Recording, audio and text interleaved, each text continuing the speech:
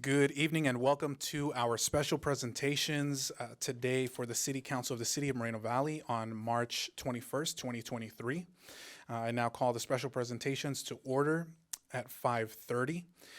Today we do have a full list of special presentations.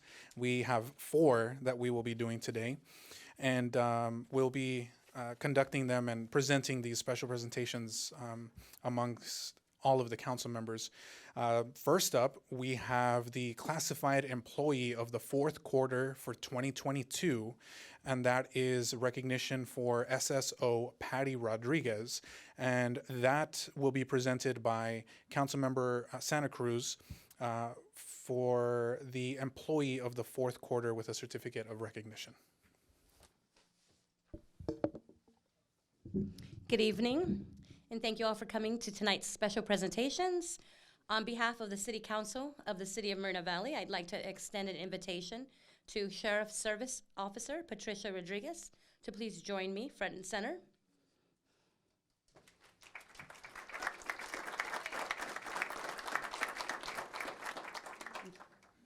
Chief, would you please join us as well?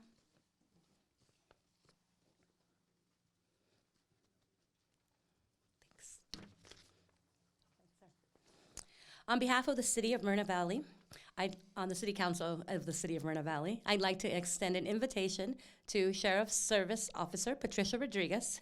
Oops, I already said that one line, sorry. Patty Rodriguez is employed as the Sheriff's Service Officer for the Riverside County Police Department, Moreno Valley Station. Today, she is being recognized as Moreno Valley's Police Department Classified Employee of the fourth quarter of 2022. Let's give her a round of applause. In her tenure, SSO Rodriguez has proven to be efficient, hardworking, and has demonstrated an innate ability to manage multiple logistical tasks with superb attention to detail. Having mastered the logistical responsibilities of law enforcement, SSO Rodriguez is the backbone of our station.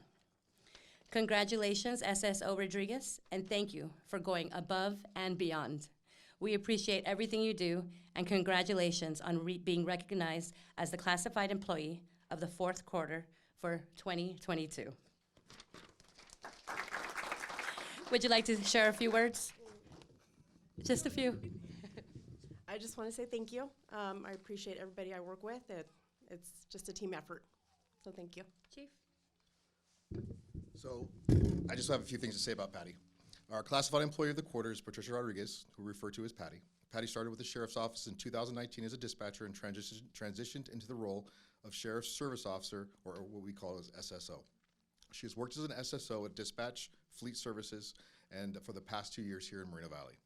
Patty has done a phenomenal job in logistics, and her work does not go unnoticed. It is because of her we still have units in service on a regular basis within the city of Moreno Valley. As we all know, the past few years of fleet maintenance has been extremely difficult due to supply chain issues related to the COVID-19 pandemic. Keeping our patrol cars in service has been a huge accomplishment. She takes care of the unit's needs as soon as they are presented to her, and she makes sure it gets done in a timely manner. Patty always has a smile on her face and does not seem to complain about her workload at all. Considering the size of our fleet and the amount of work it takes to keep those vehicles equipped and operational, this is truly an amazing feat. We believe she exemplifies service above self and always goes above and beyond for our station. Thank you.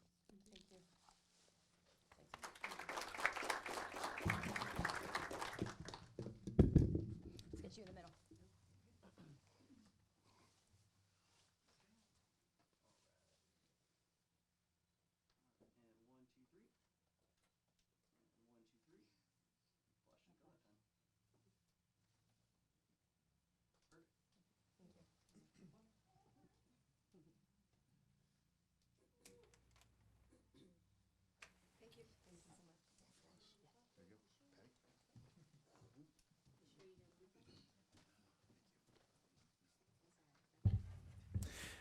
Congratulations once again to Patty Rodriguez. If we could give her one more round of applause, please.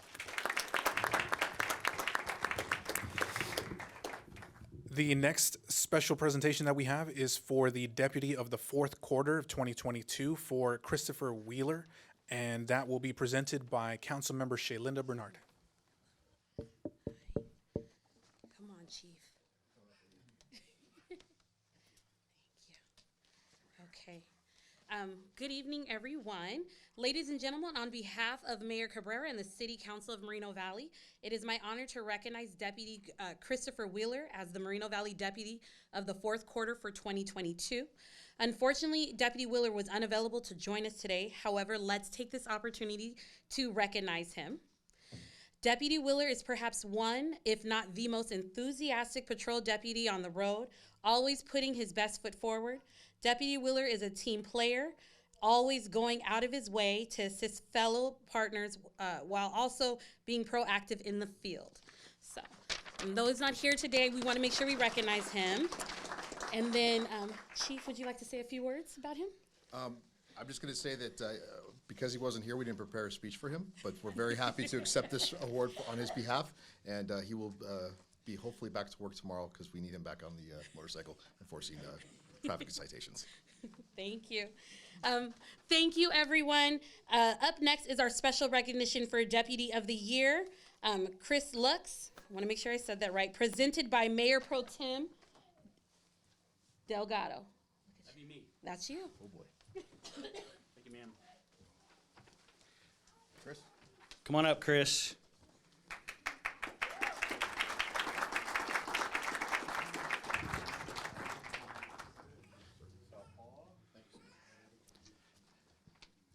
Good evening, everyone, and thank you for coming to tonight's special presentation. One thing is clear, the Riverside Sheriff's Office has over 4,000 employees, and to have one recognized here tonight is awesome. So thank you. Good job, sir. Thanks, sir.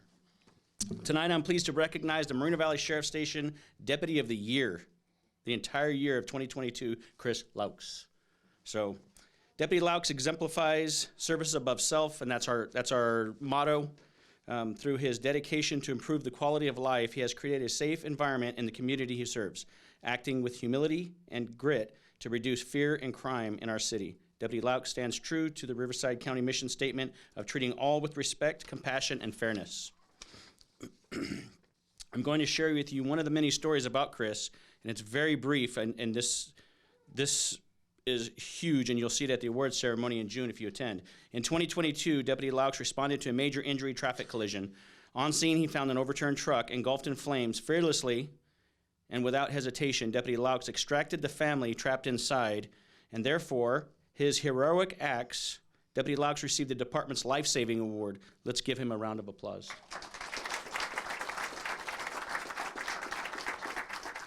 And I saw the video. It's pretty, he didn't wear his cape tonight, but he should have. As a resident of Moreno Valley, it puts me at ease to know that deputies like Chris are keeping our community safe. Congratulations, Chris, and thank you for your dedication and commitment to our city. Without further ado, please help me recognize Deputy Laux as our Deputy of the Year 2022.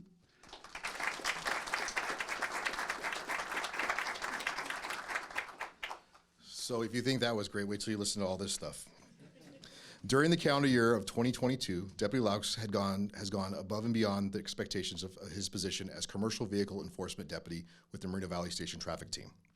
As a Commercial Vehicle Enforcement Deputy, Deputy Laux engaged in a wide variety of enforcement activities and investigations during the past year, including the issuance of 1,036 traffic citations, and the investigation of 69 traffic collisions, and 37 DUI arrests. The statistical view of Deputy Laux enforcement activities are among the highest at the Moreno Valley Station for traffic-related enforcement. In addition to his enforcement duties, he's also an outstanding investigator. After being informed of a possible predatory towing operation by a tow company, Deputy Laux was relentless in his search for evidence. He authored several search warrants for the business and electronic databases that supported the allegations. At the conclusion of his investigation, Deputy Laux was able to submit 42 separate charges against the business to the DA for prosecution. Deputy Laux has identified additional predatory tow operations in Moreno Valley and has initiated additional investigations into each company.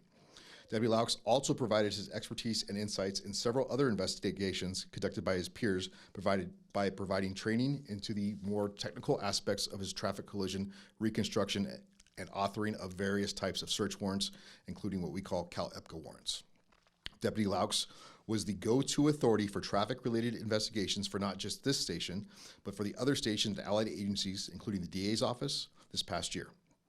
In cooperation with the other stations and allied agencies, Deputy Laux volunteered and assisted with several critical traffic collision investigations and provided mentorship and advice to other accident investigators regarding investigations to assist with each investigation's successful conclusion and often successful prosecution.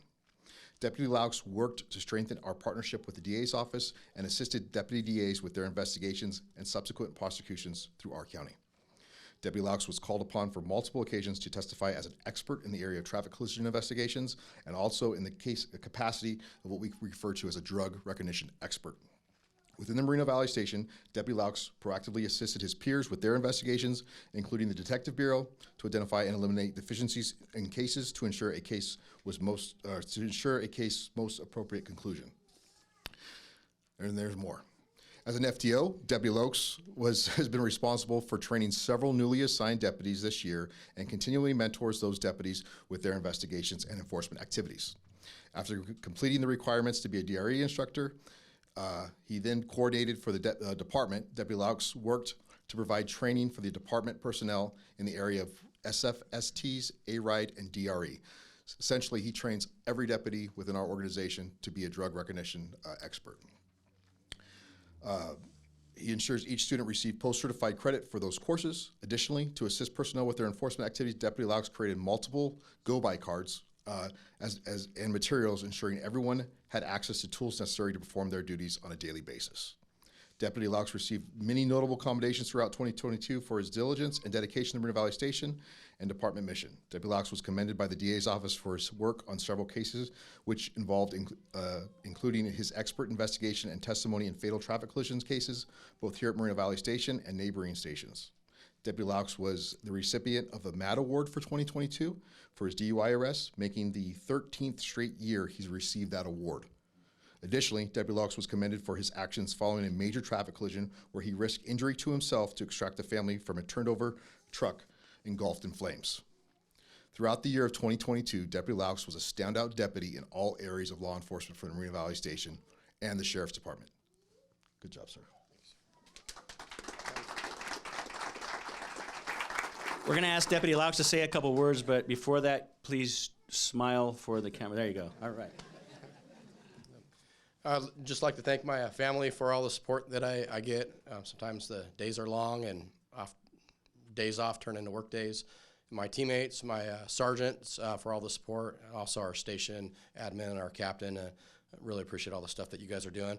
Also our city council for the funding and all the support we get from you guys as well, for all the tools that you guys supply us so we can do our job.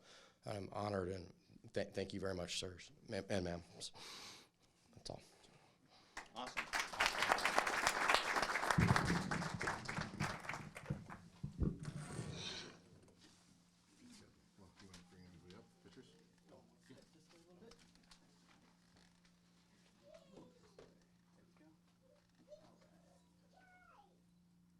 Nice big smile. 1, 2, 3. Hold that up a little bit more straight. Perfect. 1, 2, 3. One more for safety. 1, 2, 3. And flash and go off again. 1, 2, 3. There we go. Perfect. Oh. See Facebook. No. Congratulations, Chris. Hey, Chris.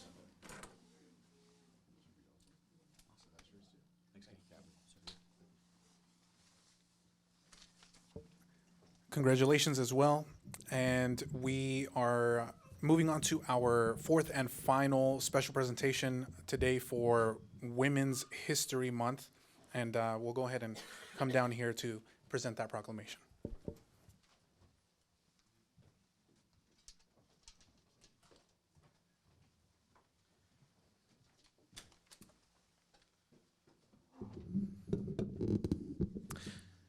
Good evening and buenas tardes to everyone once again. It's always nice to see you all here and everyone watching at home. Thank you for joining us. And before I begin with this, I just want to give another shout out to Deputy Laux for letting us go on ride-alongs with you and for the work that you and your team do. For those who may not be aware, I know we mentioned that he runs the commercial enforcement team, but to expand on that a little bit, he is the one out there working hard with his team to make sure that semi-trucks are driving on roads that they should be on and that they are not on roads where they shouldn't be. So I know that that's something that our residents really appreciate. So just wanted to make sure to mention that as well. Thank you. Thank you so much. And if we could give all of our officers one more round of applause as well, please.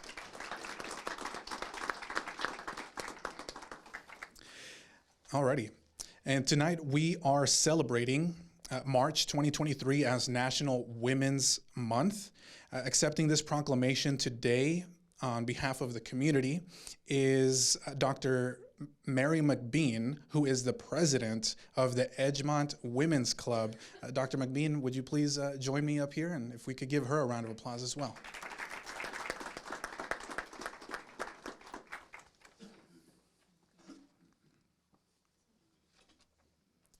It's good to see you. Alrighty. Our great nation's history is rich with stories of freedom, perseverance, and determination. Tonight, with reverence, we celebrated the great women of our society. Women, mothers, mentors, sisters, and friends are no longer a dependent soul. They are independent and self-reliant in every respect. Your presence is inexpressible in few words, and so are your deeds. Each one of you has the perfect special role that you play in all of our lives. Without women, the world and our lives would be incomplete. I want to just share briefly as well that impact that my family in particular has had, from my mother in particular, as a single mother, and just seeing the struggles that she went through, you know, trying to raise 3 children and trying to do good in this world and making sure that we have everything that we need. And, you know, I have an older sister as well, and God bless her, she's a new mother as well. So there's not enough that we can do to express our gratitude and show how much we truly appreciate all women. But, you know, it does have a special place in my heart, you know, for all the struggles that you have to go through. We have you know, members of the council as well who are mothers, and I have Council Member Bernard here with me as well, who you know, understand everything that you go through. We as men, you know, we can never fully understand, but just want to say that we appreciate you, that we thank you. We're eternally grateful because we literally would not be here if it weren't for you. And here to my left here, next to Dr. McBean, we have the official proclamation for National Women's Month, and I'll briefly read some of what is on the proclamation. It reads as, whereas the City of Moreno Valley recognizes women of every race, class, and ethnic background as having made historic contributions to the growth and strength of our nation in countless recorded and unrecorded ways. And whereas women have played and continue to play a critical economic, cultural, and social role in every sphere of the life of our nation, by constituting a significant portion of the labor force working inside and outside of the home. And whereas women were particularly important in the establishment of early charitable, philanthropic, and cultural institutions in our nation, women of every race, class, and ethnic background served as early leaders at the forefront of every major progressive social change movement. Women have served our country courageously in the military.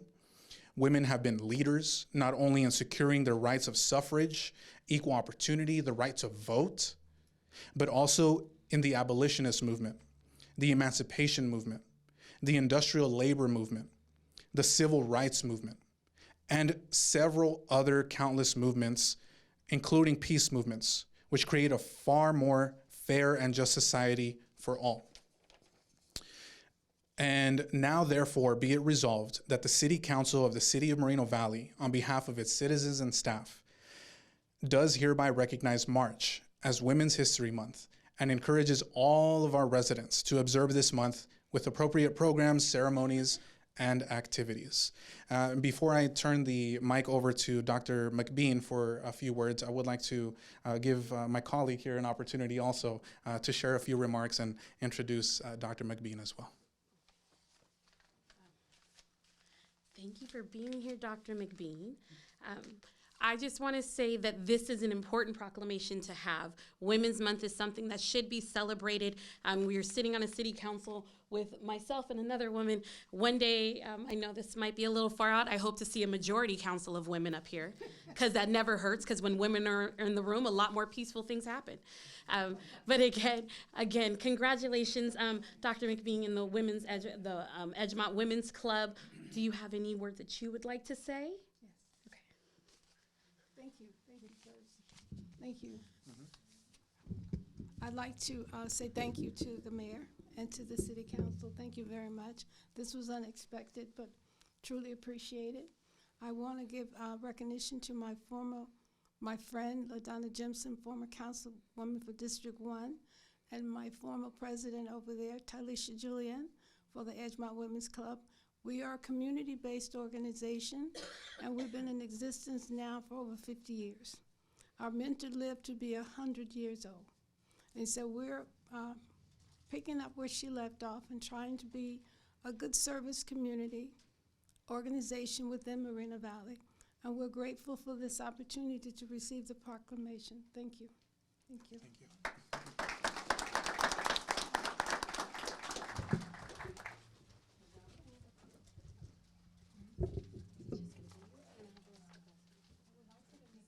Okay, come on up. She wants the rest of them to come up. Okay. Come on. She wants you guys to come up. Would you like to Yeah. You got it? do the honors? Out of the way.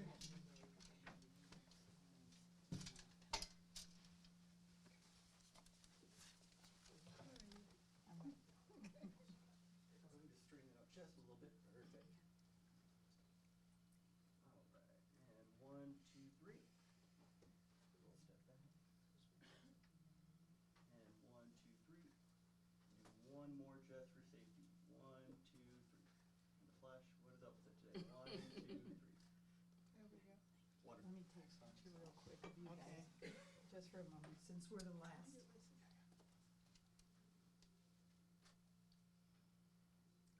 Okay, here we go. 1, 2, 3. My flash went. Thank you once again. Thank you once again. If we could give them another round of applause for Women's History Month. Thank you so much to the Edgemont Women's Club for everything that you do here, located in District 1 in the city of Moreno Valley. That will conclude our special presentations for this evening. We'll be back shortly in just a few minutes for our regular council meeting. Thank you.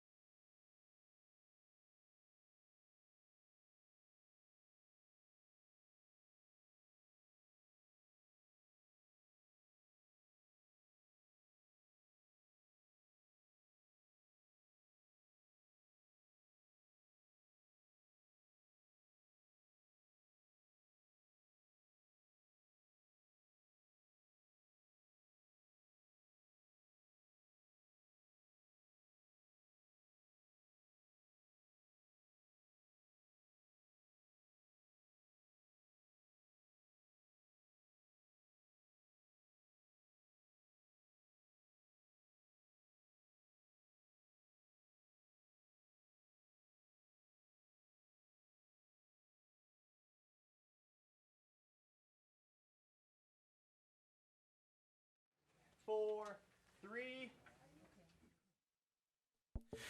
Good evening and welcome to the joint meeting of the City Council of the City of Moreno Valley Community Services District, city as successor agency for the Community Redevelopment Agency of the City of Moreno Valley, Moreno Valley Housing Authority, Moreno Valley Public Financing Authority, and the Board of Library Trustees. The City Council receives a separate stipend for CSD meetings. I now call this meeting to order on March 21st, 2023 at 6:02 p.m. The Pledge of Allegiance will be led by, would anyone like to volunteer? I'll do it. Pledge of Allegiance will be led by Mayor Pro Tem Delgado, and please remain standing for the invocation by Pastor Nico Baruch from Generations Church. Please join me in the Pledge of Allegiance to our flag. Ready, begin.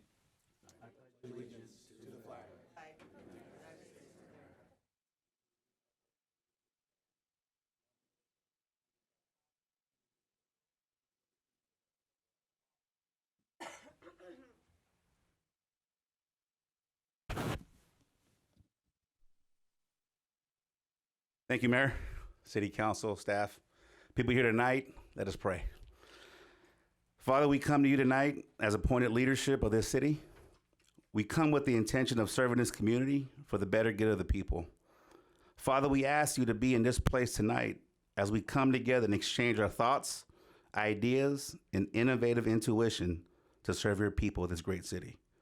Father, we ask you to guide our hearts and our minds and be on one accord with one voice and one heart, with the intention of doing your will.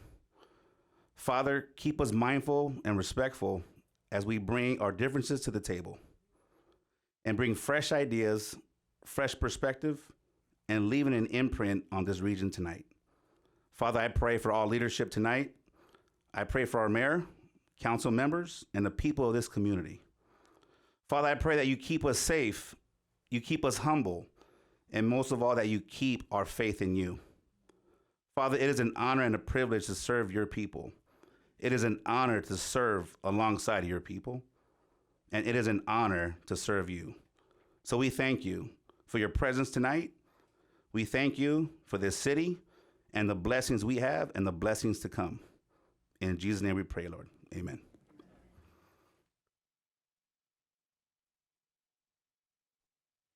Thank you very much, Pastor.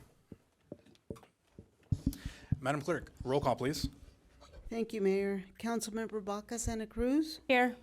Councilmember Marcus, Here. Councilmember Bernard, Here. Mayor Pro Tem Delgado, Here, ma'am. and Mayor Cabrera. Here. Staff introductions, please. Jane Halstead, City Clerk. Patty Rodriguez, Senior Deputy City Clerk. Paul Bradvica, Deputy City Clerk. Stephen Quintanilla, Interim City Attorney. Mike Lee, City Manager. Ryan Mohan, Assistant City Manager, Chief Financial Officer, City Treasurer. Michael Lloyd, Assistant City Manager for Development Services. Manuel Mancha, Community Development Director. Melissa Walker, Director of Public Works. Jeremy Bubnick, Director of Parks and Community Services. Ken Reichel, Chief Police. And Jesse Park, Fire Chief. Thank you very much, staff. Always nice to see all of you here for our council meetings. Appreciate your time. Next, just a reminder that the city is currently offering Spanish translation services if anyone is interested in this feature. La ciudad actualmente ofrece servicios de traducción al español. Si alguien está interesado, por favor, nos avisan. Before we hear public comments this evening, I ask and encourage everyone participating to keep their comments respectful toward others, especially toward the individuals speaking. I embrace and support the First Amendment right to free speech, including everyone's right to speak at this meeting and to share their views about issues concerning our city. But we can be more productive by being civil and respectful toward one another in this meeting.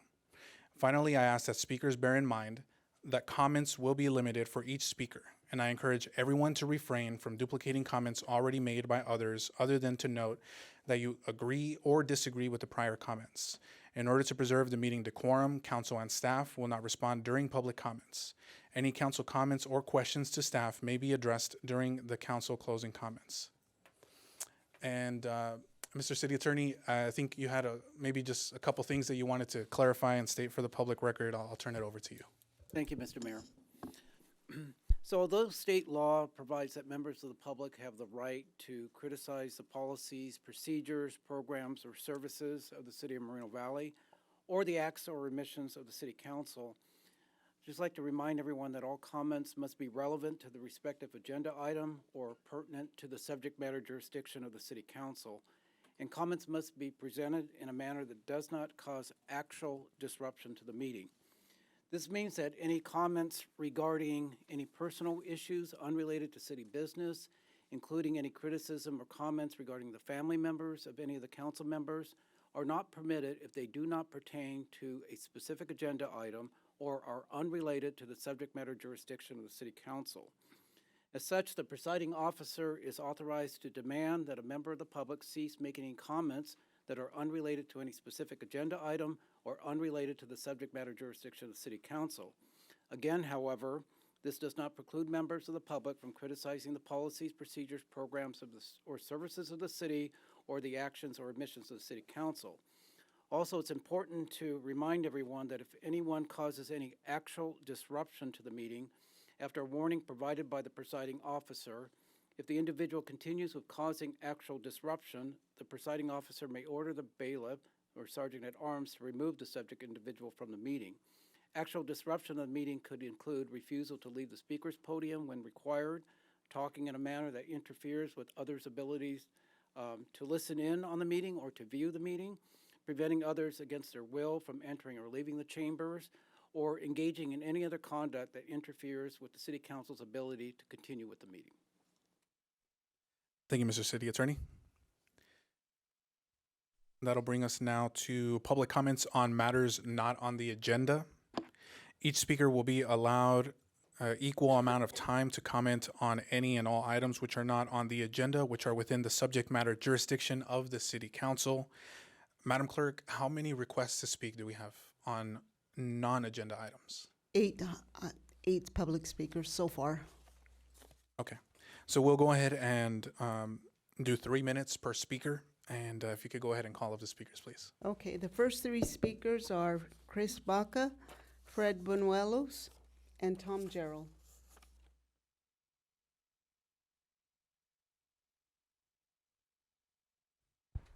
Good evening, staff, council, and community. What I wanted to talk about was some of the help that activists in the community do to help entities and people. For example, Pepe's Towing,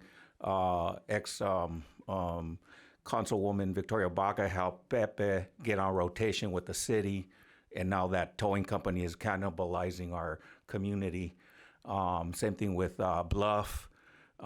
Personally, I helped them establish, gave them the, open the golden doors for them to be where they're at. My point being that the mayor attacked Councilwoman Baca Santa Cruz with Exton claiming that she's preferential to her friend Exton when she voted for the mayoral thing last year. And I just want to point it out. How is it that you're accusing somebody of being partial when the reason you're sitting there is because of Exton and Victoria and myself and all of us that helped you get there in the first place? So what's your point in attacking Elena, claiming that she's preferential to her friend? And that's not the case. She has made her choices intelligently, not biased as you claim. And in fact, the fact of the matter is you're sitting there because of Exton for no other reason but for that. And everybody that helped you, you betrayed, and now you're attacking. So I really would like you to rethink that and maybe apologize and maybe, come up with some other, excuse for you sitting on where you're at right now. Thank you. The next three speakers are Fred Buñuelos, Tom Gerald, and Donovan Sadiq. Hello, everyone. I want to start off with talking about Lakeside Plaza. We still have problems there. We have issues with homeless people, drugs, panhandling, vagrants, but I want to thank the deputies that respond to the calls out there for the non-emergency situations. I appreciate you. They're also going to have a coffee with a cop Friday at Starbucks. So I hope everybody gets out there to meet the deputies at 8 to 12. I'd like to thank Julianne with Building Up's Lives Foundation. She went out there and did an outreach recently. Not too many people took her up on help. I want to thank Salvation Army. I just recently got in contact with them. they're doing an outreach and coming out to check on the homeless people, for those people that want the help. I want to thank, let's see, Michael Lloyd, Assistant City Manager for the development. I reached out to him recently to talk about the patchwork. I wanted to get something in writing to help us out to explain to the people that just because you see little spots, it doesn't mean that they're not coming back to fix the roads. They're known as, the patches are temporary. They're known as dig-outs. The first steps of pavement rehab. During the dig-out phase, failed pavement sections are removed and replaced. Given it the patchwork appearance later, the road crews will return to the area and resurface the road. So thank you for that information. Moreno Valley Elks. I am a member, and a great organization. We're going to be serving menudo on Sunday. If you can come down there and support my lodge, we do a lot of great things. Just recently, our lodge was responsible for awarding $4,000 in scholarships to the 2023 most valuable students. Too many to name right here, but you can go to the Moreno Valley Elks Lodge Facebook page to see who that was, who was there, that got the scholarships. Dr. K was there. Let's see what else. Well, you know what? I got some time. It was actually Danielle Vasquez from Vista del Lago, Esmeralda Sanchez, Rancho Verde, Janet Nguyen from Moreno Valley High, Ashley Munoz from Vista del Lago, Sabrina Cunningham from Orange Vista, Jimena Arango from Rancho Verde, and Andy Sanchez from Valley View. And another thing I want to let everybody know that I just recently signed up for the egg scramble. So you see this old guy out there trying to grab those eggs. I'm looking forward to it. All right, thank you. The next three speakers are Tom Gerald, Donovan Sadiq, and Daryl Terrell.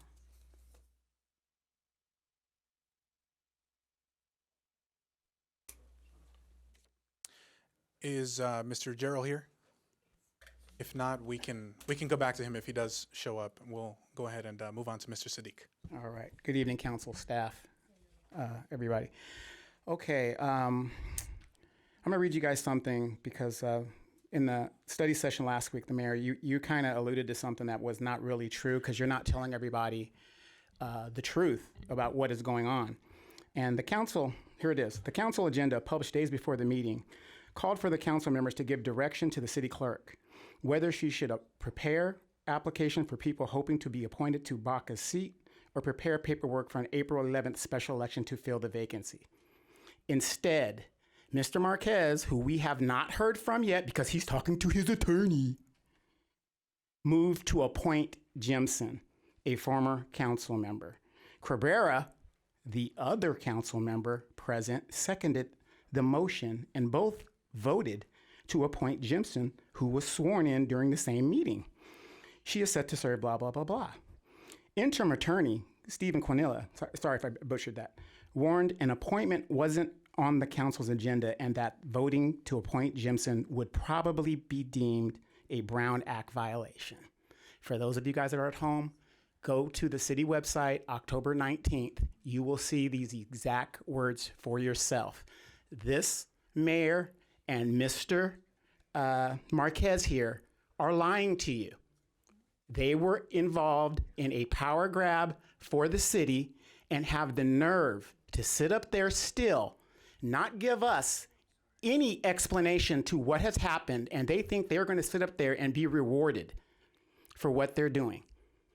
I got another quote for you. This is from Mr. Marquez. Council member David Marquez wasn't nearly as bothered. So what if there was a Brown Act violation? He said, as quoted by the Press Enterprise. He added that a lot of criminal acts have been committed by his colleagues over the years. Well, Mr. Marquez, former police officer, crimes have been committed, which means there's a conspiracy going on up there. Could you please enlighten us on these crimes that you and your fellow colleagues have taken part in or you have witnessed? You have yet to say anything about that. And you think that we're dumb enough, at least some of us are dumb enough to sit here and think that we've forgotten. We have received no report of what has happened here. Those of us that were here that night, we know what transpired. We want to know what's going on with this investigation. What are you going to do about this Mr. Mayor who took part in the coup? Could you give us that answer, please? And if I'm lying, could you please tell the public what I just read is a lie? Thank you. The next three speakers are Daryl Terrell, Fabian Aub, and James Amor. Good evening. My name is Daryl Terrell. The California Tenant Protection Act has delivered critical protection for many of you who rent apartments. However, wages and incomes have remained relatively stagnant in our community, while housing prices, including rent, have increased, blown up. Without bold action, we risk a future where eventually more families will be on the streets. In the long term, as a city, we have to close the gap between wages and housing costs, including the development of new affordable housing and training of our workforce so our community can become more employable and competitive in the labor market. In the short run, the only way to protect you from growing rent burdens and displacement is through rent stabilization and no-fault eviction protections. However, cities no longer can adopt a full rent control, which would relegate the amount of initial rent due to the Costa-Hawkins Rental Housing Act. On the other hand, Costa-Hawkins does allow us to set annual limits on the rent increases of multifamily apartments units built before 1995. That's why I've researched and I've reviewed different cities, rent stabilization and tenant protection ordinances, along with the Alice Act, Coastal-Hawkins Rental Act, and the California Tenant Protection Act to develop the two ordinances, which is why 2 weeks ago, I presented to you a proposed no-fault eviction protection ordinance, and tonight, I'm submitting into the public record a rent stabilization ordinance that closely aligns with the state law and that will prevent extraordinary increases in rent that can be devastating to you and your families. And here are some of the provisions. 5% is the maximum amount a landlord can raise rent a year.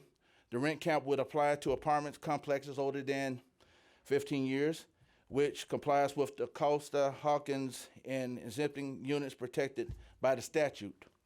Also, capping the rents and limiting future rental increases will give you breathing room for future cost of living increases and potentially keep you from being homelessness. Also, it will provide a procedure for certain tenant requests and for reduction of rent. And also, landlords can request a rent increase above the established limit. And I want to enter this ordinance into the public record to hopefully protect people from being homeless. Next three speakers are Fabian Aub, James Amor, and Rosa Bravo. Mayor Pro Tem, Councilwoman, and Mr. Marquez. How are you? You guys are good? So I heard a lot of food talk, so I brought some conchas. Today is Down Syndrome Awareness Day. I didn't bring for everyone, I'm sorry. I didn't know that a lot of people are here, but this is for, I did also bring some pins. My family and I, we have been living here for 7 years now. And we love the city. We love the people. Of course, in every home, there are commotions here and there. But there's nothing that we can accomplish when we open our hearts. And today, you guys open your hearts, and we thank you for that. You guys made my little daughter day, and she was running up and down here. She's not here because she's sensitive to the noise.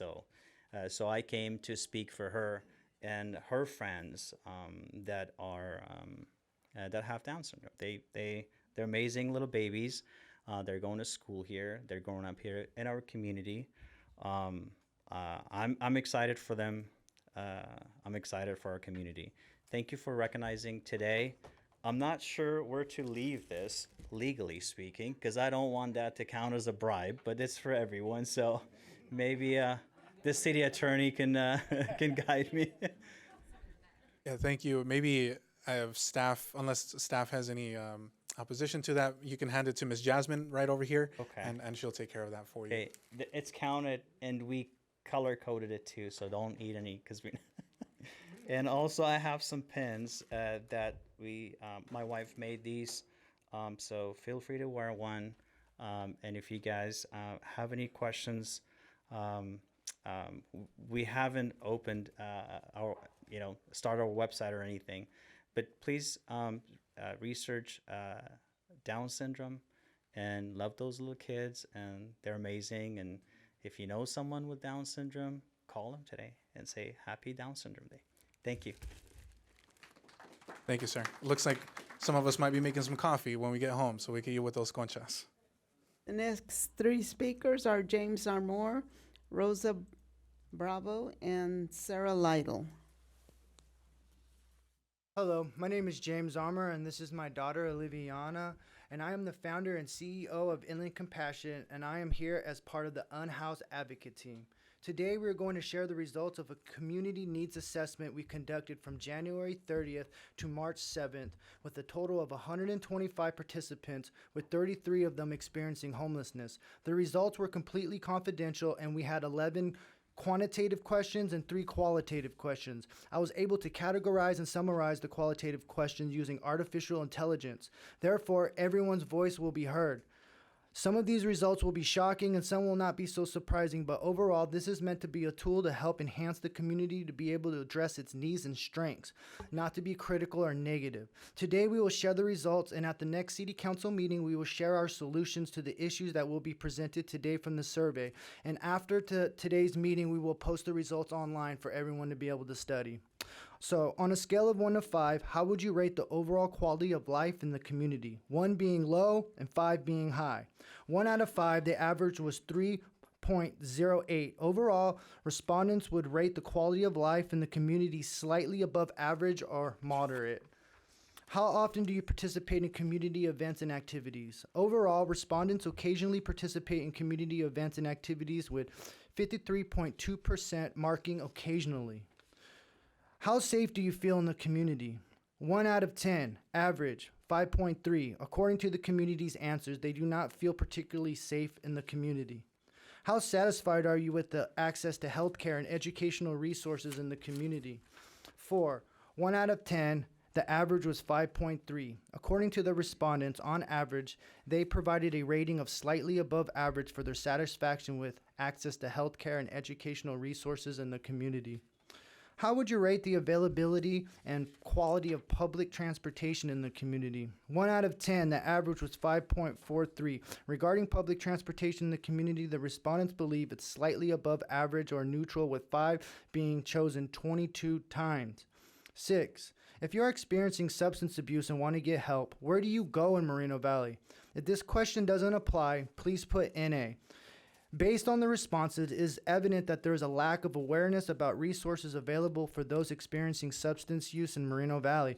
The most common response was NA and variations of I don't know. However, these were few individuals who suggested specific resources such as 211, the CARES line, and the Riverside University Health System. The response, there is nowhere to go, suggests that there may be a lack or perceived lack of resources in the area.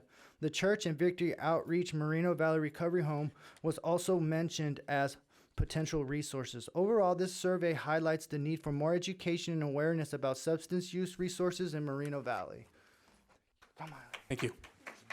The next 3 speakers are Rosa Bravo, Sarah Lytle, and Sammy Luna. Hi, good evening. I'm Rosa Bravo, CEO of Golden Society, and I helped out James Armour with Golden Compassion. So I'll be reading off where he left off. How well do you think that local government is addressing the needs of the community? 7, 1 out of 10, average 3.61. According to the survey results, respondents in the sample do not think the local government is addressing the needs of the community very well. How often do you use community services and facilities such as libraries, parks, and recreation centers? 1 out of 9, average, 4.82. According to the survey, on average, the community rated their use of community services and facilities as slightly above average. If you have experienced homelessness in Moreno Valley, have you experienced being displaced from parks, sidewalks, encampments, or public places? Overall question, 9 had 120 respondents, and 33 were homeless, with 11 of them being displaced. How likely are you to recommend the community as a place to live? According to the survey, the community would not recommend Moreno Valley as a place to live to others, with 57.7 not recommending it at all. How satisfied are you with the local job market and employment opportunities? 1 out of 10, average 4.9. Overall, on average, the community had a moderate level of satisfaction with the local job market and employment opportunities. What changes would you like to see in the community in the next 5 years? 112 responses. Based on the question, 12, the most significant change MoVal would like to see was the homeless crisis, with the 14 responses mentioning the issue of homelessness or the homeless population in general. Key findings in Moreno Valley community concerns: 1, homelessness, need for shelters, less homeless on the streets, better support for addiction and other issues. Public safety concerns about crime, need for better law enforcement, police presence, faster response times. Infrastructure concerns about road maintenance, traffic lights, requests for more bus service, expanded freeways access. Community development, less emphasis on warehouse development, more on community resources such as parks, libraries, affordable housing, partnerships with local colleges and universities. Youth programs, need for accessible programs, arts and cultural events, free expression opportunities, and sports programs. Transparency and ethics, concerns about ethical practices of city government, desire for more transparency and ethical and honesty city council.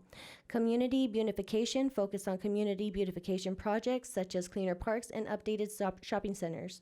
Homelessness and mental health, more support for those struggling with addiction, homelessness, and mental health issues. Northeast Moreno Valley, frustration with the lack of essential services, requests for basic infrastructure development, and more traffic light at certain intersections. What is Moreno Valley's greatest need? 109 responses based on the survey answers. That need got the most responses is to address homelessness, with a total of 15 responses, including fix the homelessness issue. Shelter aid for homeless, help being the shelter homeless, homelessness, build tiny homes for the home folks, low income housing, and housing for homeless. Thank you. The next 3 speakers are Sarah Lytle, Sammy Luna, and Tom Jarrell.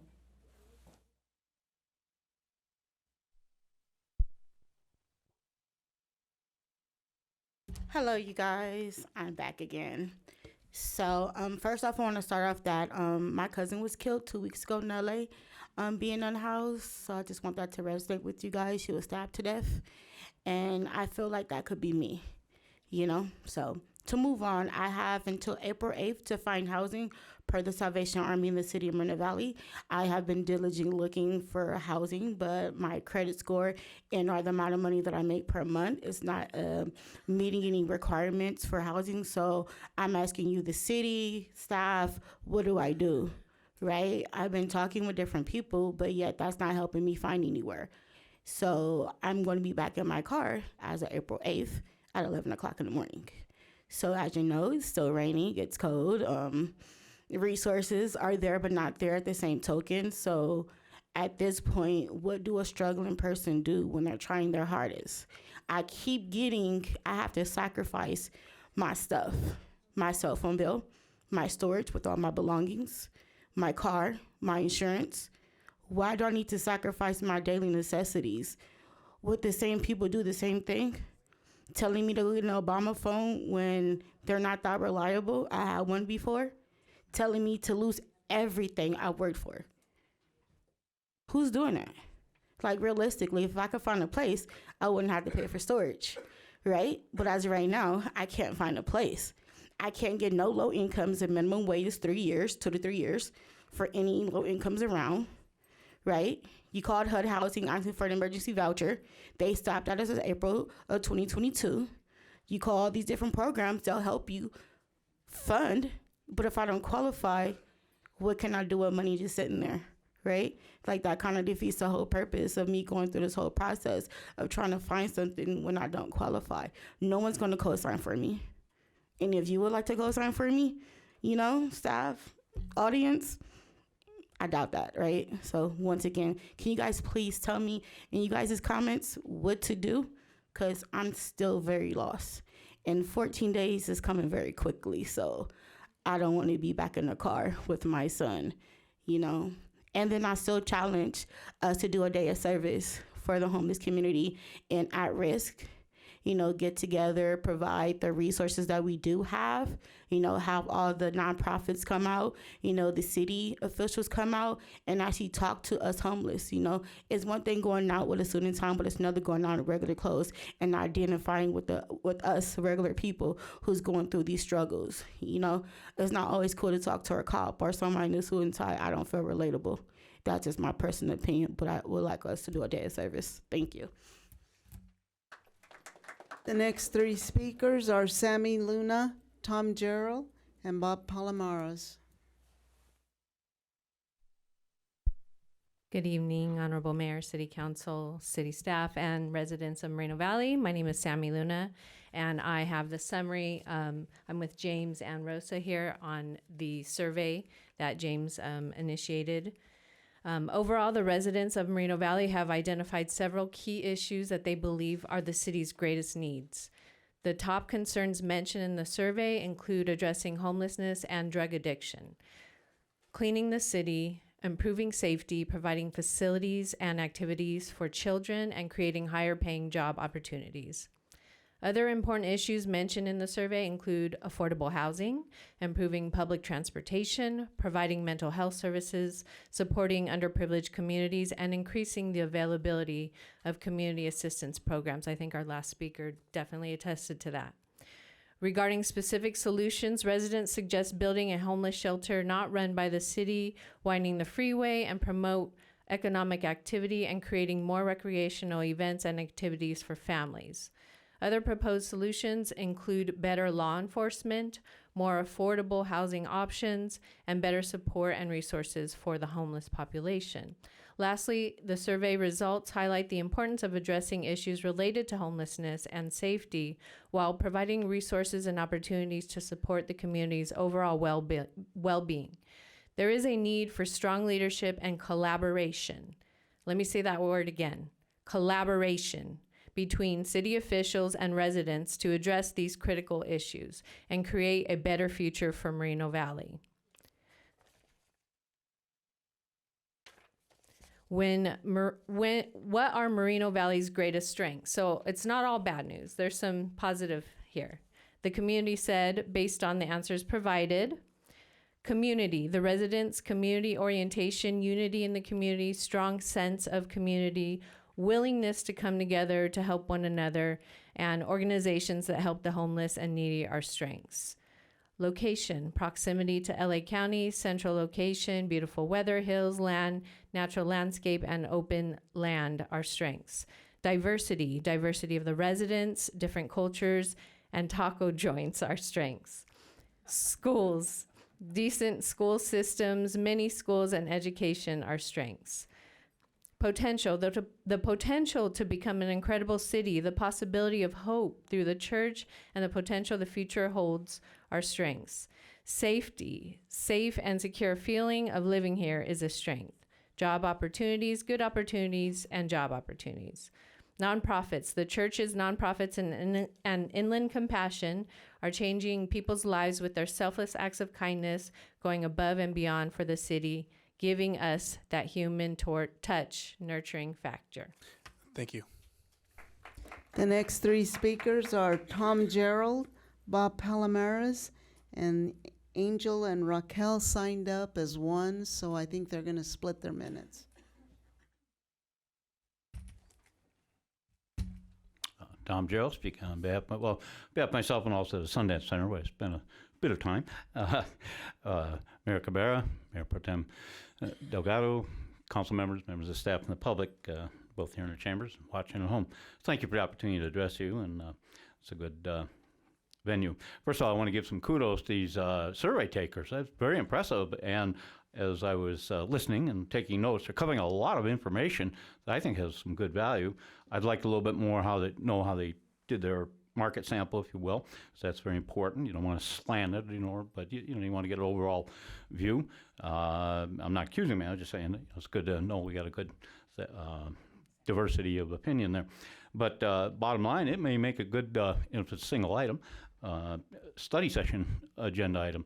And I think a lot of data there. A lot of people did a lot of gumshoe work. I don't think they got paid. So, I like to see the citizens rewarded. And I think there's some good merit for the council and for the city at large. In recent months, our needs at the center have shifted. We've got our police and fire issues, which have been very good. But we've also been delving a little bit more into what I call our roots, dealing with building safety and a little bit with planning, not too much, although we did one public hearing through the Planning Commission, and code enforcement. And so I've made more than a few trips recently, and I just wanted to commend some really good service, and not just on us. I'll tell you a little aside there, but everything's handled very well. Questions are answered, and so I appreciate it. Even had one code enforcement, community enhancement, I think, but the new name, but he wanted to do an inspection on Sunday, which we facilitated. And I think that's what they want to make sure we were complying with what we need to do to a recent fire, but which we are. And but bottom line, what I noticed in actually several of my visits to City Hall, it's quite busy in the front counter there. And, to be a full house when I come in, many times I have an appointment or somebody's waiting to see me, so we get in and out pretty quickly. And, as I said, if that person can't answer, they'll get the other person, and, we get things done and move it along. But what I wanted to share, a lot of these people waiting in line, they weren't big, they didn't appear to be big fat cat developers with a, bundle of blueprints into a 100-acre tract or something like that, or an industrial building. They look like mom and pops, probably for a water heater, a room addition, or a patio cover. And what was very pleasant is I left one day, all the people who were in line were all completely through the system already.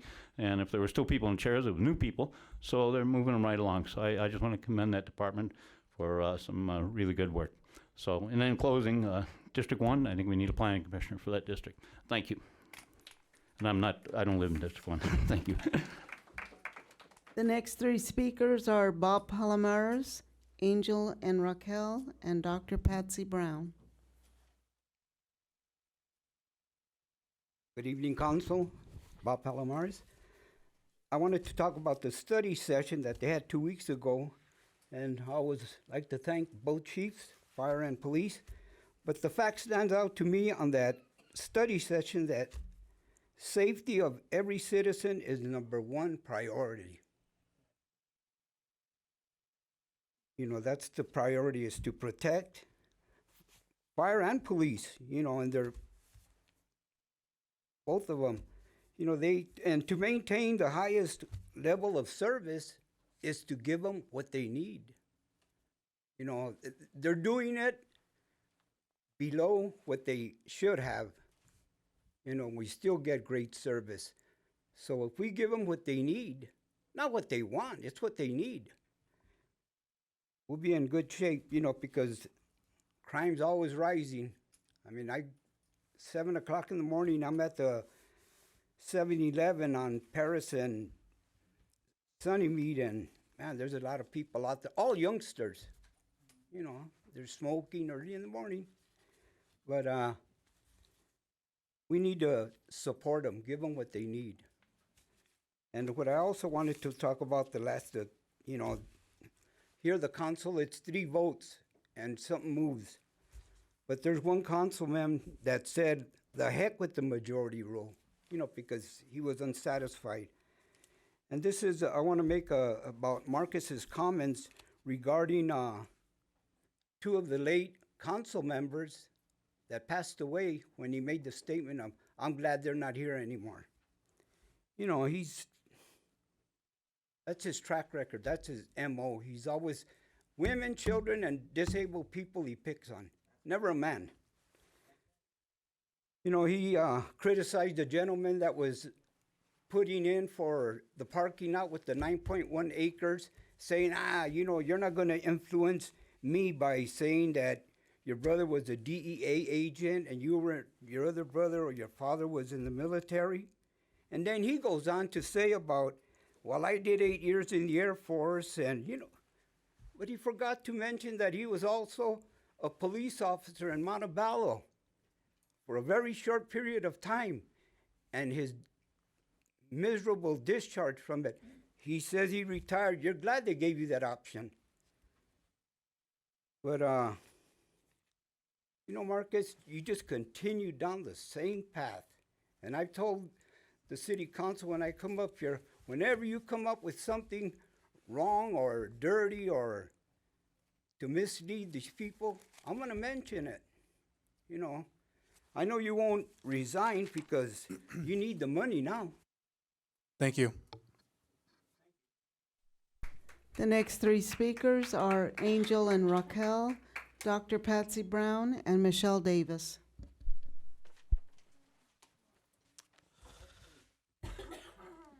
Good evening, Honorable Mayor and City Council. My name is Angel Oriana. I'm an employee with the City of Moreno Valley and the proud president of the Moreno Valley City Association, MVCEA.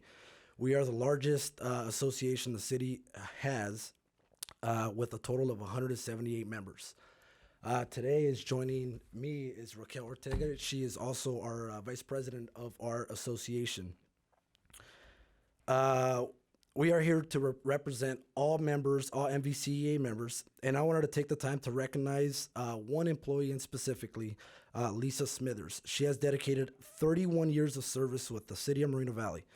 She currently holds the record for an MVCEA. She holds a record for the MVCEA member with the most years of service.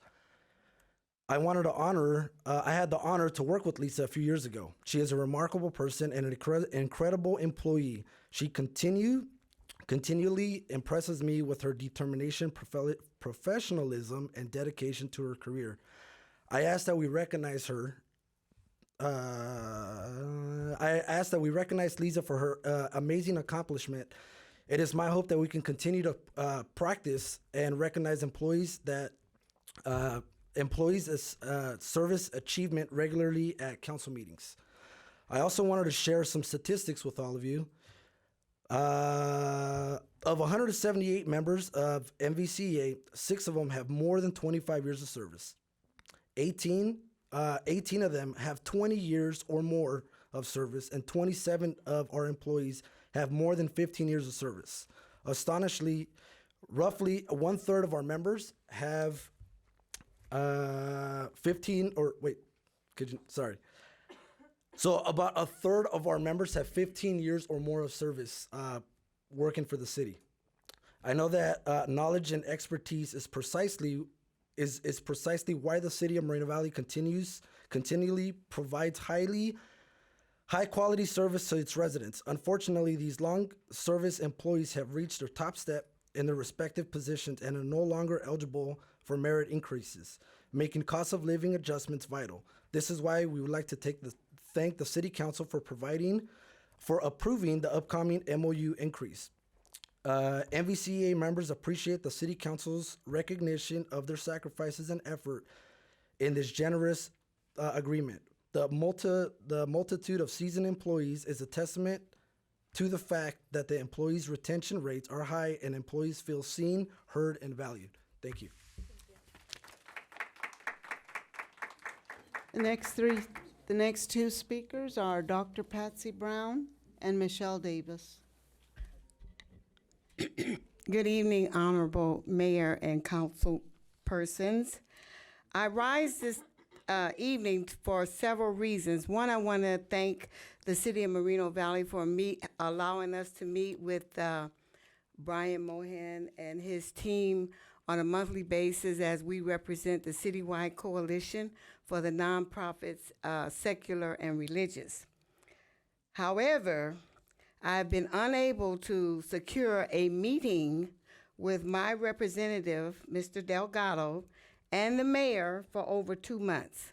So I asked about the schedule, the hours of, that you are available, and I have not been able to meet. So I'm publicly asking that you make space for me on your calendar so I can meet as a representative of the citywide coalition.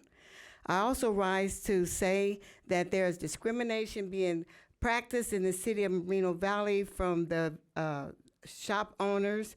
I have at least 11 pastors in the city of Moreno Valley that have been told that they're not wanted in these areas of business. They don't want bars, they don't want CBDs, and they don't want churches. And I would like to say that the churches are the backbone of this community. I want to focus, someone mentioned earlier about Victory Outreach and how the work that they do, and most of us do with a shoestring budget. We're dealing with alcoholics, we're dealing with fentanyl addicts, we're dealing with homeless people, we're feeding them, we're clothing them, we're comforting them, but yet we're being treated like we're the scum of the land. And so I want to know what the city is going to do about that. Also, I have a problem with the Salvation Army being the recipient of all monies that come to the city. The first recipient for all monies for homelessness goes to Salvation Army. I have a problem with that. That's why I want to meet. I represent at least 40 nonprofit agencies in this city that do services for homeless, and none of them are ever considered for any monies that come to this city. Yeah, they compete with the CDBG grant, but there's other monies that come to this city, and they are never considered. So I think that we need to look at that.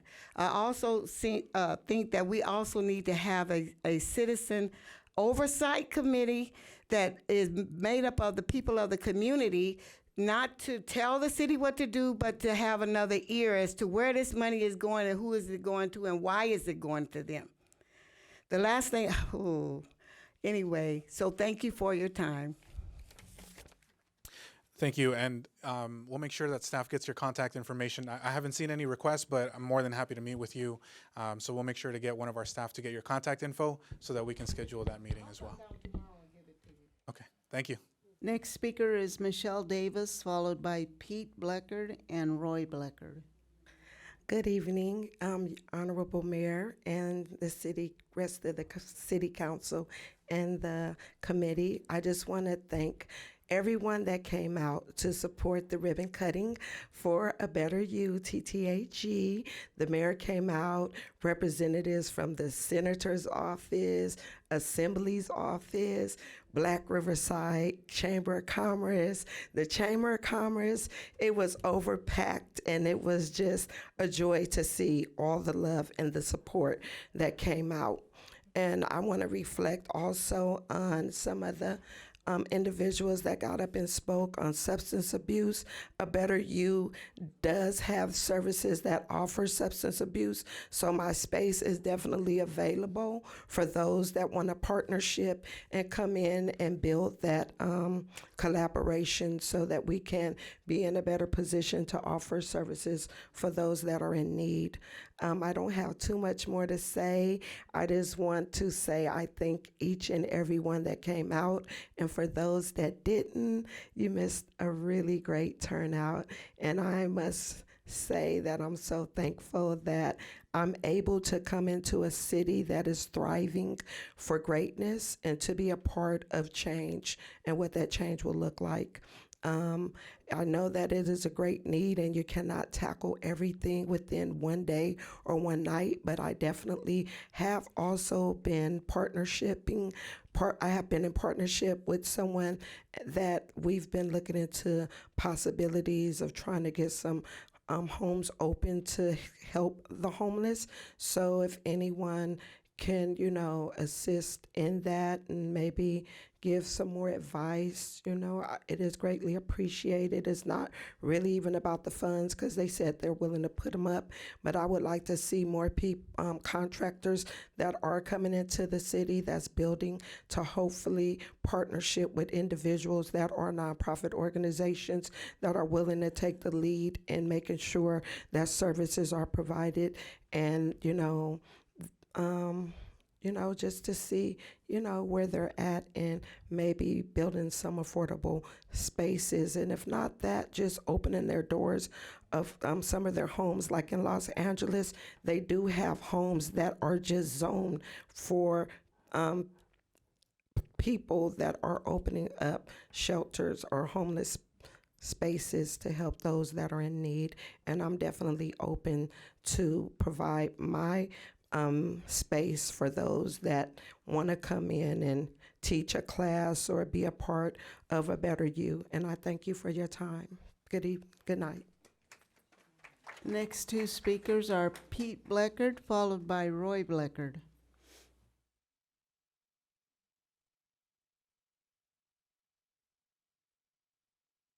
Well, Mayor, you didn't learn much from last time I talked to you. You can't even count to 3. The last time you were up there, you sat there and got mad because your 3 other members wanted to have a little different opinion than you. So you had to sit up there for quite a long time chewing on them, telling them how incompetent they were because they didn't go along with your dictatorial ways of running the city. I didn't know that you were appointed God here, but maybe you were. So I don't know how that works out. But to sit there and argue with your colleagues and make this town look like Moron Valley, like I've always thought, you ain't the first one. They started with the first 2 were a lot worse than you, so you don't hold number 1 spot. So I want to let you know that. But you ain't getting any better. But you had to sit there and belittle again the staff. You had to ask somebody a question that you should have known the answer before you asked the person and put them on the spot and make them try to embarrass them. That's really intelligent, you being a mayor. That makes that town look real smart, doesn't it? You know, you ain't no better than anybody else, and you're only going to be there for 4 years, so make sure you make a damn good mess of this town before you get out of here. I don't know where you're going to go. There ain't too many spots open after you leave here. I've been here a lot longer than a lot of mayors up there, including the first few, and they ain't even here no more. They ain't even on top of the grass. So that goes to show you how long I've been there, because when I was in grade school, Truman was the president. So, you know, I don't need to tell me about how great you are, you know. So why don't you get a little class and try and figure it all out? But I guess you don't want to do that. But back when Mayor Molina was here, he took the saying on the bottom of the seal up there and took that off of there, and he had, "In God We Trust." Well, I think me being here a little bit longer than you, at least 1 day further than you ought to change that, "In Cabrera We Trust," because you think you're superior. Roy Bleckert is the final speaker.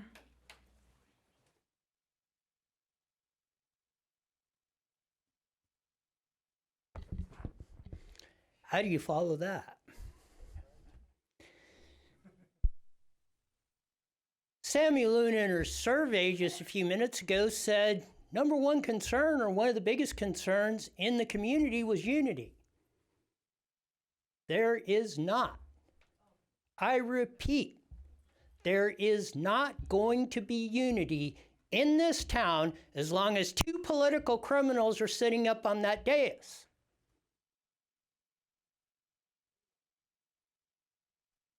We Give me have 1 the second, October. Mr.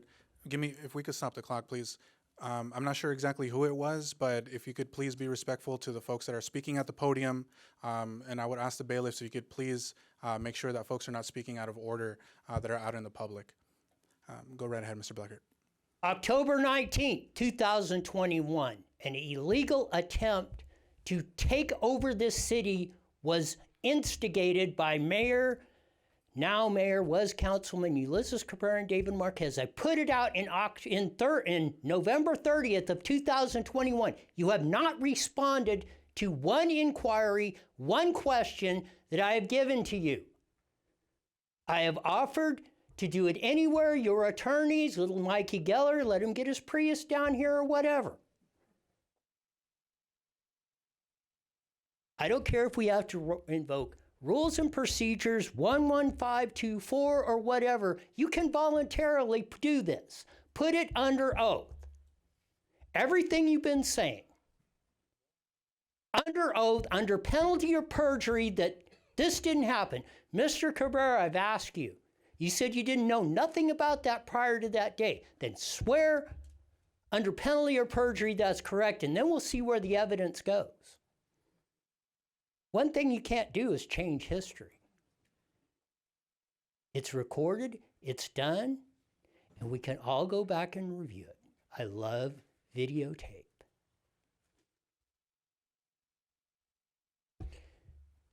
You want to heal this community again? Let's put it on the record. Answer the questions. You might have the answers. If you have the answers and you can explain what happened on that day, that any reasonable person could even slightly believe what you're saying, then it will be over, at least on my account. But if you're going to sit there and hide, if you're going to sit there and run, if you're going to sow the seeds of divisiveness in this community, and you can hate us all you want. The diversity, equity, inclusion trio of Roy Donovan and Louise, every day of the week and 9 times on Sunday, but it's not going to change the facts. So again, this council should open up the closed session, put people under oath, and let's get to the answers of the truth so we can heal this community. I have one more speaker, Luis Palomares, Mayor.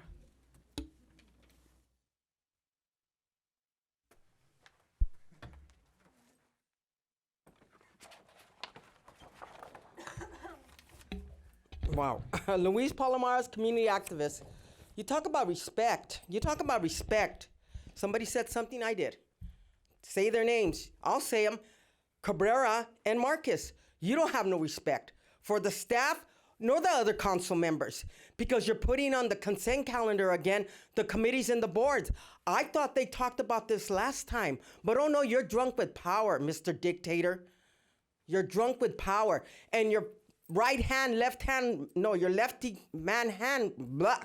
Your left-hand man here at the last meeting, not the last one, but that study session, he said there was 3 of them. We couldn't do nothing here. One's working somewhere else, and thank God the other ones are gone. What do you mean the other ones are gone? The other ones died. That's why they're gone. Dr. Carla Thornton, she did a lot here. She had her doctorate. She was a professor at Cal Baptist.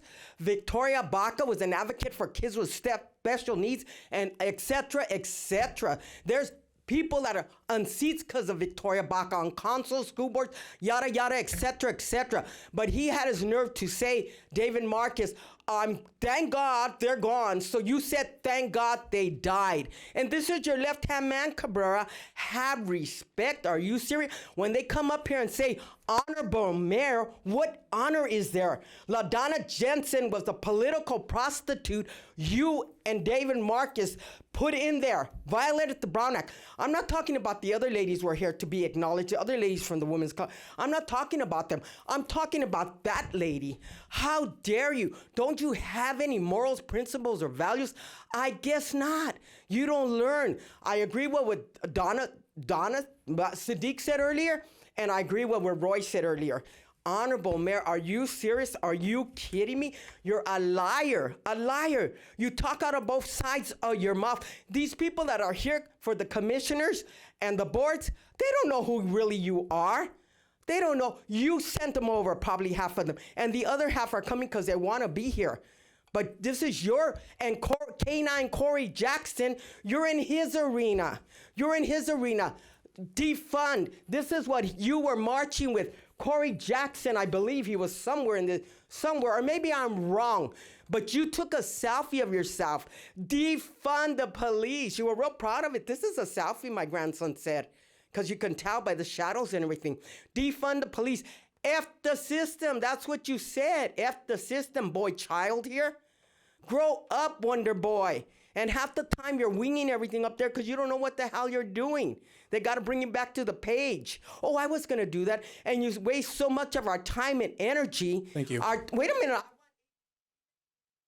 Thank you. Madam Clerk, do we have any more public speakers? That concludes public comments, Mayor. Thank you.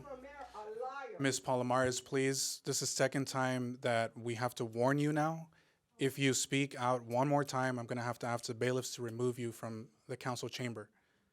Please be respectful to everybody else who's here in attendance. Thank you.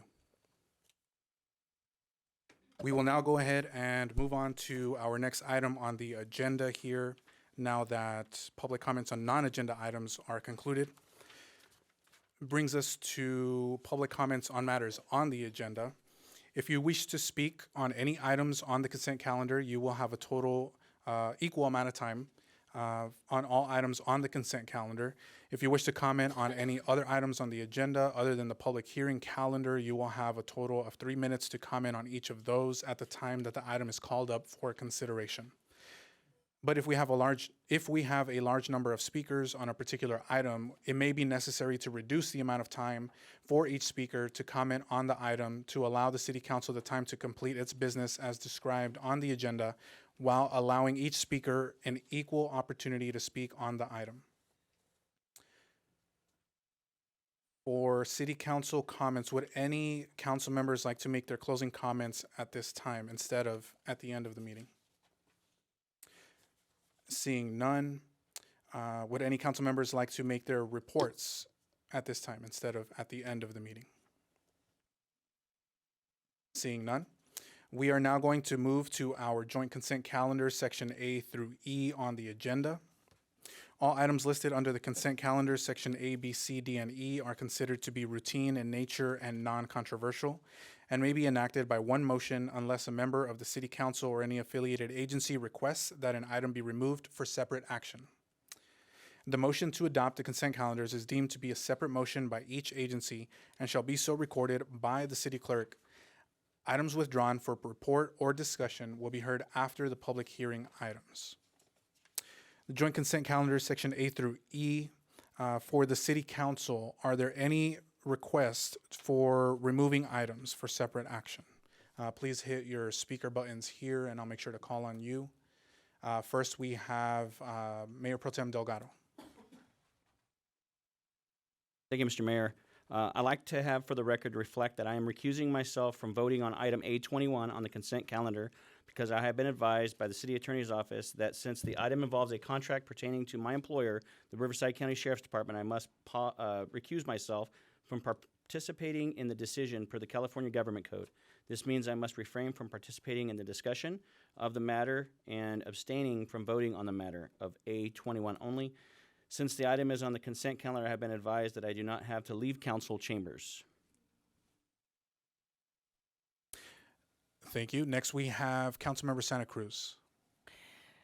I'd like to motion to table item A5, the mayor appointments to various commissions. So at this time, it is to remove items for separate action. And do you have any items to remove for separate action? A5. Only A5? Do you need a second? Yeah, I have a motion on the, no, I have a motion on the floor. I do need a second. Yeah, we're removing the item for comment, separate vote. What's your staff? So for clarification, your motion is to remove To this table it item? into a later, to take it off the consent, to not vote on it tonight. For purposes of making a motion to table at that time. Yes, sir. So I would recommend that we move it for separate action, as is described here in the agenda. So item A5 could be moved to later in the agenda, and that motion could be brought up at that time. I think at a minimum, we should be able to have a discussion. Actually, there is a motion to table this particular item on the dais right now. That motion will need to be taken up at this particular point in time. Mm-hmm. I second that motion to table it. And if anybody's confused on what tabling means, can you explain that, please? A motion to table is one of those motions that take precedence over most other motions, and the result is that it cuts off debate of the issue. So a motion to table just needs to be seconded and approved by a majority of the vote of the council in order to table it. So it I cuts second off that all motion. debate. Okay, so there's a motion and a second. Just for clarification for the public's information, Councilmember Baca Santa Cruz is making a motion to postpone item A5 on tonight's agenda, which is the appointments to our boards and commissions. I think there's about 15 nominees. So Councilmember Baca's motion is to not discuss the item tonight, to postpone it. Was there a specific date for our No. next council meeting? For the first meeting in April, second meeting in April?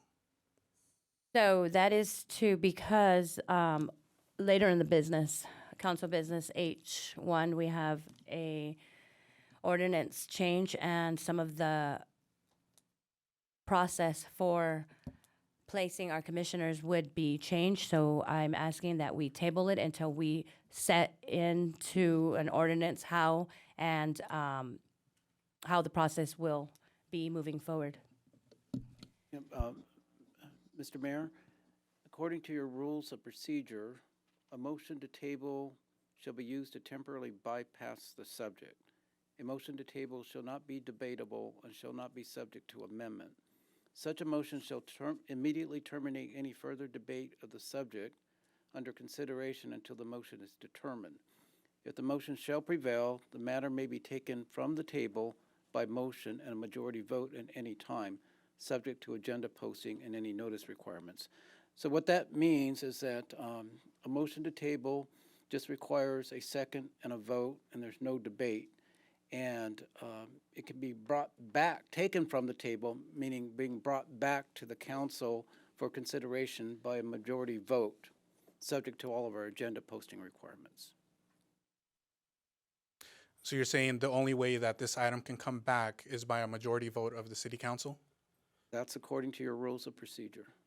Okay, so at this time, because I want to make sure that we at least have an opportunity to discuss the item, there's a lot of nominees that are in attendance here tonight who have made the time to actually come out and made the time out of their day to come Mayor, here to the council chamber. we have So I to make vote on the motion. at this time, I make an alternate motion to remove this item from the consent calendar and bring it back on item H of the agenda instead of tabling. So at this time, I make an alternate motion to remove this item from the consent calendar and move it to item H on tonight's agenda. And I'm looking for a second on that as well. And did you just say that the motion to table cannot be superseded? It's not debatable and shall not be subject to amendment. So he just finished telling you, like last time when he told you you were wrong, you have to do it the right way. He's the attorney. He tells us what the law is. Give me 1 second. So I'm proposing an alternate motion, but do you mind just clarifying how that would work out, Mr. City Attorney? An alternate motion, it's, my understanding, according to your rules, is that the motion to table is not even subject to debate. It's just subject to a second and a majority vote. So we cannot make any alternate motions, is what you're saying? That's my understanding. Okay, thank you for clarifying. So there's a motion to table, once again, item A5 to some future meeting. There's a second from Mayor Pro Tem Delgado as well. So at this time, let's go ahead and call for a vote, please. Councilmember Baca Santa Cruz.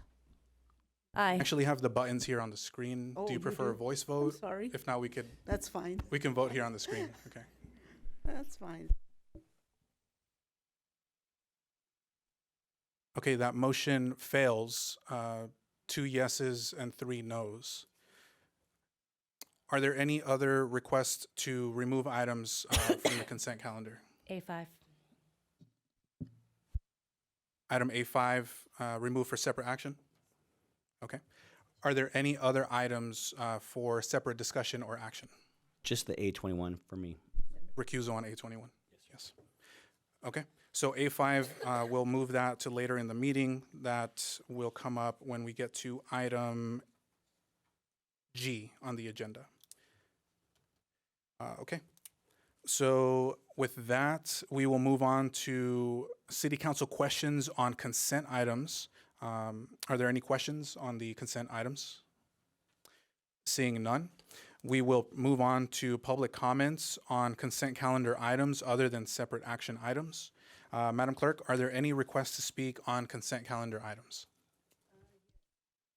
Yes, we have requests to speak. The first one is on consent. This one's not on consent. how many speakers do you by any chance See, know we've how many we got have? 1, 2, 3. Okay. Yeah, we'll give you a few minutes there so that you can rearrange everything. 5.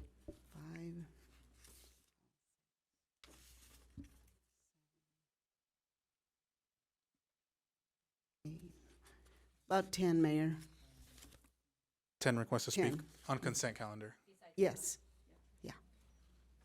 Okay, we'll go ahead and we'll do, so that's 10. If we do 3 minutes per speaker, that's another 30 minutes. So we will go ahead. There's always more speakers that submit slips after. So we'll reduce that down to 2 minutes for this one. And if you'd like to go ahead and call up the public speakers, please. Madam Clerk, before you do so, Raquel Ortega, Section I-2 is for the association comments. She already gave her report. Yeah, so that would have to occur at I-2, not necessarily right now. For the employee, council member, please give us just a moment. That's for the employees association report. Yes. So that would be for later. That's That would always be later. toward the It's end not the part meeting. of the consent. Thank you. Correct. Yeah, thank you for clarifying that.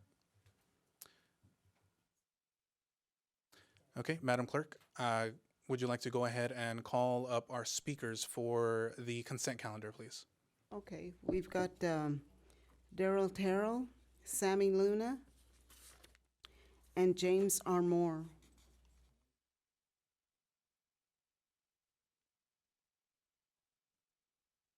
This on all the consent calendar items or just the ones that didn't get pulled first? Yes, sir. So this is the public comment for all of the consent calendar except for A5. A5 has been pulled, and we'll have a separate public comment opportunity for that. Okay. My name is Daryl Terrell. I live here in Movale, so I'm going to have to kind of wiggle and jiggle on this one. We are faced with I'm on A17. We are faced with a street deferred maintenance deficit over $225 million. And many of you have borne that cost of this in the form of bent rims, broken axles, and flat tires from rapidly degrading neighborhood streets. We have to revamp our city's pavement management program. Tonight, I would like to present to you a new equity framework for paving our streets that will be based on the current criteria plus geographic equity to ensure that our neighborhoods receive its fair share of street repaving and none of them left behind. First, our city would implement a 20-25-75 approach. 25% of the funding for our main arterials, and the remaining 75% for local streets, such as collectors and neighborhood streets. Focus would be on the amount spent on neighborhood streets and which streets will get funded. Our city will continue to use the same criteria as they do now in deciding which major streets to be paved. For local streets, our department will look at the street conditions that they do now, proximity to schools, and geographic equity with the greatest needs as the criteria. I can't say very much about this because it's 2 minutes is enough. But anyway, if you want to know where it's been working at, City of Oakland has implemented this program. So I think we should look at what City of Oakland does and do it and bring it back to the city. Thank you. The next 3 speakers are Sammy Luna, James R. Moore, and Rosa Bravo.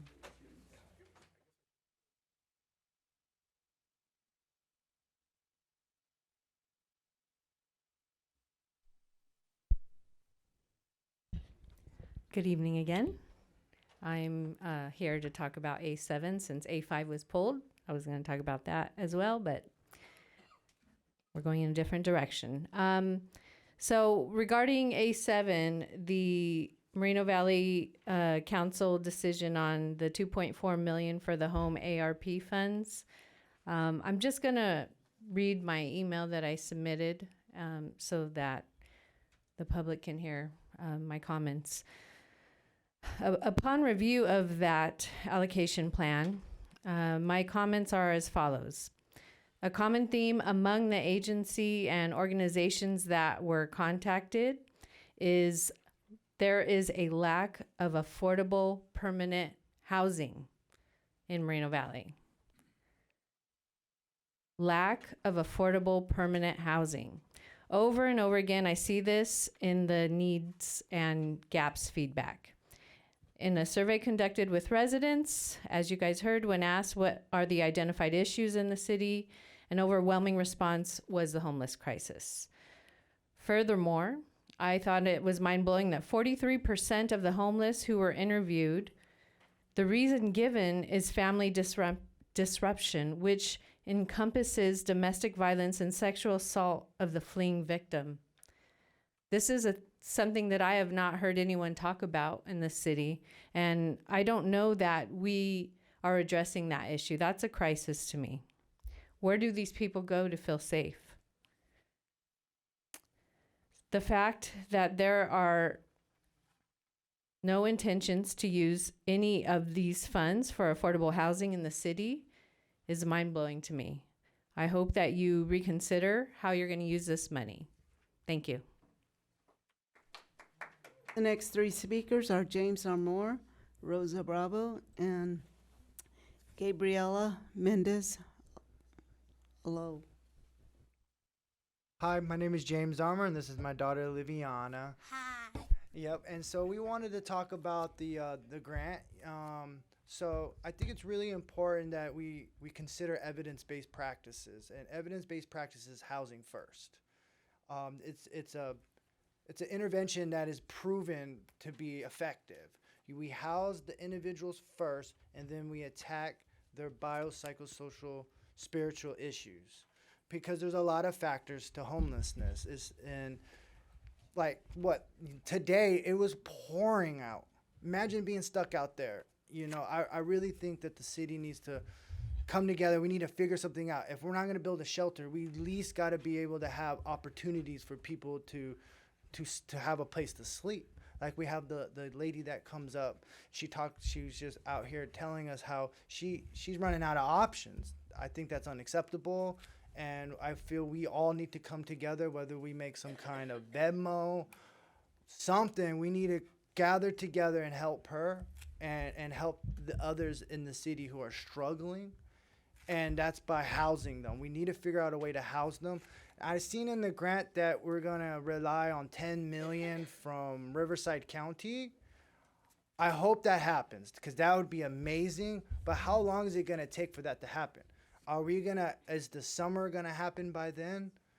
So I think, and is it a for sure thing? What happens if a recession hits? What happens if we go to war? Is that money still gonna come? So my suggestion is for us to come together, buckle down, and figure something out so people aren't left out in this rain with their kids, because it breaks my heart to see that. But yeah, that's all I really got to say. I really respect all you guys, and I'm really appreciative of being able to come up here, and God bless you guys.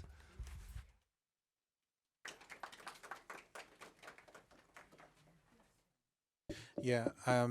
Before we call up the next speaker, I did just send a message to our staff, but hope I'm not the only one, or I know some of my colleagues up here are feeling pretty hot.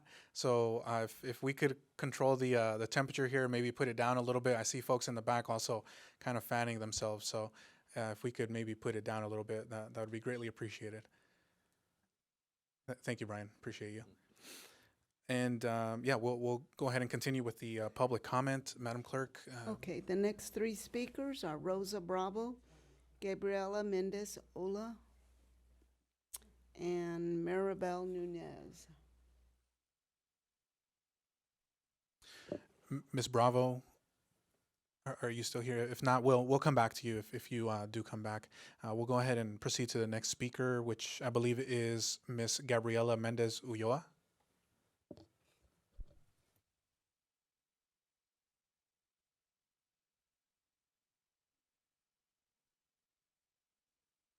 Hi, good evening. Gabriela Mendez with the Center for Community Action and Environmental Justice. I will be speaking later as well. So happy to be here this evening, and I just wanted to state my support for the Inland Equity Partnership and for Inland Compassion and their talking points on the housing crisis here in the city. Thank you. The next speaker is Mary Bell Nunez. And then Roy Bleckert, and he'll be speaking on A4, A7, A20, and A21. Hello, everyone, Mayor and City Council. Thank you for letting me speak. Maribel Nunez. I organize here in Moreno Valley on tenants issues, and we're recruiting people for our IE Tenants Union. And so definitely ditto to my colleagues here, James, Sammy, and others here. We definitely uplifted some of the survey results that they have shared with the community. I wanted to highlight a couple of other things. With the 2.4 million home art funds, if we could, we support services, but can that be 20%? And for homelessness, housing production, can that be 80%? There's a lot more resources for services. But housing production, and I don't care if you want to call it a shelter, navigation center, whatever you want to call it, but something that we need to do in addition to what the county is already doing. You're missing out on an opportunity if the city doesn't have its own permanent supportive housing. I think in the email that some of us sent to you, if I could look at here, if you're the lead applicant, you could get 20 to 30% matching funds, including land, in regards to the California Project Home Key, but it has to be the city being the applicant. And if you want to, I don't know if you want to reach out to some of the local nonprofits, but we're losing some resources that everybody here is telling you that we need housing. It's raining. Let's be humane. Let's have a humane budget, humane investments. That's why we have people speaking during public comments telling you what is needed based on what the surveys and all of that's saying. You committed on your 6th cycle housing element, page 66 of 574, that you would be implementing permanent support affordable housing project program 2L update. Please abide to that, or else we're gonna have to go to HCD and tell them that we're not complying again yet. Thanks so much. Okay, we've got Roy Bleckert, and followed by Luis Palomares.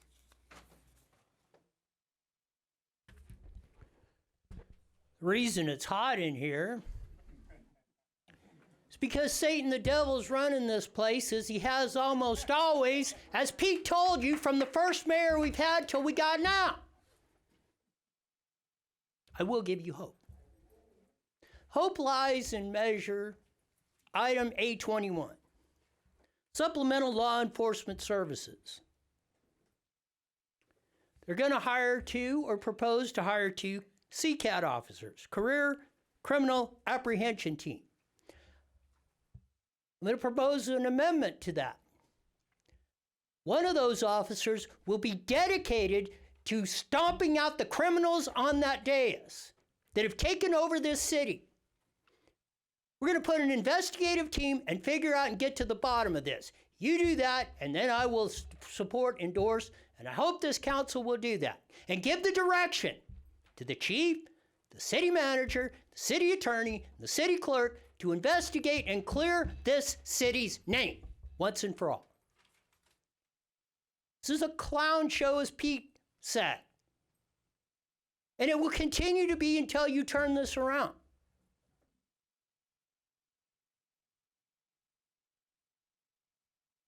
You've seen the evidence. You've got that. You know there's receipts. You've seen them as of yesterday. You want to suppress the right of the people to speak? People coming up here and talking on the consent calendar and those items are not pulled? Go look. You got the BPK law that says you want to get this city into trouble, keep running this thing like you're doing it. If you don't fix it, then you're going to force us to seek every legal means for us to do it. And by God, we're going to do it.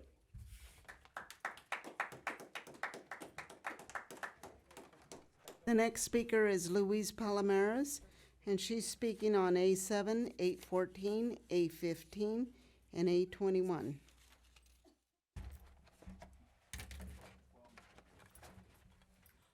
Okay, A7, We need affordable housing. That's the problem.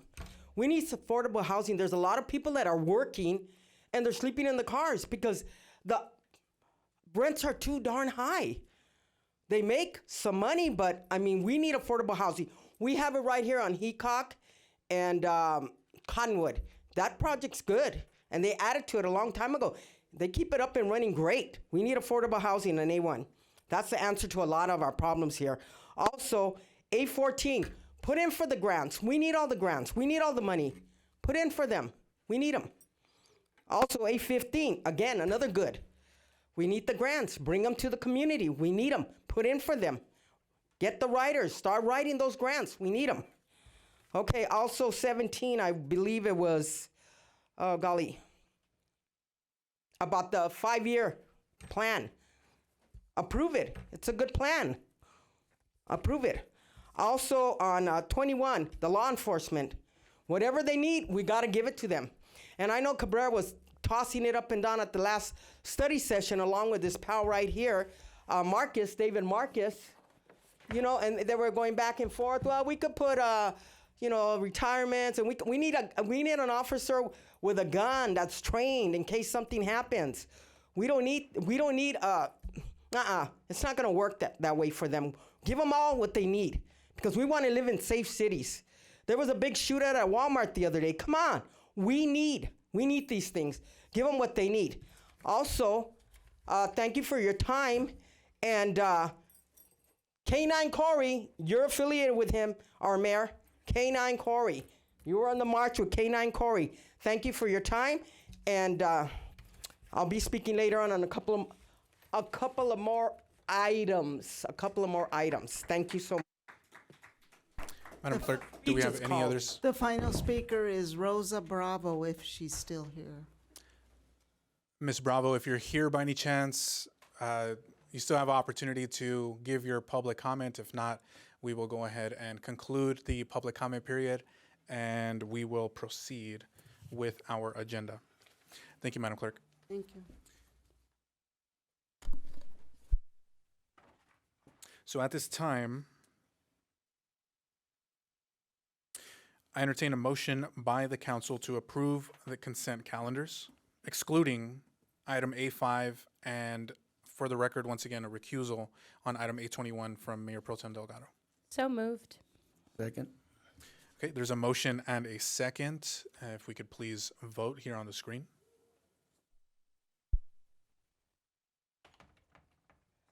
And that passes unanimously 5-0. That'll move us now to our next item on the agenda here, which is item F. We have no public hearings today, so we'll move on to item G, which is items removed from the consent calendar for discussion or separate action. And we have one item, A5, which is the appointments. Let me get back to that here. Give me just 1 second. Item A5, which is the mayoral appointments to various boards and commissions, and we have a report from our city clerk. Thank you, Mayor.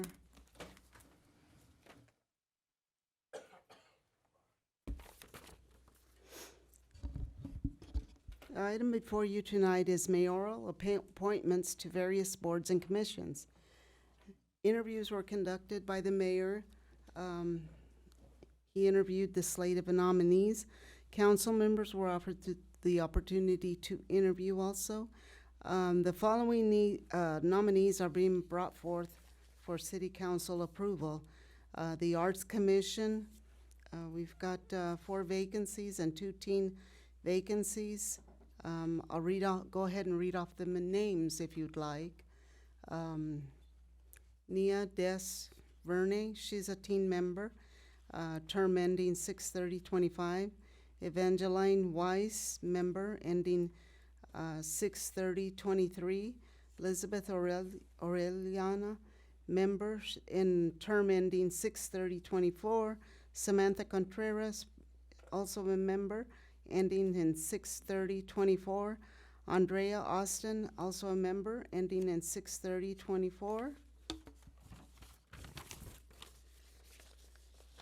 For the Parks, Community Service, and Trails Committee, we had 3 vacancies and 1 team member. James Baker is the nominee to be a member, ending in the term ending 6/30/23. For the Library Commission, there's 2 vacancies. Tashia Hillard is nominated for a member, ending in 6/30/24. For the Senior Advisory Board, there's 2 vacancies. Rita Butler is a nominee for a member, ending in 6/30/24. Hazel Lambert, member, ending in 6/30/24. For the Traffic Safety Committee, there's 2 vacancies. Daryl Terrell is a nominee for a term ending 6/30/2023. Kimberly Wallen, also a member, a term ending 6/30/24. And for the Utilities Commission, there's 3 vacancies. Jonathan Vaughn, a member, ending in 6/30/2025. Erling Gonzalez, a member, ending in 6/30/2023. David Bride, a member, ending in 6/30/2023. For the Environmental Historical Committee, there's 7 vacancies. We have Sammy Luna, term ending in 6/30/2024. Gabby Mendez, term ending 6/30/2024. Farah Pleasant, member, ending in 6/30/2023. Stan Yombo, a member, ending in 6/30/2023. That concludes staff's reports. I'm available if you have any questions. Thank you, Madam Clerk. At this time, are there any council questions of staff? I see here Councilmember Santa Cruz. Hi, Jane. Can we go back and look at the term ending for Traffic Commissioner Daryl Terrell? Did you say 2025 or 2023? 2023. Okay, on my paperwork here it says 2025. Yeah, we reviewed them and we had to make some updates. Okay, and then is that the same for Samantha Contreras and Andrea Austin? Are they in 2023 instead of, or did you say 2024? Which Arts, the final Arts, 2 okay. nominees for Arts Commission. For Samantha Contreras is 2024. Okay. Andrea's 2024 also. Okay, on our agenda And has those 2025. those are highlighted. Those were revised. Okay. And the Utilities Commission, they were also revised. Erlen Gonzalez and David Bride. Okay. Thank you. Are there any other questions of the council for staff? Seeing none, we'll go ahead and move on to public comment for item A5. Madam Clerk, how many requests to speak do we have for this item? We have 17. Okay, 17 speakers. Yeah. So for this item, just for clarification, do we have the leeway to reduce the time for this item as well? We do. Okay. Okay, we'll go ahead and reduce the time for each speaker down to 2 minutes, and just if anyone has comments that are kind of repetitive or anything, if you could just say that, and just so we could be respectful of everybody's time as much as possible. But I want to make sure everybody gets a chance to speak as well.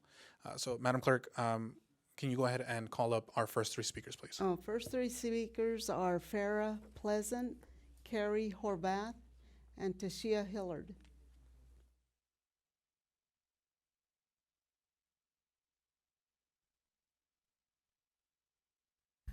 Good evening, everyone, and Mayor and staff.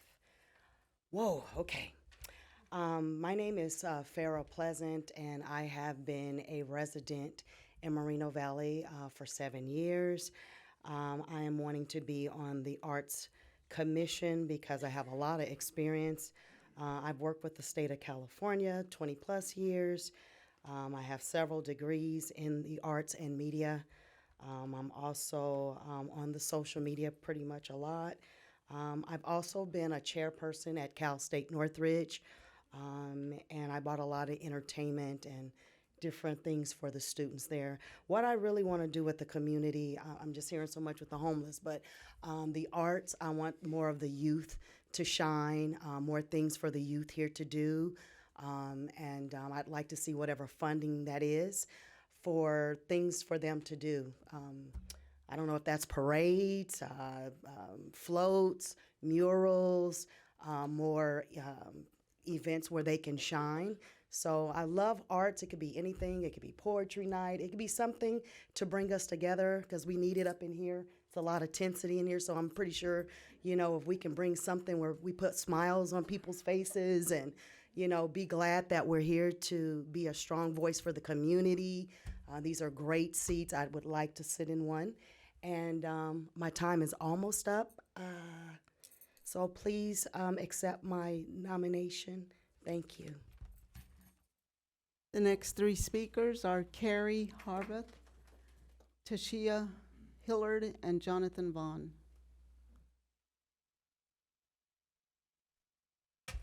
Good evening. I'm here on behalf of Erlin Gonzalez. I'm sorry, good evening, Mayor, council members, staff, and everybody here from the public.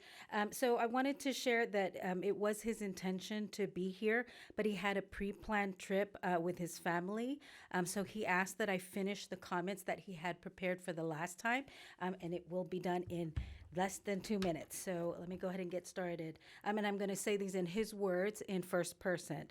I had applied to serve on the Planning Commission numerous times and was finally accepted in 2015 to be an alternate planning commissioner. It was an honor serving 2 years in that capacity. I was provided the opportunity to review and approve commercial, industrial proposals, business parks, residential developments, and other projects that added value to Moreno Valley.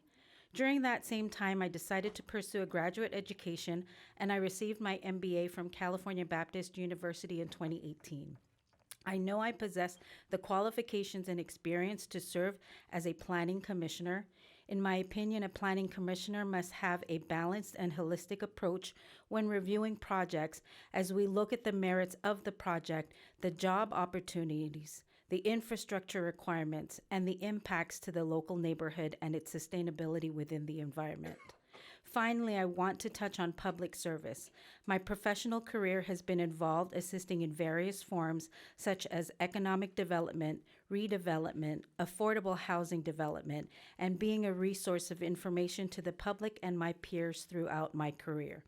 I know I can relate with council members who have chosen public service to help others, whether it be education, law enforcement, striving and being elected to public office, the military, and social work.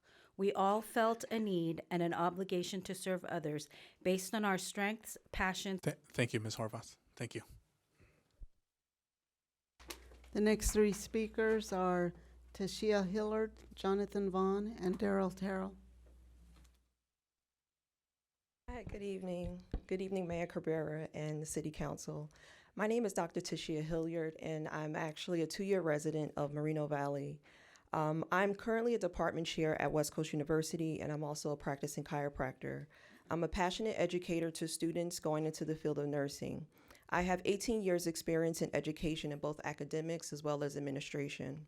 I'm looking to bring my professional skills and expertise to volunteer in the community of which I live. I have applied for the position on the boards and commissions and feel that my background in education would be suitable for the Library Commission. And I'm explaining that because I know my application says something different than what's on the ballot. I'm very excited for the future of Moreno Valley, and I would love to be a part of helping and build the strength in this community. I thank you for this opportunity, and I look forward if you would accept my appointment for the Library Commission. Thank you. The next three speakers are Jonathan Vaughn, Daryl Terrell, and Rita Butler.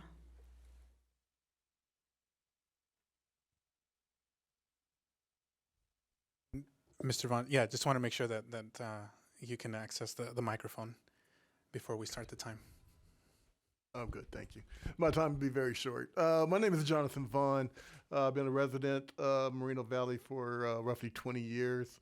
Out of that, 15 years have been committed to serving the community in various ways, whether it's helping other nonprofits to get started or to promote them, or through my own nonprofit where we service kids through transportation.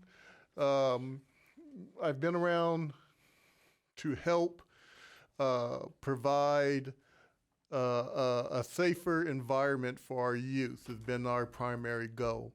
And now I'm here as a candidate for the Utilities Commission, and I'm asking for your blessings to be part of that, as I'm sure that I can help that that build and grow to better satisfy and service our residents. So with that being said, my name is Jonathan Vaughn, and I am asking for your blessings to be on the Utilities Commission. Thank you very much for your time. The next three speakers are Daryl Terrell, Rita Butler, and Donovan Sadiq.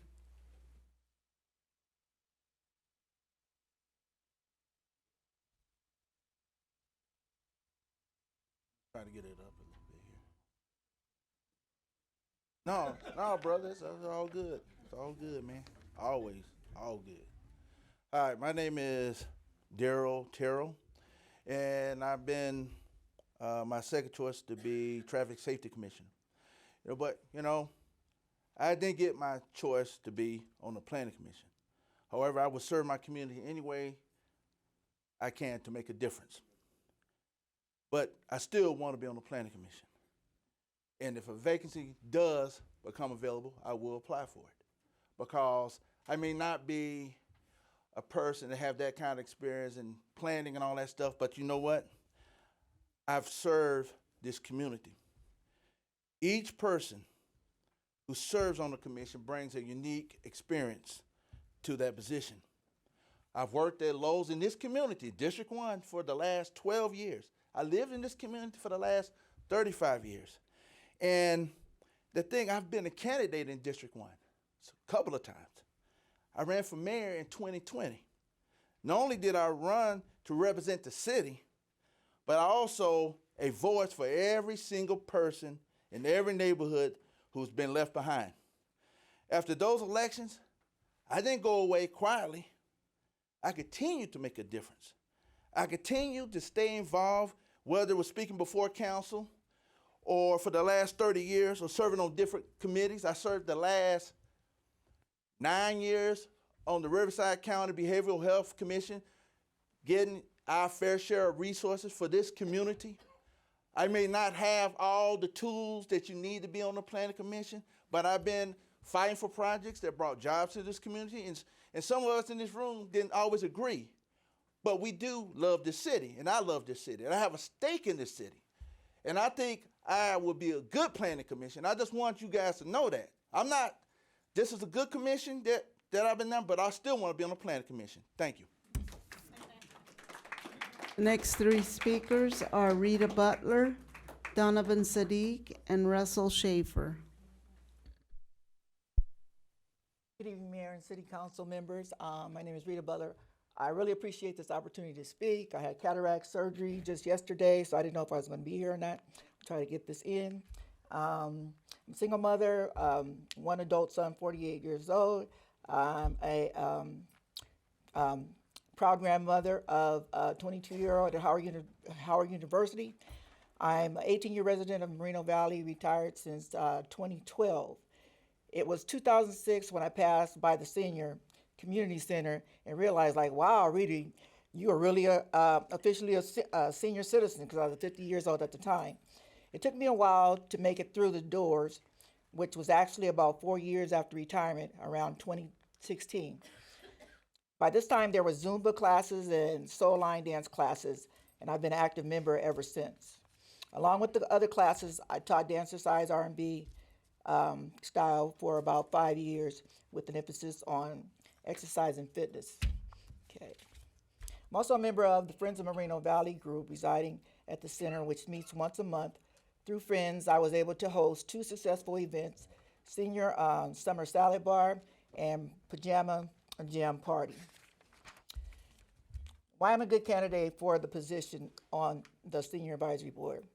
I believe my purpose, while I'm still above ground, is to serve God, serve other people. My ability to connect with people and my care and concern for health and the well-being, not only for our seniors, but for people in general. There aren't too many people at the center that don't know me or know of me, because I interact with many and have gained their respect. Also, because of the previous board members, we're all on the same agenda. Our agenda is to connect the Senior Advisory Board with the seniors at that senior center. And with that, I'm running out of time. Thank you. Okay, the next three speakers, Donovan Sadiq, Russell Shaver, and Lilia Ulawa. Okay, Abaca Santa Cruz, good to see you doing a great job as usual. I'm all for the slating of the candidates. I believe we have some all great candidates here. Common sense is the biggest tool you're going to need. All your degrees, all your stuff doesn't mean anything if you're not involved in the community and know what's going on in the community. So your common sense is all we need. So we have some great candidates.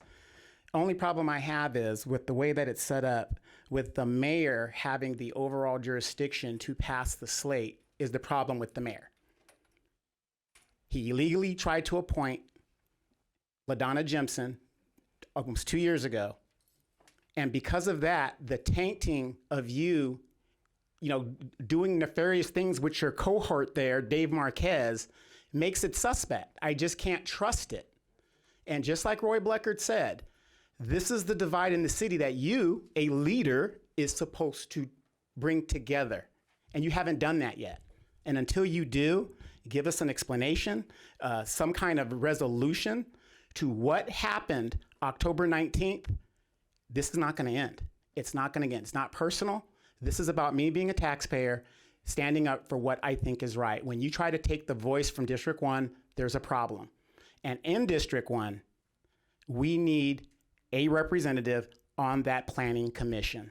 It makes sense how it has to go. But this divide that's in the city and the corruption and Dave Marquez admitted to a conspiracy. Where is the police?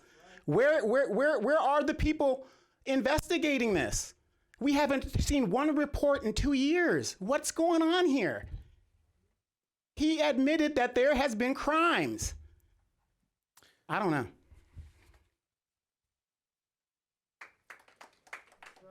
The next three speakers are Russell Shafer, Lilia Ulawa, and Maribel Nunez.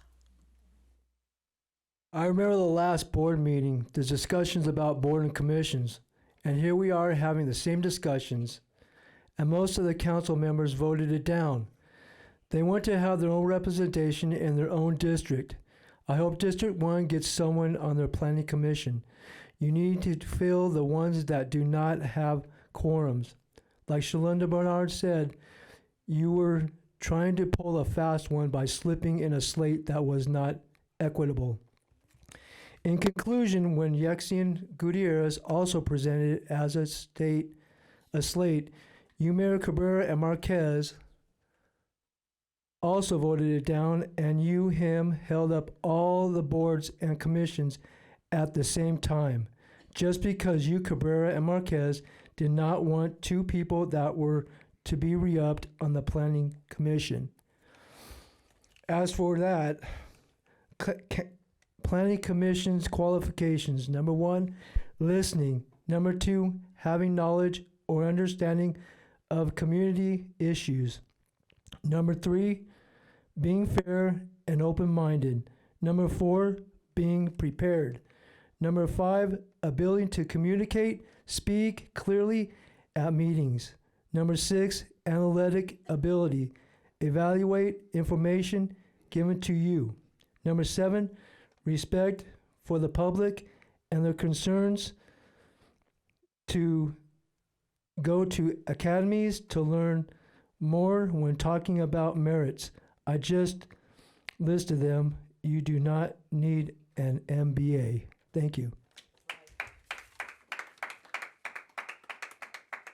The next three speakers are Lillian Ulawa, Maribel Nunez, and Roy Bleckard. Buenas tardes. ¿Alguien me puede ayudar con la traducción, por favor? Sí, claro que sí. Si nos da un segundo, ¿tenemos el traductor o alguien que nos puede ayudar con la traducción, por favor? Yeah, they're talking here at the moment, but we do need a translator. If you don't mind, if we can have you come up here to the front, and we do need a translator up here, please.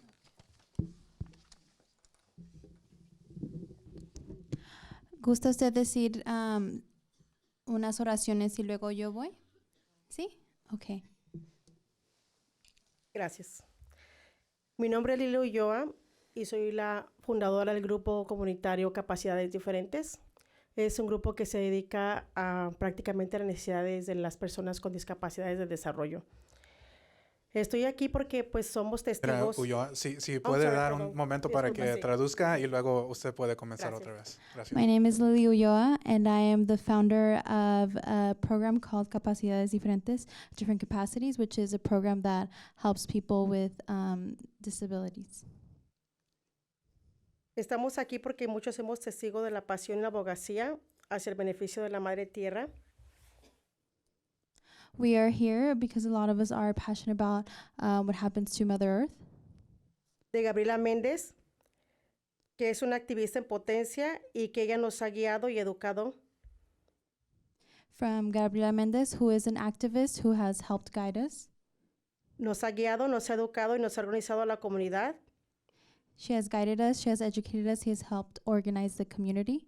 En pro del medio ambiente y las comunidades en desventaja. In favor of the environment and all the underserved communities. Gabriela Méndez es un elemento importante para considerar Gabriela Mendez is an important member to consider y formar parte del Moreno Valley Environment and form part of the Moreno Valley Environment and Historical Board para la planeación e implementación de increíbles proyectos. Gracias. and the Historical Board for implementation of important acts. Thank you. The next three speakers are Maribel Nunez. Oh, Lilia? Did Lily? Okay. Maribel Nunez, Roy Bleckard, Susanna Maciel. Okay, I don't know if my time's up. Hello, Maribel Nunez again, and I'm just here in support of a good list of commissioner candidates. And the ones that I wanted to recommend also to talk a little bit more is Ms. Sammy Luna for Parks, Community Service, and Trails Committee, and Ms. Gabby Mendez for the Moreno Valley Environmental Historical Board. Ms. Sammy Luna, being a longtime Moreno Valley resident, helped create LULAC Moreno Valley. She's part of Latino Network. She does a lot of education justice work, helps organize community events, involves every year on the LULAC Health Fair, active on a lot of issues, and really uplifts different issues that deal with social justice. So I think she will be great to be in this committee, Parks, Community Service, and Trails. And then the other person I would like to recommend is Ms. Gabby Mendez for the Moreno Valley Environmental Historical Board. My other colleague had shared a lot of good stuff. She's very passionate about the environment, our community. I have the pleasure to work with her on different issues, community, like bringing the community, monolingual, immigrant communities, people that are LGBTQ, all different communities together in a room to organize ideas of how the community could play a voice on community development projects. We work together on housing policy, inclusion housing ordinance, which I know we want to be able to discuss here in Moreno Valley. I share with some of the council members about this. And also on redistricting in Moreno Valley, she just like today, has bring monolingual individuals, youth to do public comments for Riverside City redistricting. So she will be a great asset to bring a lot of different people to be part of this conversation of the city. Thank you so much. Next three speakers are Roy Bleckard, Susanna Marcial, and Olga Franco.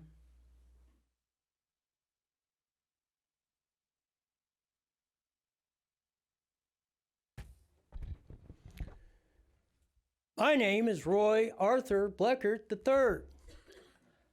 I have a PhD and am the worldwide leader in hillbilly.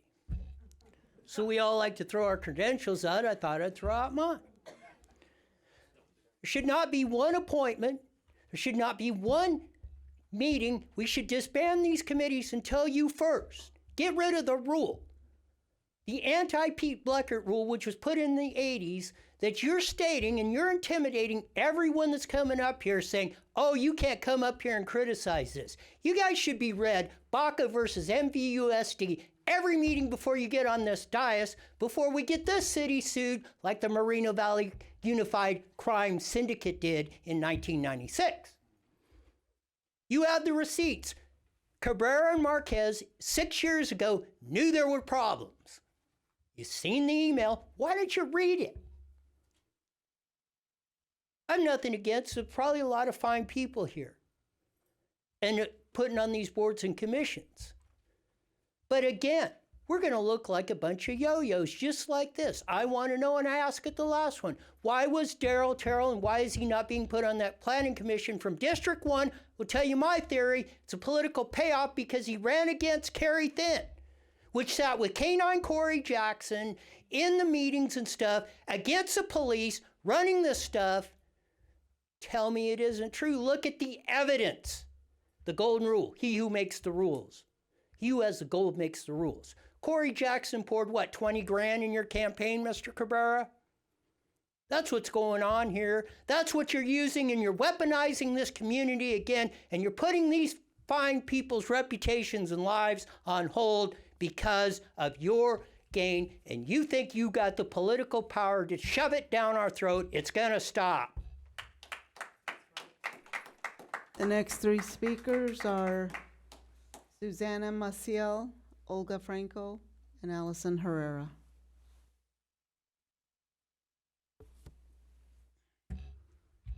Gracias. ¿Necesito traducción? Sí, un momento, por favor. Do we have the translator ready in the back? Yes. Okay. Okay, we're good. ¿Gusta decir también oraciones y luego yo voy después de usted? Perfecto. Buenas noches. Gracias por este tiempo. Mi nombre es Susana Maciel. Yo soy madre especial de 2 adolescentes y sé la importancia que es del medio ambiente. Aquí estoy apoyando a Gabriela Méndez, que sería muy considerada por ustedes para ser miembro del board. He visto su gran trabajo que ella ha hecho, nos ha enseñado. Y para mí como madre especial, creo que es muy importante que aprendamos acerca del medio ambiente en nuestras ciudades. Creo que sería... Sí, nos da un momento también para que puedan traducir. Buenas noches, mi nombre es Susana Maciel. Soy Oh.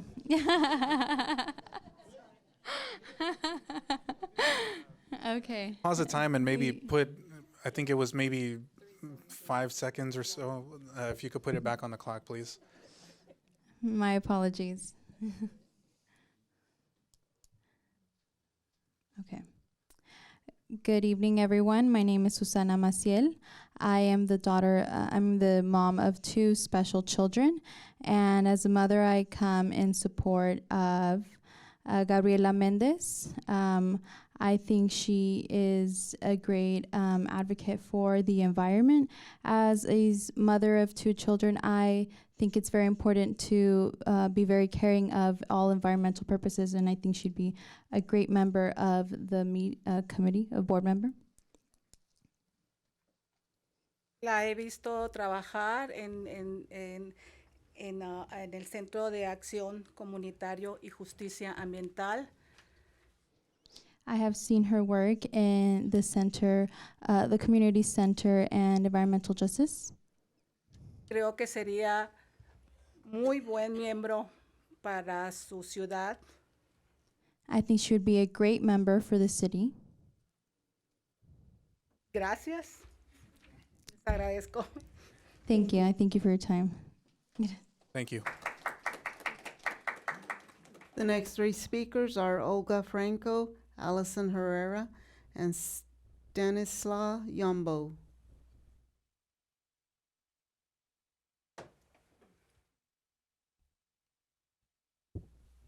Hello, good night. My name is Olga Franco, and I'm support Gabriela Mendez. I think she's a good girl, and she's been working hard for this position. So I just come here to support her. Thank you. The next three speakers are Allison Herrera, Stanislaus Yombo, and Sammy Luna.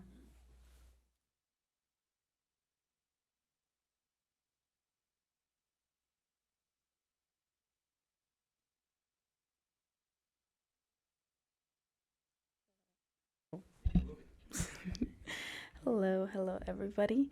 My name's Allison Herrera, and I'm from Moreno Valley, and I'm here to support Gabby Mendez to be a part of the environmental and historical preservation.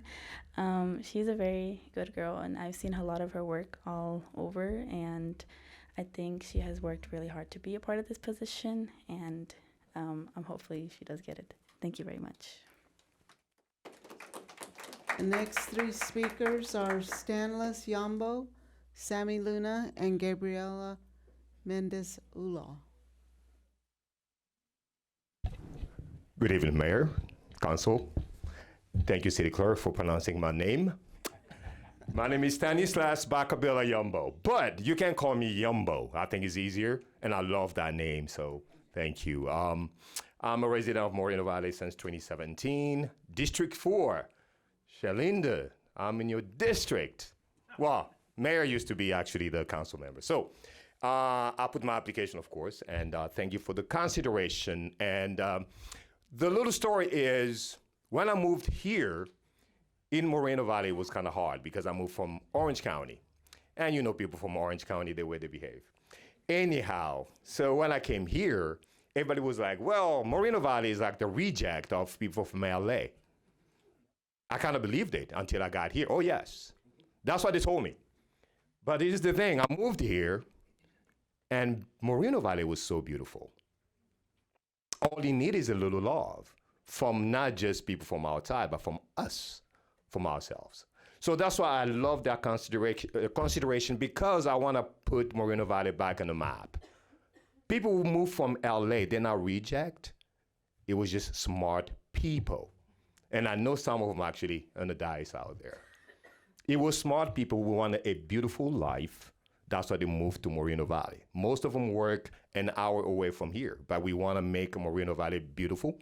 We want to attract people to come here to visit Moreno Valley because we have a history. The name Moreno Valley, by example, where the name Moreno come from. So that's why, thank you for the consideration. I'm going to make sure, because I love competition, I can tell you that. I'm going to make sure people know where Moreno Valley is and what it represents. Thank you very much. Next three speakers are Sammy Luna, Gabriela Mendez Ulaw, and David Bride. How do I follow that? He's a happy guy. Sammy Luna, District 2 resident. So when we were here 2 weeks ago, I wasn't able to be on the board that I wanted to, but coming in tonight now I'm surprised because there are enough applicants for the Environmental and Historical Preservation Board, and that's the one that I wanted to be on. So I'm very enthusiastic about that. I appreciate your consideration for that. Just a bit about myself. I bought my very first house ever in Moreno Valley in 2008. Raised my kids here. I think I've shared that with you guys before. They grew up in the Moreno Valley Unified. My son is a junior at Canyon Springs.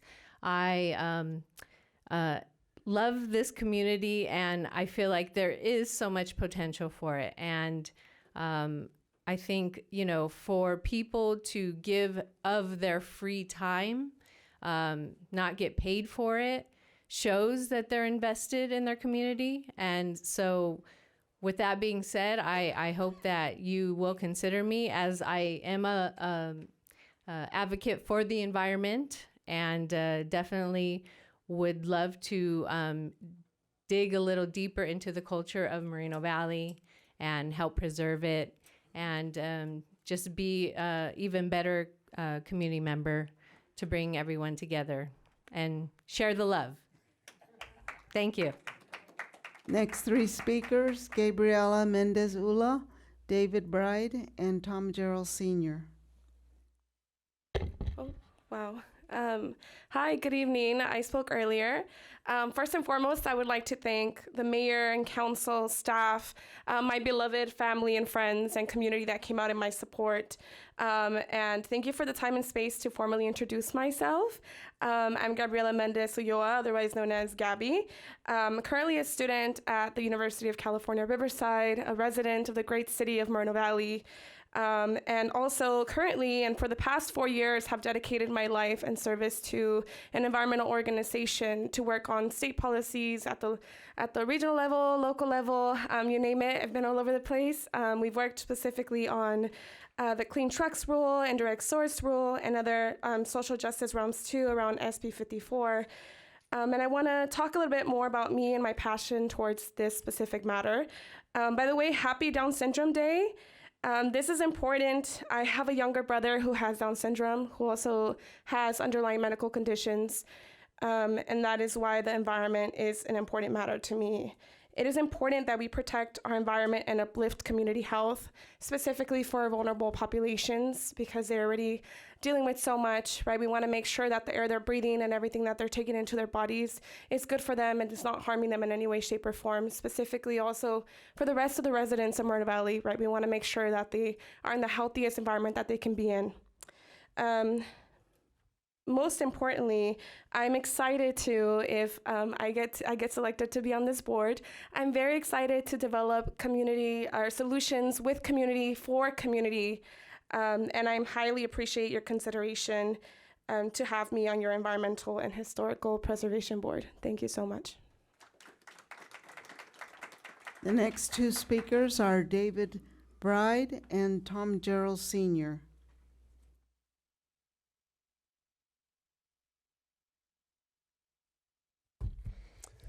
Hello, I'm thankful for this opportunity to introduce myself. My name is David Bride.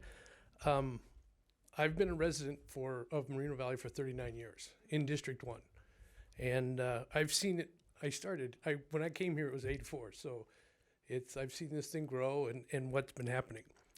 But in the meantime, I was an employee at the City of Riverside for 32 years. I just retired last December, and I worked for the electric utility. I put in my application for the Utility Commission, and I have 32 years of experience working with the utility board, the city council, and everything with the city of Riverside.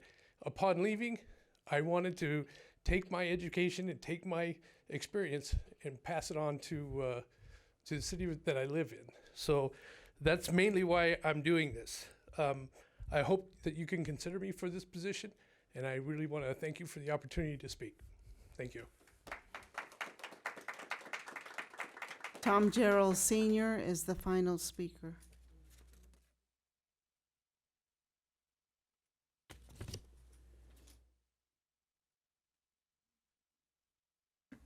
Tom Gerald Sr., again speaking on behalf of myself. Mayor Cabrera, Mayor Pro Tem Delgado, members of the City Council and the staff and those here in the chambers and watching at home. Thank you for the opportunity. I wasn't actually planning to speak on this, but candidly I was very impressed with the number of speakers, the quality of them, the qualifications of them, and in the fact that someone has been here several times, and that's a good thing. I'd like to see some appointments to be made. And I speak as somebody who served at a total up, I think it was like 15 years on different committees. I'm not bragging, I'm just saying I have a point of observation. So it's good to see such interest in people serving. It kind of reminds me of the early days of the city. You couldn't get on a committee, even the most innocuous little committee, like I won't name them, but some of them weren't as popular as others, but boy, there was a waiting list for 6 deep.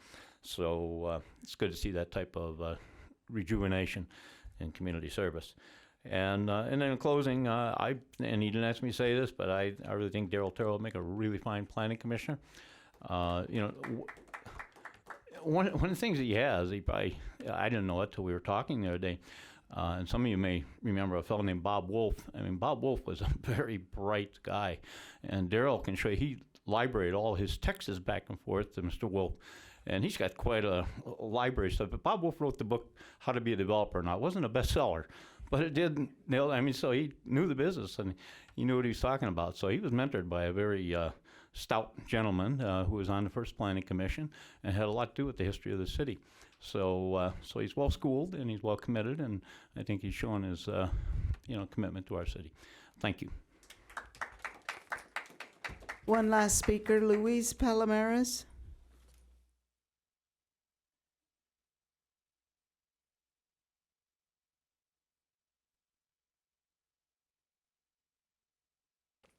This is a commercial right here. Okay, Luis Palomares. Wow, this is the second time you've had these people out here for the commissioners and the boards. It's great. They're good people. They're solid. They have good credentials. But I believe you lobbied them last time and this time again. And also what you did with the Arts Commission. They're not even back here anymore because you told them, oh, we're going to get this and we're going to get that. And wow, they haven't been back since. They thought they were going to get something right away. But you didn't tell them that you haven't had projects and got the DIT fees for some of this stuff. As far as these commissioners, what did we talk about at the last meeting about the mayoral duties? 3 of you council members agreed that we're going to see about the mayoral duties before we do these commissions and boards. I'm not knocking the commissioners that are here. I mean, the ones that are coming out, they're great. But let's do it right so it's a hypocrisy right here, right now. Because you talked about it one way last board meeting, and now you're talking about it another way this board meeting. I mean, I'm not saying the council, but Cabrera brought it back. He insisted. He's adamant. You know, I'm all about, hey, they're great commissioners, but let it be the way the council said at the last meeting, as far as let them have some equity in this call. And these people can, you know, have their applications, and the applications ain't going nowhere, you know? But let's get the mayoral duties up and running first before we go there. That's all I'm saying. I agree with a lot of these people. They're great people. And you have them out here again in the rain again. Come out again. It's going to happen tonight again. Why are you lying to these people? Why? And I'm sure there'll be great commissioners and great board on the boards and committees, but why? Why do you do this, Cabrera? Why? You're doing it again. Thank you. Shame on you. Madam Clerk, do we have any other public speakers? No, we do not, Mayor. That concludes public comment. Thank you, Madam Clerk. Okay, so that concludes public comment on item A5, and that will bring us now to council deliberation. If so desired, please hit your speaker button here, and we will call on you. And I see a request here from Councilmember Santa Cruz. Thank you. I want to say that I did review the applications for the 2 people who are from District 1. Mr. Bride, thank you for coming up and telling us about your experience in the utilities. I did read the application, and I was aware of that. Mr. Terrell, I think we're all aware of your dedication to the city and commitment to making sure Moreno Valley soars. So how did the appointees, did you look at the current composition of the committees and decide to, because I see they're shuffled up, there are different people on different committees and on this slate. Were the residents' districts considered when you placed these nominations on the slate? I'm assuming you're asking me, is that correct? Yeah, you're the only one that's able Yeah. to bring forward a slate. So to answer your question, yes, because that was one of the main things that we talked about.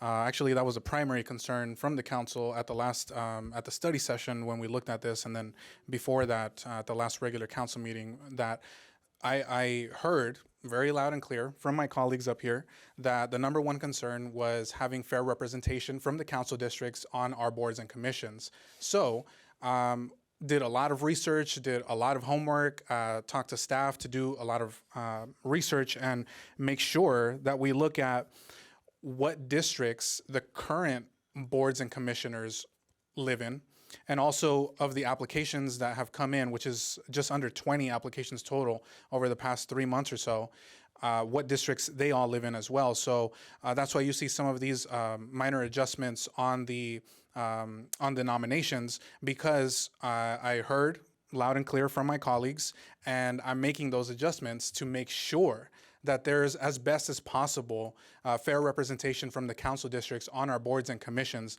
Now, I do want to make a note. All of these boards, including ours, are an odd number, so it's mathematically impossible for there to be exactly equal representation. I think I just want to make that clear. At one point in time, one district might be less represented than another. That's just what's going to happen. But yes, to answer your question, I made sure that all of these nominations on today's list make sure and ensure that there's equal representation on every single one of them.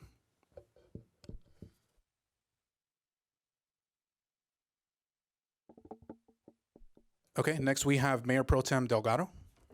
I'm extremely impressed by, and I said this last time too, I'm extremely impressed by the qualifications of everybody here. If my colleagues and I vote tonight to pass this slate, I think we're in good hands.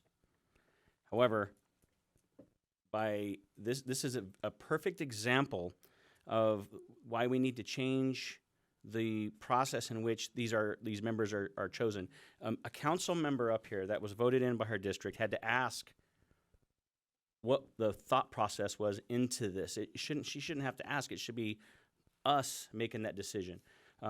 If this slate came across just like it is, and it was in the process in which we want it, this would fly with easily.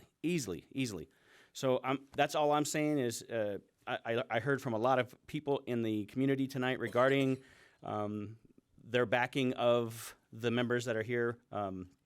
Extremely impressed on their qualifications.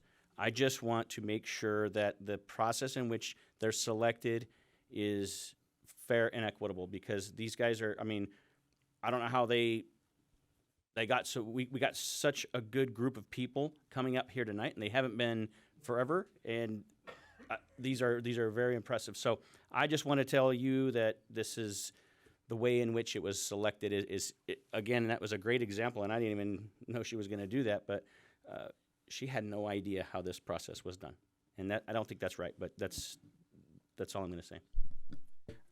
Thank you, Mayor Pro Tem. And just, I do see Councilmember from District 4 with a request. Before we move on, just want to comment on that, some of what you said. The reason, again, just to clarify, for the public record, the reason why the process is the way it is right now is because it was made that way by a vote of the council, and both Mayor Pro Tem Delgado and Councilmember Santa Cruz, it was a unanimous vote, including both of them, voted to make the process what it is today. So when you ask that question, I'm open to changing it, right? But I just want to make sure that everybody knows the process is what it is today because it was unanimously made this way by the full council last year. So I just want to make that very, very clear. Thank you. Next, we have Councilmember Shaylinda Bernard. Okay. So most of these that I see are going to expire in June of this year. So I'm looking at them and I see representation. I see 2 people from District 1. And we're going to go over this in the next one regarding the policy of how they are chosen. I think we can all determine today that the way it was done previously, it's not perfect. I think, though, that because we have so many that are actually going to end up expiring in 2023, and one of my biggest sticking points, because it was a deciding body, is planning commission representation. Because for me, if I live in a district where a lot of projects are happening, but there's nobody speaking up for me, that to me is a problem. So I think for me personally, the way I'm looking at this today, and we kind of had this discussion last week about how we were going to switch it, and you're correct, there's an odd number. It's an odd number for a reason, just like there's an odd number sitting up here for a reason. That every member, after this, every member, once we give direction tonight, would be able to pick one person for each committee, and then whatever's left over, the mayor would be picking. Was, I think, the agreement that we kind of came up on. So I'm looking 1, 2, 3, 4, And I believe city clerk was correcting a few of them. So there's a few that were going to be replaced. So I want to ask staff a question real quick. So, can you tell us again which ones all expire in 2023? There's one in the Arts Commission by commission. Okay. Do you want to hear it? There's one in the Parks and Community Services and Trail Committee. Okay. There's one in the Traffic Safety. There's two in the Utilities. There's two in the Environmental. Okay. Thank you. Okay. So then, based on that for representation, then this would actually just be temporary till the end of till the end of the fiscal year, basically.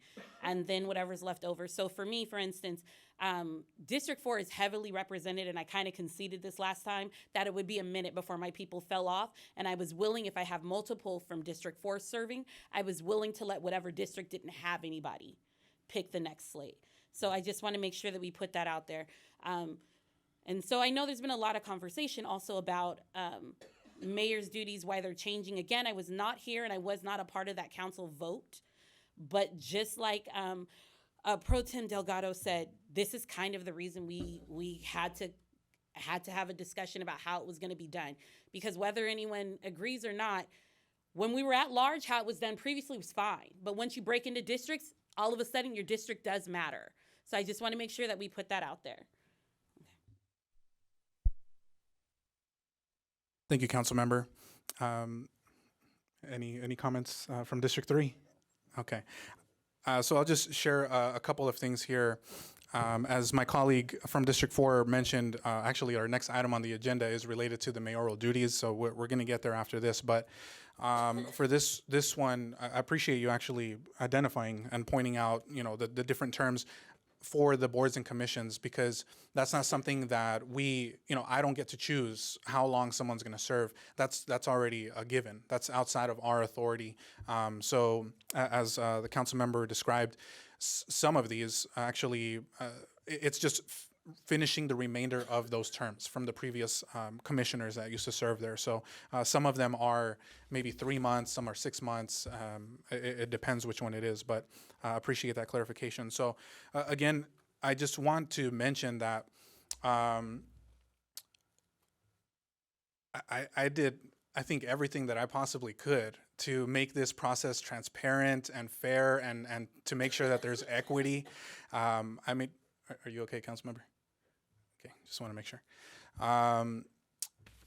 Just put a lot of thought into this to make sure that there's equal representation as much as possible from the council districts. Again, that was the number one thing that I heard from my colleagues, and I respect that, right? So I went back, made some adjustments to fulfill those desires, right? To make sure that there's equal representation from each council district on our boards and commissions.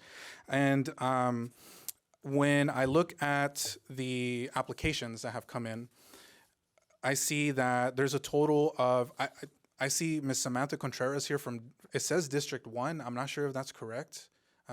If staff wants to maybe double check that and get back to me, but for sure there are, it's almost 20 applicants total. There are 2 from District 1. Of those almost 20, there are 2 from District 1. One of them is Mr. Daryl Terrell, who applied. First option was the Planning Commission. Second option, Traffic Safety Commission. And the other District 1 applicant was Mr. David Bride, who applied for the Utilities Commission, which he's being nominated for. Both are being nominated to be appointed for our boards and commissions. So I just want to mention that to ensure that we're coming to some kind of consensus, right? That we're making some compromise, that we're at least trying to work together. I'm hearing from the public and even from some of my colleagues here for the Planning Commission. The reason why unnominated Mr. Erlan Gonzalez from the Planning Commission and appointed him to the Utilities Commission was because that ensures that there's representation, equal representation on the Utilities Commission, and that gives us an opportunity now to get someone from District 1 on the Planning Commission. So one of the things that I'm proposing at this time, I'm hoping to get support for this from at least a majority of the council, is that we nominate and appoint Mr. Daryl Terrell to the Planning Commission. That is his number one choice. And I would love to see Mr. Terrell on the Planning Commission.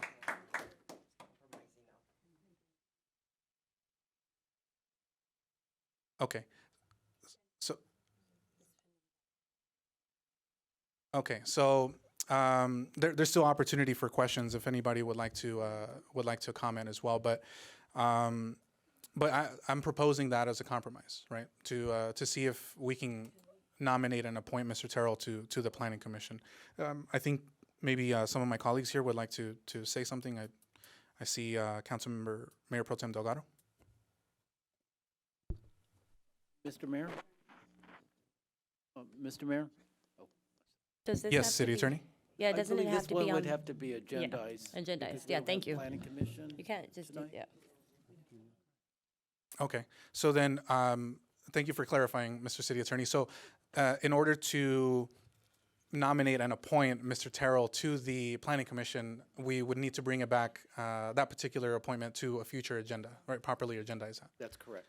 Okay, which can be done, right? That's, if you're okay with that, and if my colleagues agree to that, Can we then we would take back the. You want to take a break? Yes. Okay. My colleagues are requesting to take a quick recess, so we'll take a 5-minute recess here, and we'll be right back.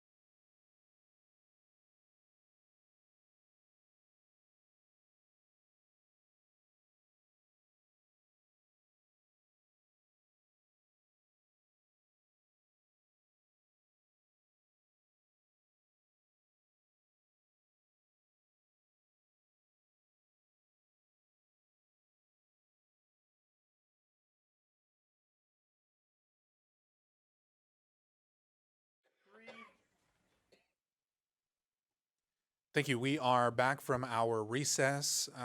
Thank you for your patience. And I would like to actually ask our staff to help us here to clarify a couple of things and maybe answer a couple questions. Or unless there are any other questions from the council, I'll ask our staff to clarify some things regarding making changes. For example, on the agenda tonight, Mr. Darrell Terrell is being nominated for the Traffic Safety Commission. However, I stated already publicly that I'm willing to amend that and instead nominate him to the Planning Commission. However, the city attorney has informed us that that cannot happen in this meeting, that it has to come back at a future agenda. I honestly thought that it could be done here. His name is on the agenda. His application is available. It's public information that he applied to the Planning Commission. So it's if we can do it tonight, I would be perfectly fine with doing that. But if our city attorney advises otherwise, then we'll follow his direction. Mr. City Attorney. Well, I gather if you're the presiding officer, if you want to waive that requirement and I would suggest you get a second to that and a majority vote to add it on. And one of the other ways of adding items to the agenda is that if there's a declaration that this constitutes an urgency item, in that this item came up after the posting of the agenda, which it did, and there's a need to take action on this item tonight prior to the next regularly scheduled meeting. If you're able to make those findings based on a supermajority vote of the council, then you can add it on for tonight. That make sense?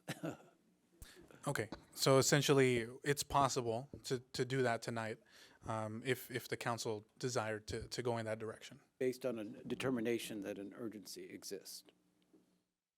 Okay, and if there is no determination that an urgency exists, then it would have to come back. Would have to come back. At a separate meeting. Right. Okay. You have to add it on as a future agenda item. Mm-hmm. Okay. Okay, so I'll go back to my comments here. That kind of took us on a whole different path here. Other than that one, the only other one that I was going to say that I would like to maybe make an amendment is Ms. Sammy Luna, who the last time I nominated her to the Parks Commission because there were no other applicants to the Environmental Historical Preservation Board. That has since changed. There are now multiple applicants, and as of tonight, I believe there are 4 nominees for the Environmental Historical Preservation Board. So kind of a similar situation there. Ms. Sammy did request in her public comments to actually serve on the Environmental Historical Preservation Board instead of the Parks Commission, and I would like to honor that request. So those are the only 2 in terms of changes that I would like to propose.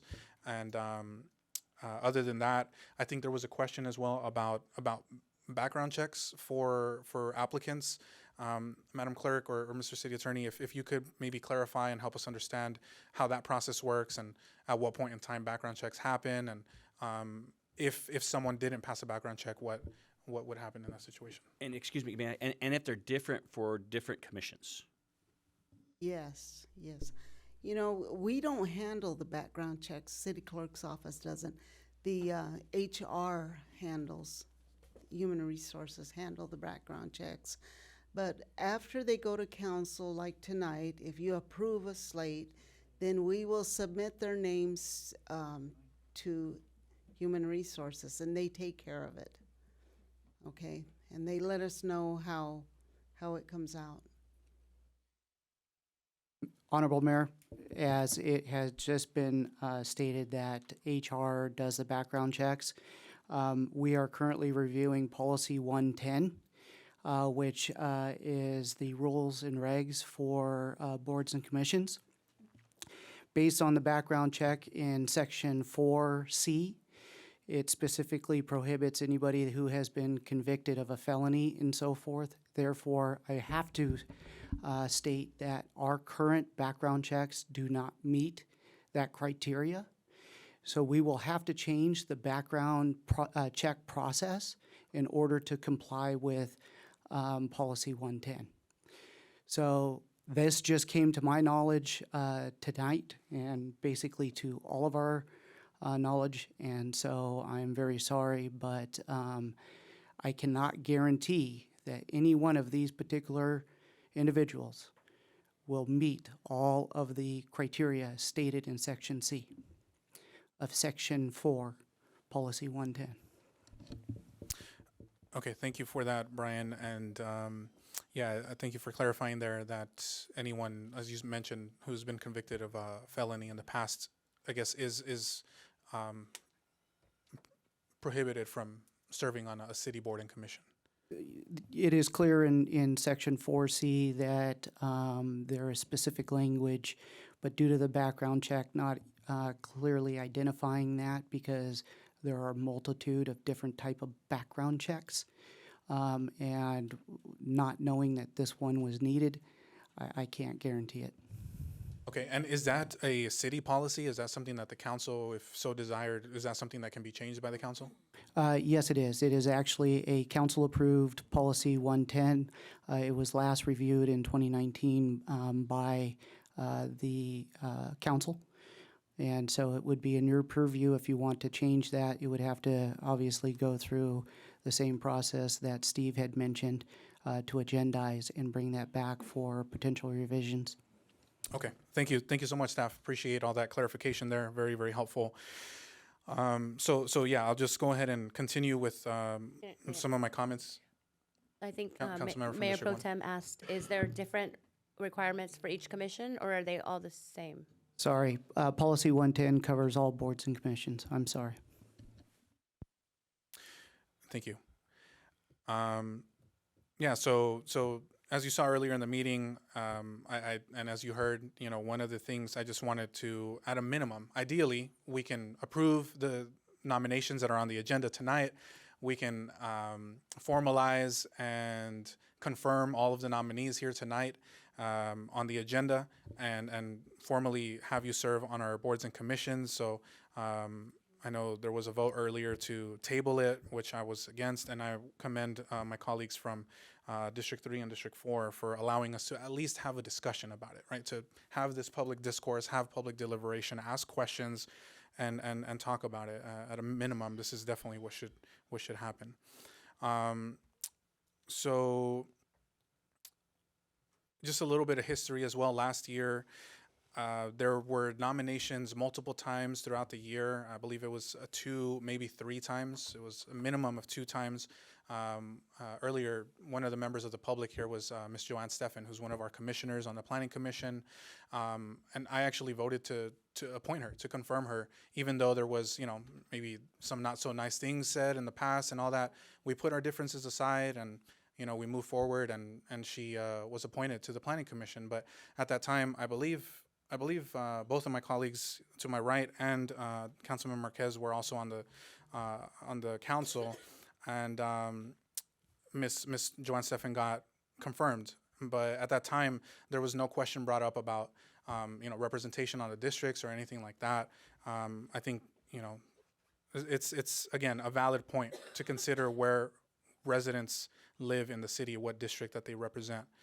At the last study session, we had a discussion about some of the mayoral duties, and one of those was the process to nominate and appoint residents to our boards and commissions. And we had a lot of different things that kind of came out of that. But again, at the end of the day, you have almost 20 residents who are willing and dedicated and have stood up and want to serve on our boards and commissions. We owe our residents that opportunity. We owe them the opportunity to serve in that capacity for our city, for their respective districts. If you look at all of the nominations here on the agenda, every single one ensures fair representation from each council district. It guarantees it. I made adjustments as necessary. I heard my council colleagues, and we made those changes, and we have the slate that's before us tonight. And so I think that we've basically addressed all of the issues, right? The staff and our city has been doing outreach for at least 3 months in terms of doing community outreach, social media posts, press releases to let folks know that there are vacancies, that basically asking residents to submit their applications. And in the course of the last 3 months, we've received almost 20. And so I would love to see all of these nominees confirmed. And later, you know, if the process to nominate folks to the boards and commissions changes, then, you know, so be it. You know, we'll respect that process. But again, the number one concern I heard was the representation from each district, and I think we've addressed that now. Moving forward, I think we all collectively need to work together. I don't know what form that might take, but doing more outreach to ensure that more residents are applying and we get more people to actually come up and apply for our boards and commissions, right? That falls on all of us, on every single one of us, especially if we're gonna change the process and now require residents from each district to be fairly represented, then that falls on every single one of us in our respective districts to be out there, boots on the ground, engaged, active, showing up, and asking our own constituents to submit their applications, right? That falls on all of us. And for me as a citywide mayor, that falls on me for the entire city. So I want to work to accomplish that with every single one of you. And, you know, I'm doing the best that I can here, right? Again, to come to some kind of compromise to address all the concerns that our council has. I firmly believe that we've addressed all of those concerns. There's equal representation, and the only two loose ends I think we need to figure out are the Mr. Darrell Terrell, and maybe bringing that back to a future agenda, as well as Miss Sammy Luna being on the Environmental Historical Preservation Board. But other than that, I just respectfully would ask, you know, my colleagues that we approve this this slate here tonight, unless maybe you have any proposals or any other recommendations or requests as far as changes to this. I'm open to suggestions as well.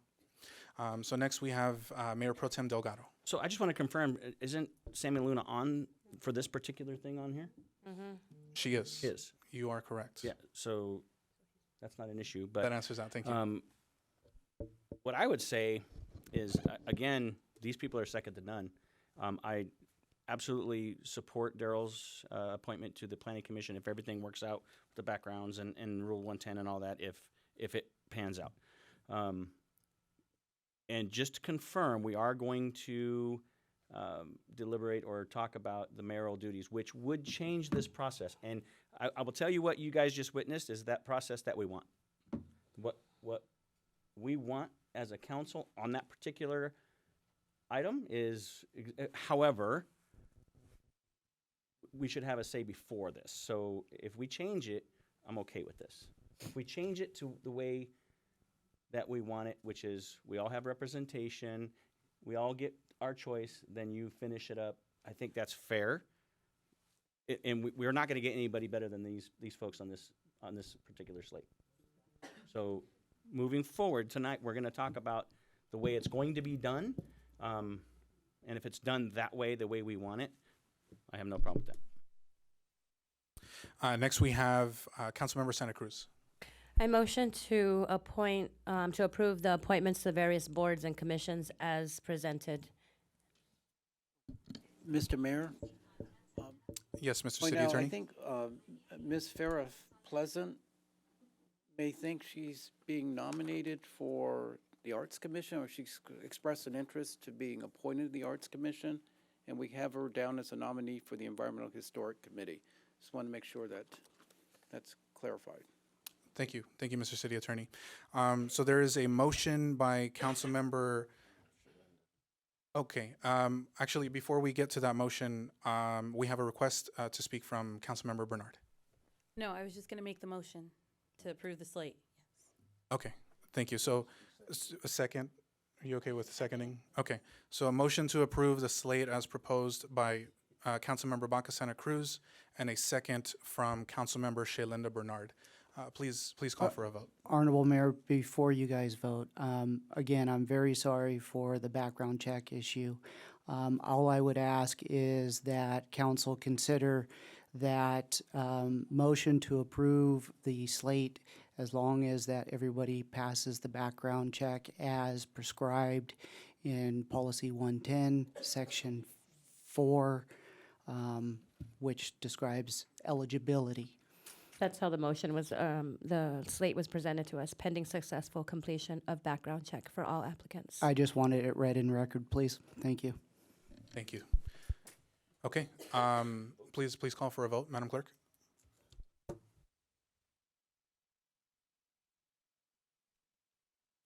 And that passes unanimously, 5-0. Congratulations. Thank you to my colleagues. I really appreciate that. And congratulations to all of our, if all of our new pending boards and commissioners, if you could please stand so you could be recognized.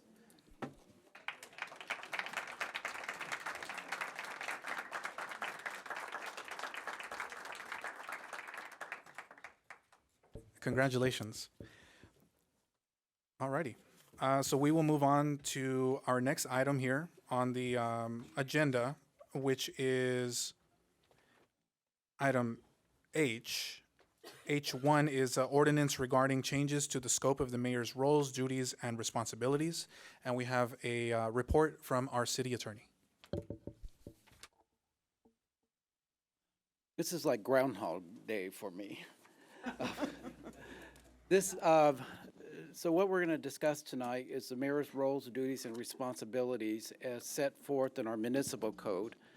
Back in June of 2022, the council may recall that Ordinance 988, which sets forth the mayor's roles, duties, and responsibilities, was approved by a unanimous vote of the city council at that time. This item was brought back at January 17, 2023. At a regular meeting for discussion and consideration by the council. What happened after that is that there was no action taken at that regular meeting, and instead the item was moved to the March 14, 2023 study session. And at that time, we went over the proposed changes, and there was some discussion about each of the, about all, basically the whole set of roles and duties and responsibilities of the mayor. And so what I ended up doing, because the council gave direction to place a draft ordinance on today's agenda, and so I brought back you have the draft ordinance in your agenda packet, and what the ordinance contains is all the proposed changes that were initially presented on January 17th and March 14th with some modifications. There were some modifications made to certain duties and responsibilities that were based on what I thought was a consensus that was reached, particularly with respect to the equal representation of all the districts and all the commissions, committees, and boards. So I took the liberty to try to incorporate that into a few of the provisions here that deal with the appointments to boards and commissions and committees. So those are the ones that have been changed since the last time you saw this at the study session. So I'm not sure how you want to go through this. Maybe some of you have particular issues you want to zero in on based on the draft ordinance you have before you. Or if you prefer, I can once again go through all 30, some of them, and provide you with the recommendations that have been made so far with respect to the changes and the deletions. So just let me know how you want this presented. Thank you, City Attorney. So, yeah, I see a request to speak here from Mayor Pro Tem Delgado. I was just going to say, I think we're on the same page. Just go through the ones that we have in question. I don't think we need to read all 43 or whatever there are in the interest of time, but not just because of time, because we already went through them. So I think that if anybody has any difference, but Steve, can you go through the ones that we changed? Is that fair to go through the ones we changed? That way, just the few that we changed, we already know what the other ones were, and then the ones that you changed, we can just go through them. And those are going to be focused primarily on the appointments. So one of the things I'd like to And just for clarification, you're saying go over the ones that changed from the last regular council meeting. Okay, yeah. correct. And one of the things I'd like to point out right off the bat is that by state law, it's the mayor who makes the nominations to boards, commissions, and committees. So when this idea came up about having equal representation of all the districts on all these boards, commissions, and committees, it seems like there was a consensus that there would be recommendations submitted to the mayor, and the mayor would still make the nominations based on those recommendations submitted by each council member for those particular districts. So I just wanted to point that out for the record because the mayor is still going to be nominating. He's just going to be nominating from recommendations submitted to his office. Let's see, let's go down and quick search here for appointments. And there's another big issue too, which I'll address. So, let's see.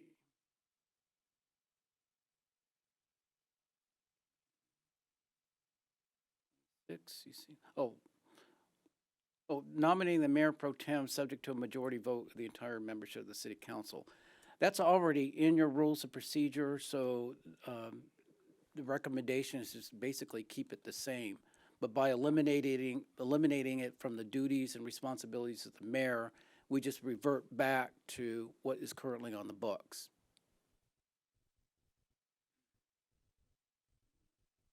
Oh, okay. Number 26 is our new 26. It used to be number 37. This now reads, so the mayor will be nominating all members of city commissions, boards, and committees based on recommendations submitted by each district council member to ensure that there is representation on each city commission, board, and committee from each district, subject to approval of a majority vote of the entire membership of the city council. The mayor is authorized to nominate any additional members to any city commission, board, or committee that already has a representative from each district who was recommended by the respective district council member.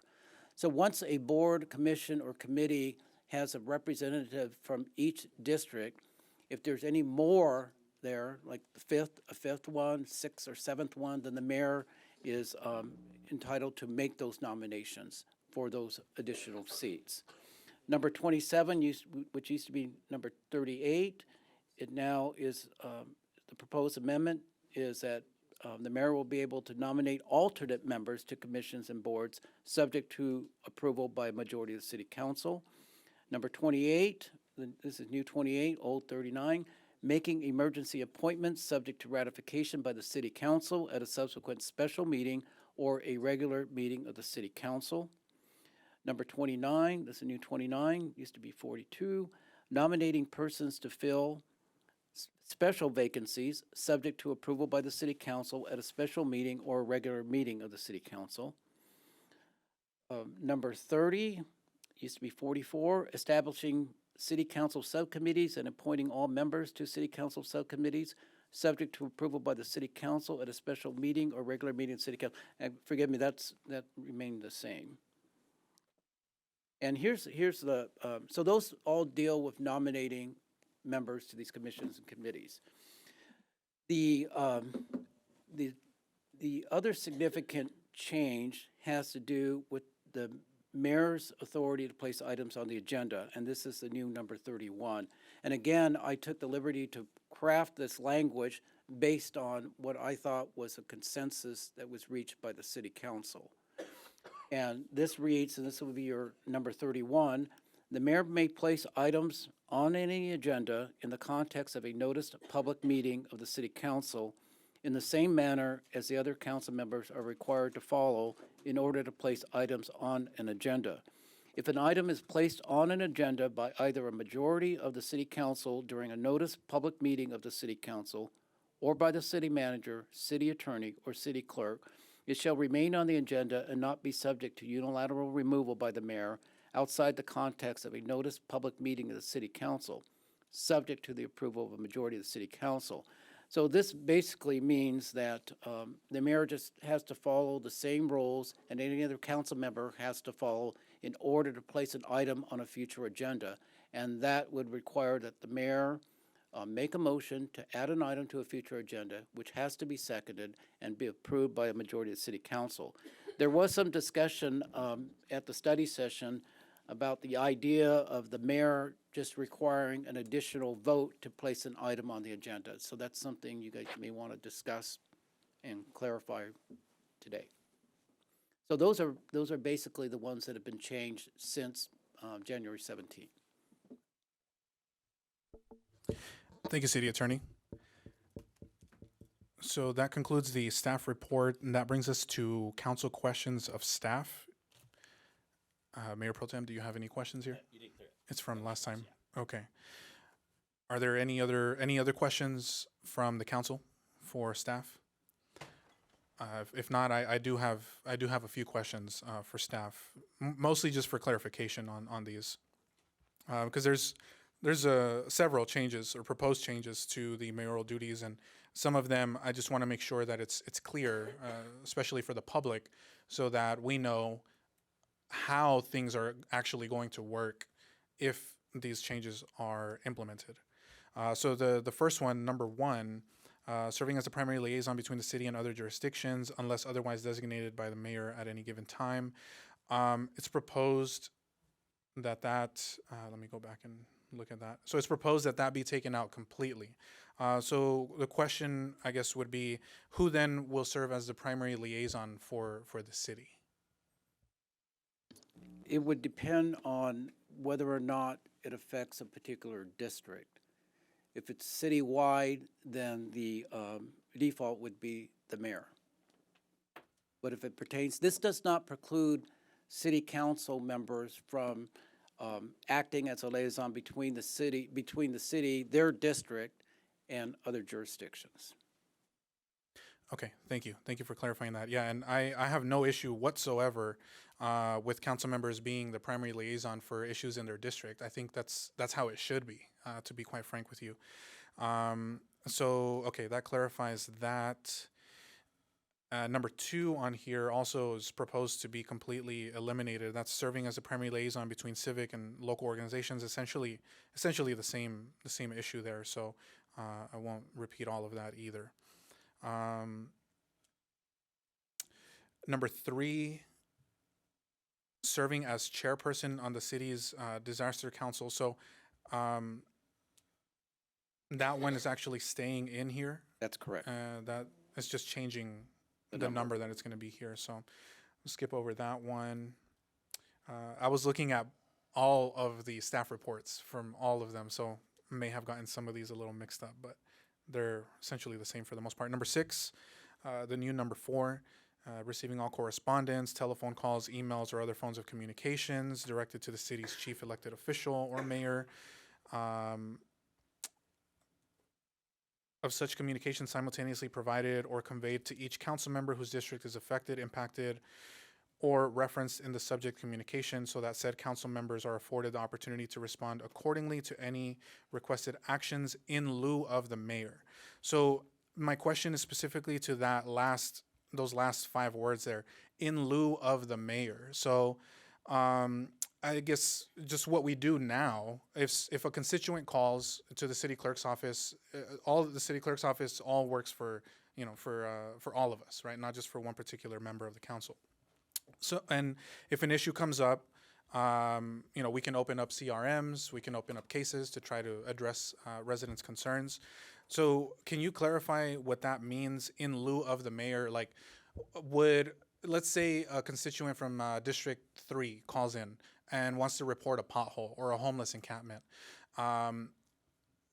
Would this basically prohibit me, if a council member wanted to, prohibit me from communicating with that constituent or opening a case?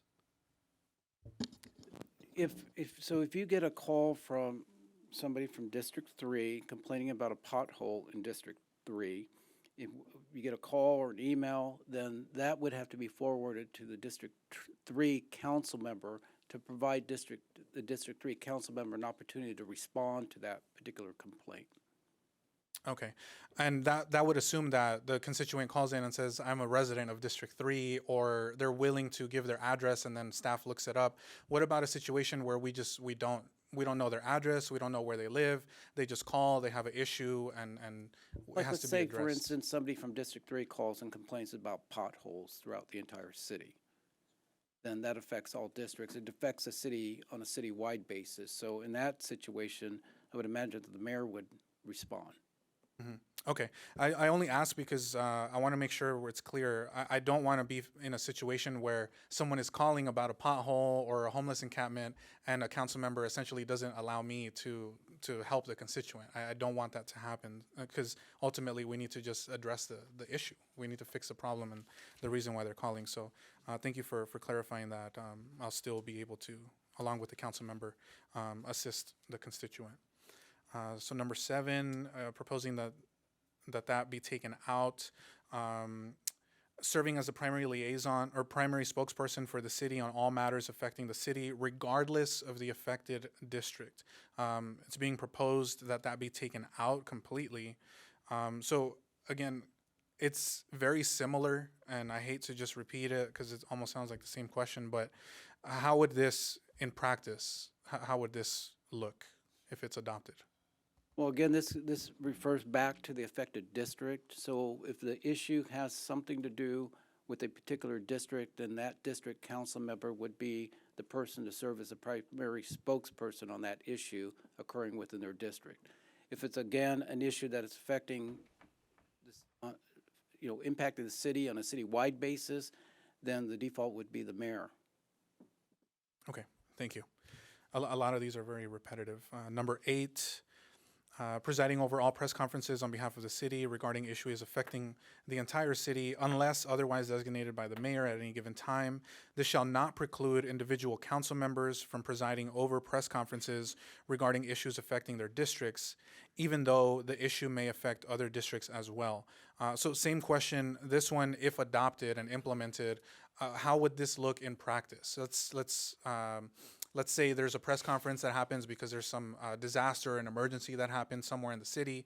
How would this look? Like, would I and the council member be, participating in the press conference, or would the council member only be speaking and I wouldn't? Just for clarification. If there was a disaster in the city and that affects the entire city, then the default would be the mayor would be the primary spokesperson. But this would not preclude individual council members from also, presiding over a press conference as, talking about how that particular emergency impacts their district. Okay, thank you. Yeah, I think I'm completely fine with that. I think that's the way that it should be, right? If something happens, there's a press conference, the council member for that district and the mayor, if we choose to, share remarks and give updates to our residents. Number 9, we essentially already do that, making public appearances at special events and things of that nature. So no real question there. Number 10, it's being proposed that be taken out, and that is publicizing and promoting policies and other matters approved by the city council. So it's proposed that be taken out. Same question, if this is changed and it's removed, how would this look in practice in terms of promoting policies and other matters approved by the city council? So again, if it impacts the entire city, the default would be the mayor. But this doesn't preclude individual council members from publicizing and promoting policies that impact their constituents within their district. Okay, thank you for that. Next one, number 12, and I apologize. I know it's hot in here, but this might be the last time that we get to deliberate on this, so I want to make sure that we're thorough and I go through the particular questions that I have here. There's over 40 items within the mayoral duties.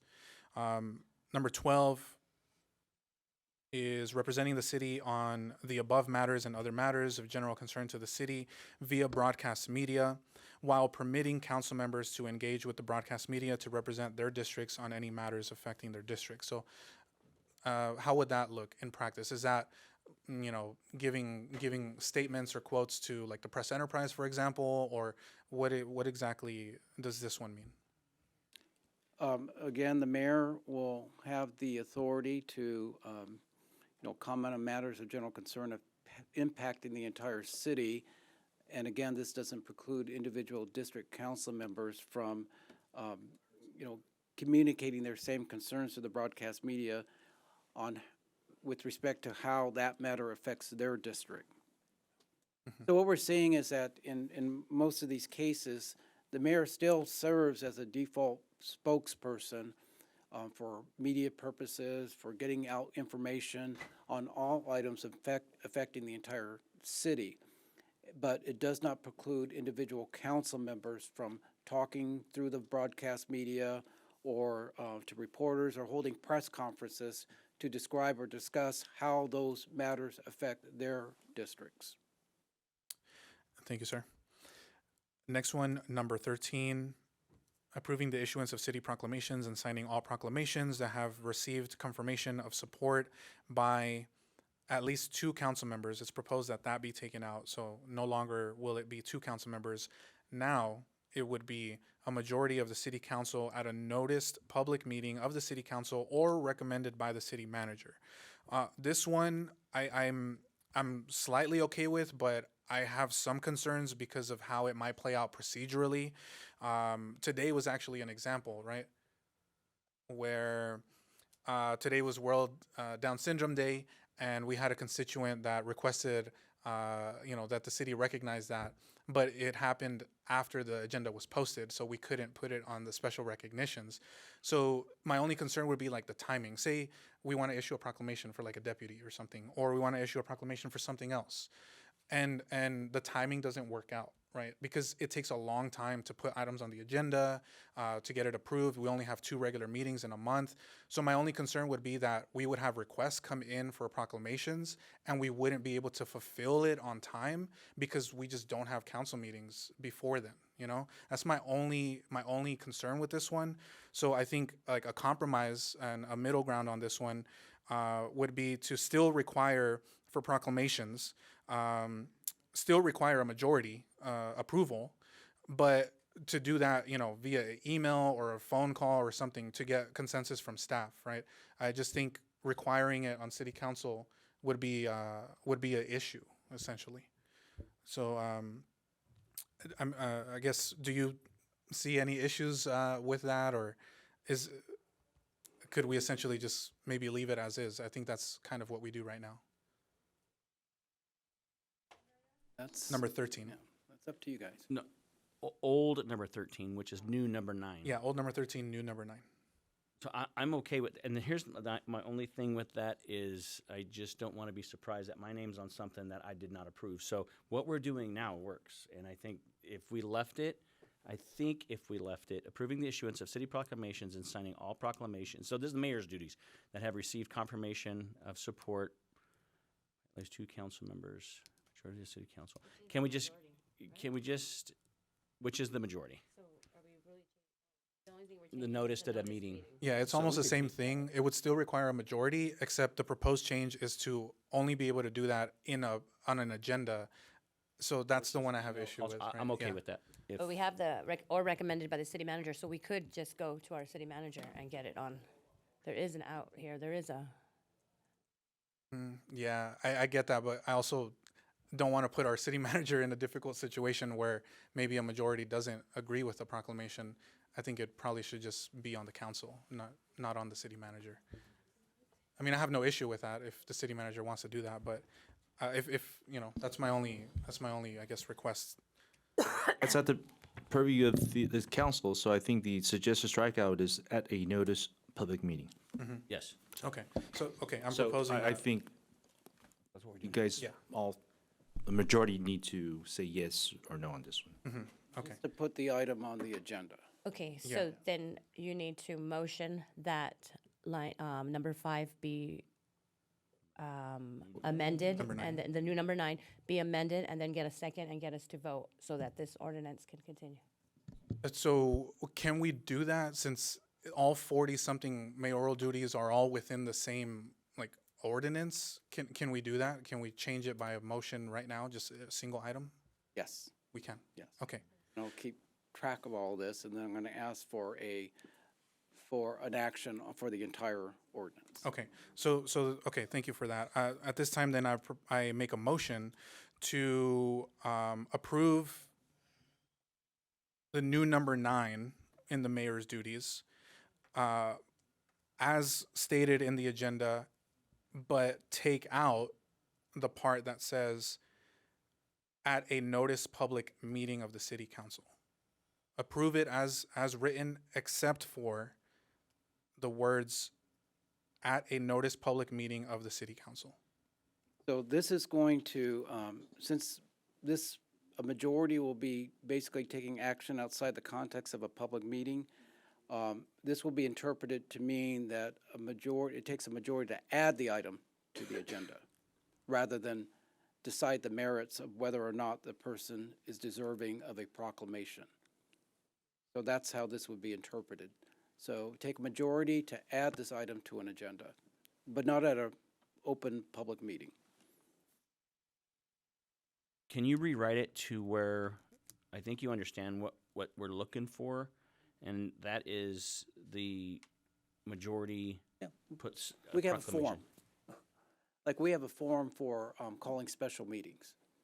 So we can have a form, and then we're going to have to see 3 signatures on that form that authorizes placing a proclamation for a particular individual on the next agenda or a subsequent future agenda. So let me maybe reword it.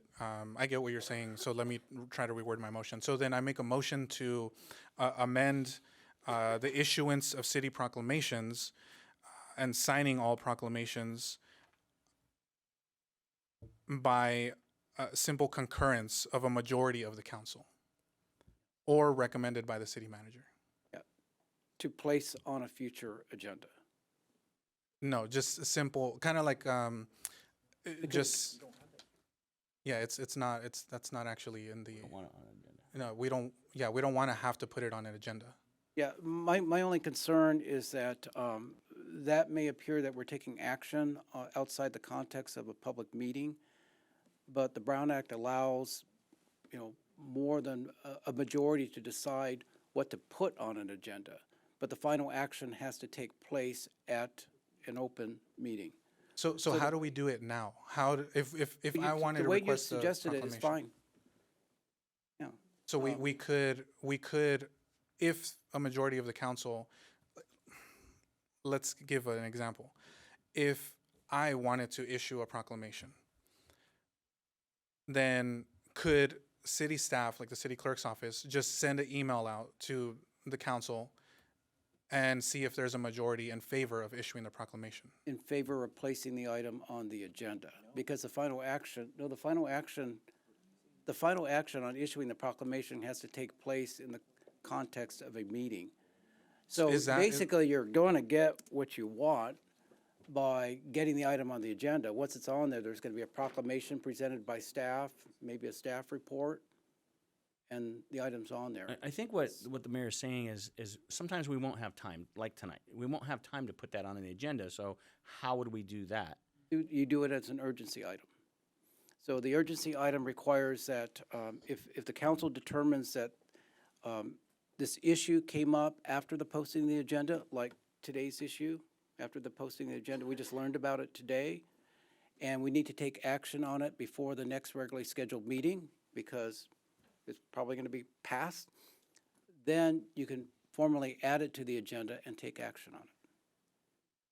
So how do we currently issue proclamations? What's the process right now? Not with these changes, but right now. If today someone requested a proclamation be issued, what's the process for that? Yeah, assuming we follow our rules, it's just, just 2 council members have to support it.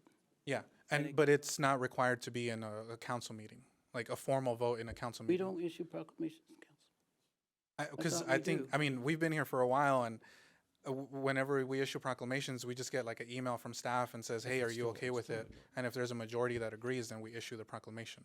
It doesn't have to come to a council meeting. But it shows up on our agenda, right? I don't think Sometimes so. it doesn't? Oh. Of support by at least 2. That means 1, 2, 3. My recommendation, if you're going to issue a proclamation, it should be on the agenda somewhere. Okay, so let me show you an example. This is the proclamations that were delivered tonight. This is on the agenda, so we knew about this. Right. So we're not changing anything, basically. Right, right. Yeah. But we don't you take took action, like, on we it. didn't vote, like, we're not voting today on the proclamations we're gonna give in 2 weeks. So these proclamations are not voted on at all, right? At the current, They're not voting Someone on it. just tell me how proclamations are currently done. Yeah, that's what I asked. That's 'cause all I want to know. How proclamations are currently I've done. never seen a proclamation be on our agenda and a majority I've never seen that before. Is the city manager? Anyone know? Well, we just have, like the outside agency asking us to, if we want a proclamation from the mayor or from the council.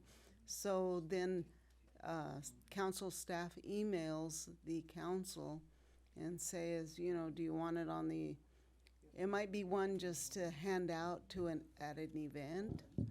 I mean, it doesn't have to always be in special presentation. It's not necessarily a formalized situation where we agendize it, letting people know that this is what's going to happen. Sometimes it just depends on what district it is, whether or not they're requesting of just the mayor or they're requesting the entire city council. Right. Okay. Is there a reason we don't want that process? Yeah, I think doesn't work on I'll kind of repeat some of my because I think you stepped out when I was actually talking about that. So the reason why I think maybe Mayor Pro Tem and I concur on this one is that I don't want to require a proclamation be issued that it has to be on an agenda and then it has to be a formal vote and all that, because there could be situations where someone needs a proclamation, right? Like someone requests a proclamation and the timing just doesn't work out. Like the event happens the next day or in 2 days or 3 days, and we only have 2 regular meetings in a month. Like I think a lot of times there won't be enough time to put it on an agenda, take a vote, and then issue the proclamation. So my recommendation would be to just basically leave it as is. the reason it's written like this is because, yeah, well, I mean, currently we get to the council and the proclamations are on the agenda. We're not aware of them. And I don't want to show up here and we're giving a proclamation to Corey Jackson and his, I mean, that's the point here. But right? that's not how it works though. It still requires a support from a majority of the council. Like the city clerk said, the way it works right now is if someone wants to issue a city proclamation, they send out an email to the entire council, and only if a majority says yes, then the proclamation is issued. I'm proposing that we keep the same way instead of requiring it to be agendized. I will just clarify that my emails are not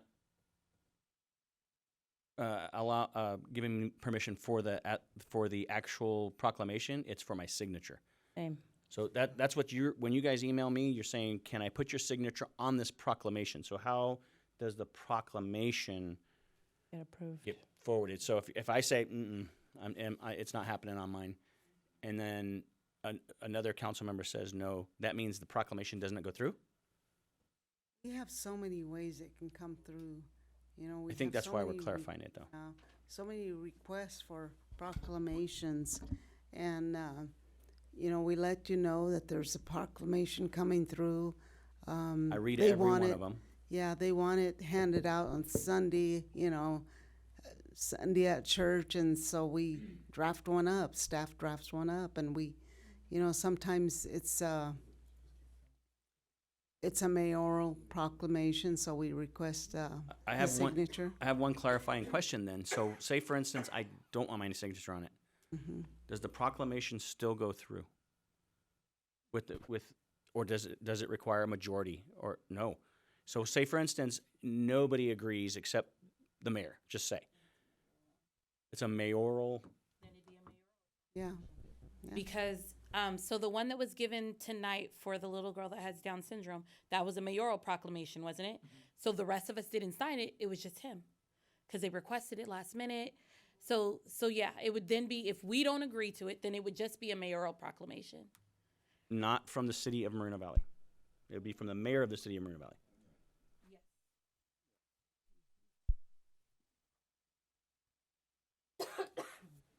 Yeah, it's Want to keep it the same way. Now I understand how guys are doing this, it's more of an administrative decision. Mhm. So if the mayor, you want to present a proclamation to a particular individual, you just get support from 2 other council members. And the proclamation's automatically put on wherever we award them. That's correct, yes. Can we do that then, and it's a majority, or what you're saying is not true because we didn't do that tonight, and the mayoral proclamation went through? Yeah, I think I'm just afraid that if something goes through, I don't want my name on it, and I don't support it going through the city. Then I would consider that to be a mayoral proclamation. Because generally, if a proclamation is, in some places, when proclamations are actually approved by the city council, all of you have an obligation to sign it. Yeah, and And the mayor has to sign ordinances that he doesn't like. Yeah, and I want to respect the Mayor Pro Tem's request that, if he doesn't want his signature on a proclamation, he shouldn't be forced to put his, I completely agree with that. If you don't want your signature on a proclamation, you shouldn't have to. And I don't think that's how it, Right. I don't think that's how it Because works. the city council doesn't. I think that I have the option right now Yeah. because she does. Yeah, so I guess I would just propose that, or make a motion to just keep it as Keep is. it as is, As okay. it currently is. Do you need us to formally vote on that, just for the record? Yes, please. Okay, so I would just motion to keep our current process for issuing proclamations. And I'm looking for a second. Second. Okay, a motion and a second. Please vote on that. Okay, that passes 4 yeses, 1 no. I didn't think we would spend that much time on that, but. All right. Number 14, same thing. That could stay as is. I don't have an issue. I don't think I've ever even requested a plaque. And I even asked the city clerk, do we have plaques? Because I've never seen one. So that's fine. I have no problem with that one. Number 15, similar situation, right? Letters of commendation. I've never done a letter of commendation. I don't think I've ever seen one before. So that one I don't think is as time sensitive as a proclamation. So I'm okay with the way it's proposed on the agenda. Number 18, actually, is it the new number 18? New number 12. Let me see here. Let's go by the bold and italicized numbers. Okay, so number 18, number 23.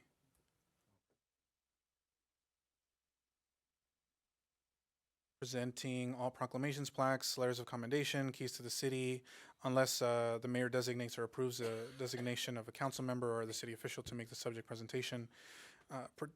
Particular proclamation, plaque, letter of commendation, key to the city, or award of valor is being presented to an individual who resides or a business that is physically located in a particular district, and the council member of the respective district requests to make the presentation. So just for clarification, this is very similar to some of the other items earlier on.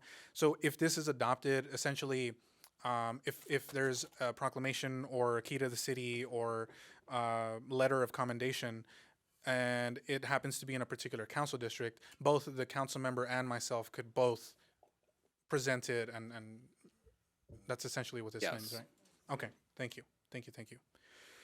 Okay, almost there, just a couple more. So number 33, get to that one. Approving special proceedings for joint meetings. Just a clarification, joint meetings, is this wouldn't be like the school district, that's what that is, the joint task force? Well, Okay. School district, last time I was here, we had a joint city council, school district board meeting. Yeah, but that's different from like the school district joint task force. That's like an ad hoc committee or something, I right? believe that's a standalone. Yeah, that's not a. That's different, right? That's different. This Not a one joint would meeting. be if, like you said, if the city wanted to do a joint meeting with Moreno Valley Unified School District, then I wouldn't approve the special proceedings, whatever that Correct. Your city clerk can set that up. whatever that means. Okay, that's fine. I don't think we've ever done one of those either. Number 34, approving all items on the city council meeting agendas. So this one in particular, it's proposed to take that out. So what do we currently do? And if this is adopted, how would that change? What would that look like in practice? Well, I believe what we currently do is if the mayor wants to add an item on the agenda, the mayor unilaterally adds an item on the agenda, subject to some restrictions on the amount of time we need to get it on the agenda. And the proposal is to replace that particular provision with item 31. And that's the provision that provides that the mayor places items on future agendas in the same manner as council members have to go through in order to get an item on the future agenda, which is basically make a motion to add an item to a future agenda, and there's got to be a second and a majority vote.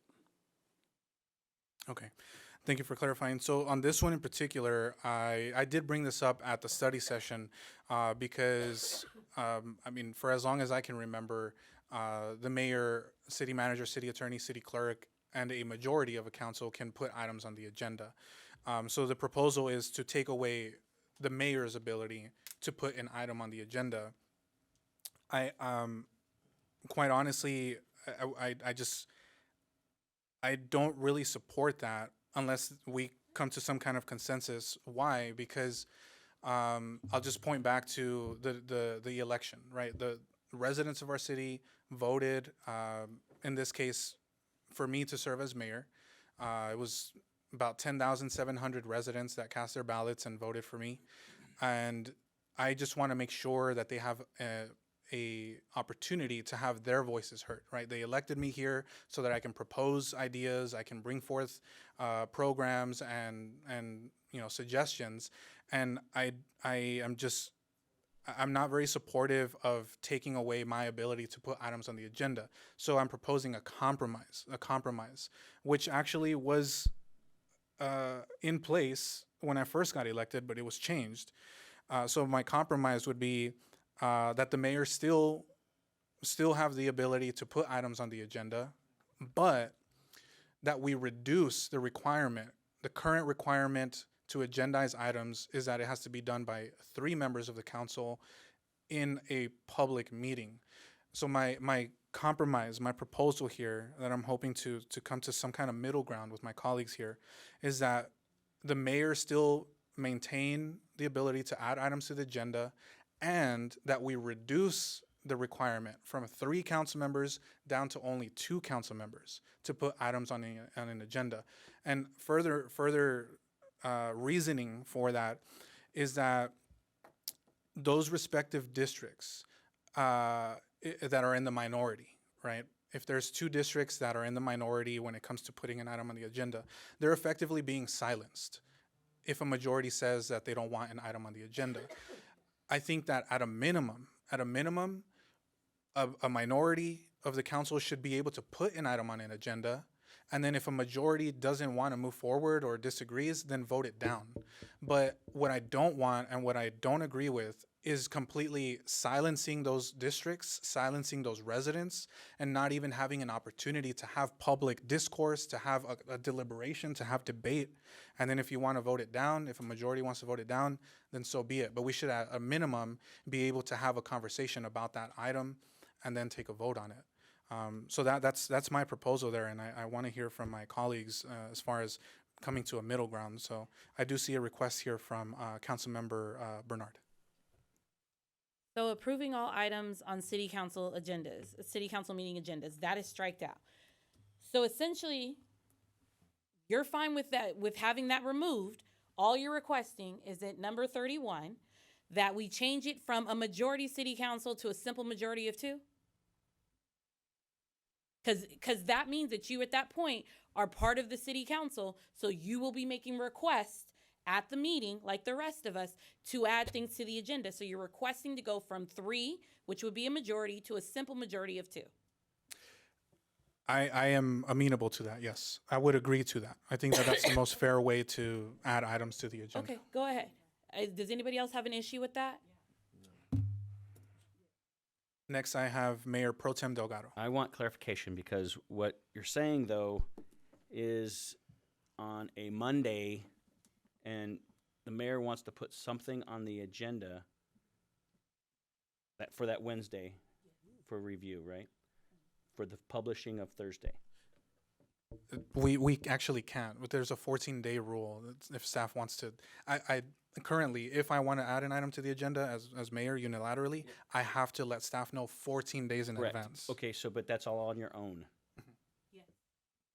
What we would be doing, so what we'd be doing now is there would be a section at the end of every meeting called future agenda items. So at that meeting, we would have to then present, this is the item, or the mayor would have to present, this is what I want placed on the future agenda. So that's when it would be done out in the public, so the public knows these are the things that are going to come up. In public. Yes. So it wouldn't be we didn't know what was coming up on the agenda. Yeah. Okay. These meetings have run really late, and if you can't even get support to discuss the item, why would we be putting things on the agenda to bring back? I mean, if you bring something good, if one of us, not even you, if any of us bring something good and you can't even get support to discuss it, what makes you think that we're going to get support to pass it? We're just going to be adding things to the agenda that you don't have enough support. I just think it'll be too much if we just have one other person. And also, talking about the will of the people, your campaign was based on lies, and you have been censored, and you haven't done training. We're not talking about, council member, we're not talking about that, please. Let's get back to business here. So I concur with my colleagues from District 2 and District 4. If we can agree to that, I have no issue with taking away the mayor's ability to put an item on the agenda unilaterally. Let's do away with that, and that we reduce the requirement to put items on the agenda from 3 council members down to 2 council members, and that has to be done within a regularly scheduled council meeting. So I would make a motion to put that into our. It would be the same rule for either a council member or the mayor. You just have to get. That's one correct, other. yes. Okay. I'll second it. Okay, a second from Mayor Pro Tem Delgado. Please call for a vote.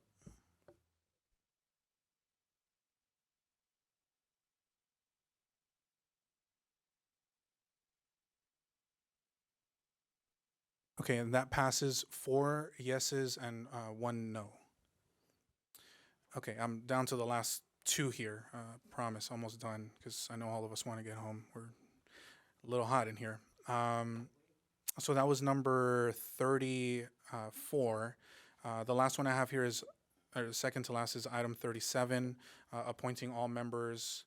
And I'm going off of the old numbers, yeah. I'm item number 37, appointing all members. I think, I have no issue. I think Councilmember Bernard proposed at the last study session that we also come to a kind of compromise here, so that appointments would be, if I'll let the council member from District 4 maybe repeat hers, because I don't fully remember it. Each council member from each district for any board or commission gets to select at least one person. Whatever's left over, the mayor can select whatever's left over, the mayor can appoint citywide. So District 1, District 2, District 3, and District 4 would each select one person on a board or commission. Whatever is left over, the mayor would be able to appoint citywide. Or nominate, nominate. And is that per board or commissions? Planning commission, arts commission? Yes, every single board and commission. Could we make it seem like, so I know you did it this time and you considered the districts, but could we maybe write it in here? Is it the mayor is authorized to nominate any additional members with consideration of equal representation to the city commissions that already has a representative? Like, if there's a commission with 7 members and we each get one that's 4, so that we don't put all District 2 on the last 3 seats, you know what I mean? So then we'll have 4 people from District 2 and then 1 from each other. But that we do it with recognition or, acknowledgement of trying to keep them as balanced as Fair possible. Representation. Right, from as the balanced, districts. yeah. Yeah, that's perfectly fine. That we did that today, and I'm perfectly fine with adding that in. So I would, I guess, defer to my colleague from District 4 if she would like to make a motion to formalize that change. So I would like to amend my motion to include that the mayor, when making nominations, do their best to appoint from different districts as to balance out the boards and commissions as best as possible. Again, they're an odd number. And I also want to make sure that we notate that the mayor is elected citywide. He is also allowed to make appointments citywide.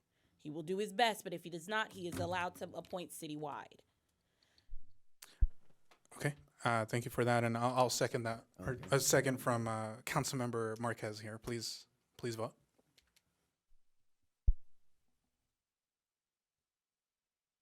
Okay, that passes unanimously. And the last item here, so we could wrap this up as far as questions, is 38. It's the same thing as 37. It's just for the alternate members. So I guess I would make a motion to change this item to exactly the same thing that we did for item 37. And I'm looking for a second on that. I'll second. Okay, motion and a second. Please vote.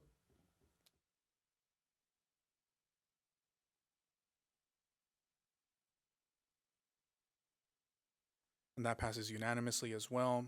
And that's all the questions that I have. Sorry for taking long, but I just want to make sure we cover everything. So, yeah. So next we will move on to public comments on this item. Madam Clerk, how many speakers do we have? We have 3 speakers, Mayor. Okay, can go ahead and call them. Okay, David Seitz, Donovan Sadiq, and Tom Gerald Sr. And there will be, since there's only 3 or 4 speakers, we'll do 3 minutes per speaker. And I'm so tired right now, it doesn't matter at this point. But welcome again, seeing you guys again. It's late. Mr. Sadiq, give me 1 second. The clock is not up. And also, just to respect the order, was Mr. Zeitz before? Yes. Yeah? Okay. Sorry, Mr. Sadiq. If we can have Mr. Zeitz.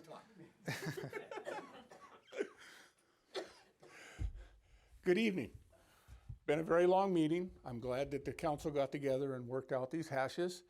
I'm just so happy that it's done and so disappointed that it has taken the new mayor to do this. Our old mayor had nothing to do with it. Didn't want to change. He wanted his dictatorship. Now,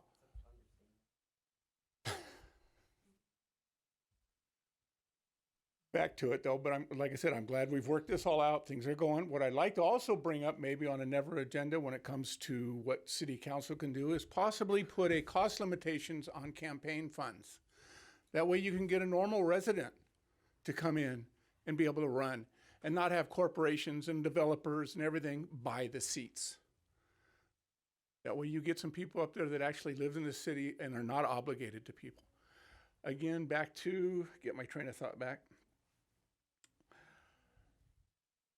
With this senior moment, sorry.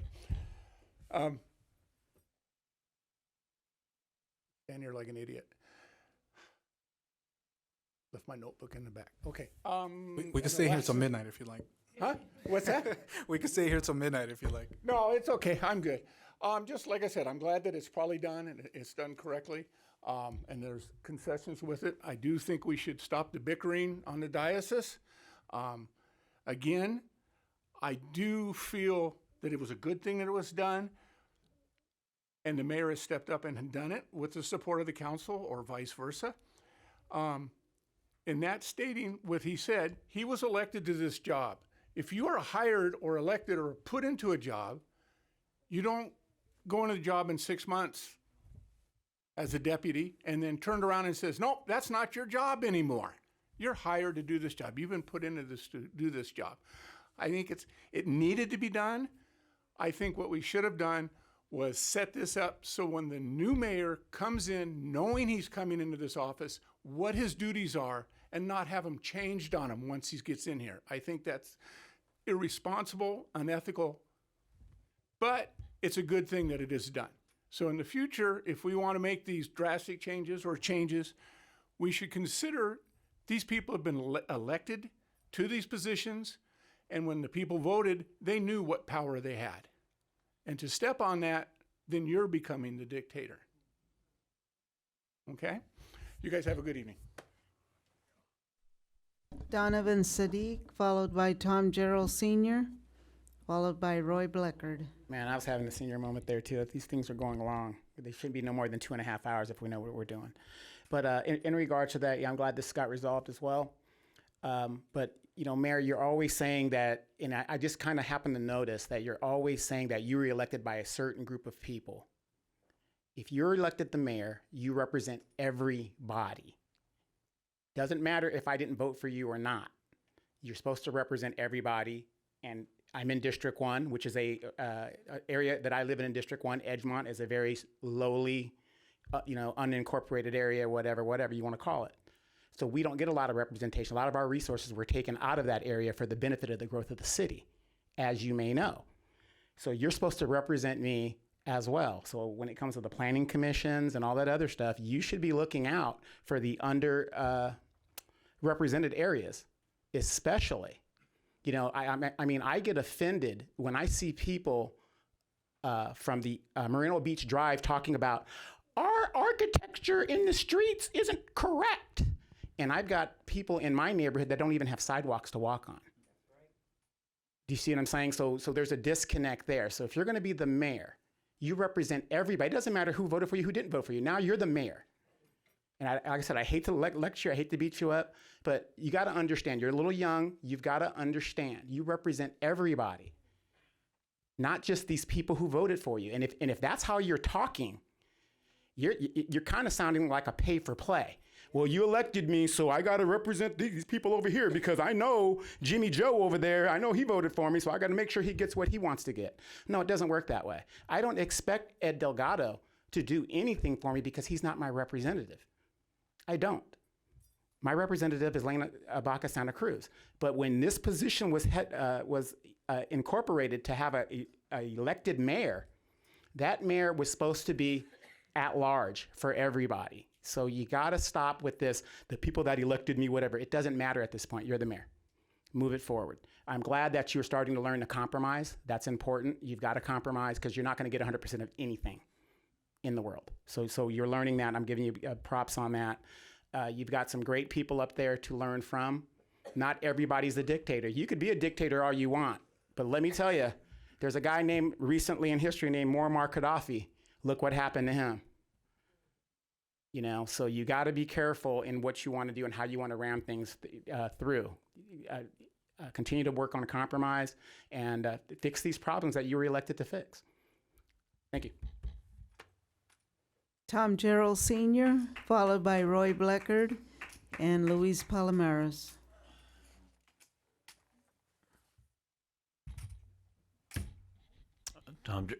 Excuse me, Tom Gerald Sr. speaking again on behalf of myself, Mayor Cabrera, Mayor Pro Tem Delgado, council members, members of staff, and the public.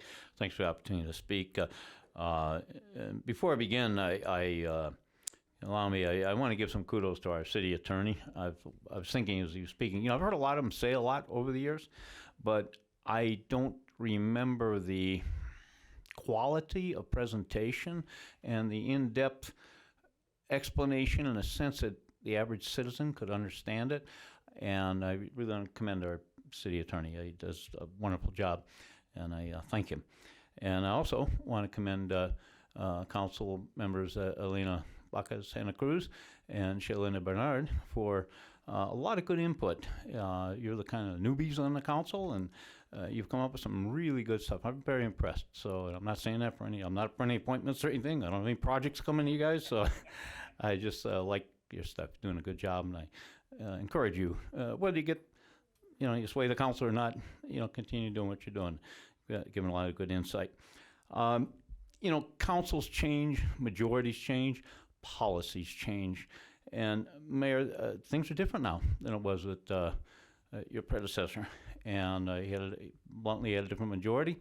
Like I said, it was a different temperament. I didn't like that slate, with him, with anybody. But as I said, it was essential to get a popularly elected mayor. It's something we fought for years. And with, candidly, a lot of council resistance. I can remember them making fun. I remember Charlie White ridiculing the crowd one night. And he says, I don't know where these people get these ideas. People want a mayor. I talk to people, and I don't hear it, and I don't hear it. Well, and they ran a poll, and it was like, I don't know, 70% the public wanted it. So, as I said, it was important we got that for continuity of mission and so on and so forth. As I said, I think a lot of your problems go back that October 19th meeting, I was here. It was not a good call. And as I said, and I shared with you, a great man in history, Winston Churchill, had a huge debacle in World War I and with Gallipoli. And I suggest you read that. And, but he came back. I mean, he softened his Arab's ways. He got a lot of flack for a long time, but thank God he came back and learned from his mishaps in that episode and helped us win a very important world war and bring, the world we have. And, it still has its issues, but, thank God we're not saying Heil Hitler today. So I thank you all and appreciate the opportunity to speak. Roy Bleckert, followed by Luis Palomares.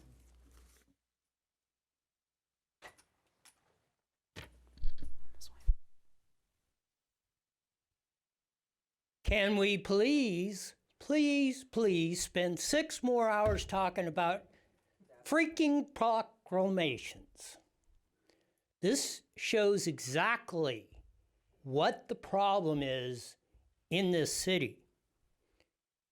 This whole thing, I've had it, and again, why don't you pull a FOIA request from the city clerk? Look at all the stuff I've said about reorganizing these meetings, getting the conflicts out, investigating the rules and procedures of this council, which all should have been done at one time, so we're not going to piecemeal this. You know why there's not projects on the agenda coming to this town? It's precisely because of that, in a major way. We got to have a staff that starts running this city like the California Constitution says. You ought to read it, and you ought to read the responsibilities of how this is supposed to work, because it doesn't work here. It's slightly moving that. I will give you a little bit of credit. But we got still a long way to go. And that's determined by U5. You can speed the process up like that. You direct this staff to start doing, this is the way we're going to do it. And you watch how fast things happen. That's as simple as it gets. And the mayor knows this when he was on the junket with the former mayor in Florida. How quick did we get the Homeless to Work program? I told you how to do it. Got done in 3 months. You never. Where's the staff report when we did that? Where was it looking? Why didn't you bring that up? Because that's just how simple it is. We don't have to endure this. That's a choice you all are making. The evidence is there. You've run through it. You've known it. And again, maybe we need a seminar on how the rules and procedures work. Because I can tell you this. We have never, well, it's getting almost 40 years, never had a joint meeting with Val Verde School District. I've stood up here 10,000 times and asked for it. Should have a joint meeting between all of them. First thing we ought to talk about is the crossing guards and how that deals all went down. Val Verde's got shafted on that for 40 years. That started with Nieberger. That's what Pete's talking about with evil Satanistic mayors that we've had and continue to have if this doesn't change. If we get our act together, this city could be the worldwide leader in this area, but it will not if we don't change. That's right. Luis Palomares is the final speaker.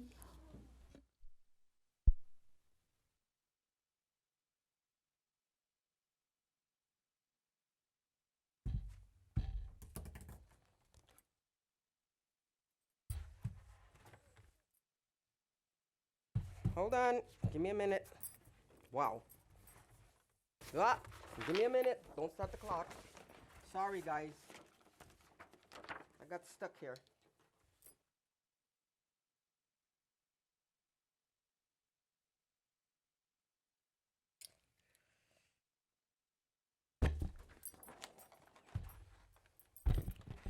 Luis Palomares, community activist.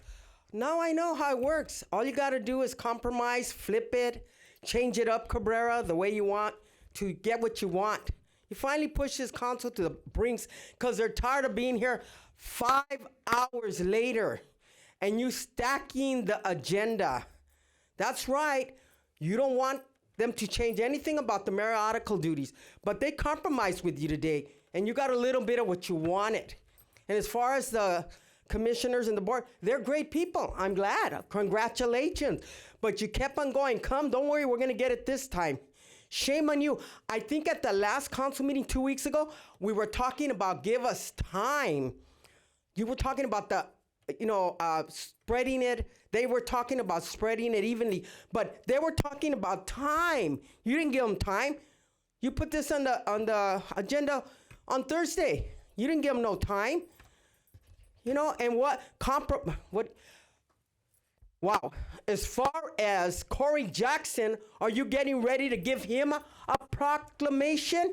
And LaDonna Jensen that was here today that you helped, and this guy, Marcus, helped in putting her on the council, violated the Brown Act. The DA had to come down to investigate and tell you, fix it or else. You were moving her stuff out of her office, Mrs. Baca, Pro Tem Baca, the next day. Let's so keep it on saying the all that, agenda saying item, all please. that, I'm gonna stick to the agenda. Boy, you flipped it today really good, huh? I don't have no respect for you. I cannot call you an honorable mayor. You're up here lying, and that's why they had to do these mayor duties again. Because you want too much power to do what you want here. But we want equality. We want all the districts to be able to put their comments and their time and their energy and do what they want do what they need to do for their districts. Not to be under a dictatorship. You're a dictator. You're a dictator. Not to be under Caesar. Let me wash my hands. You ran and you ran this campaign on a lie. 10,000 voters, lying to half of them. Lying, and that's all you've been. And I don't have no respect, and I ain't gonna turn the page. Let's kumbaya, let's just get along.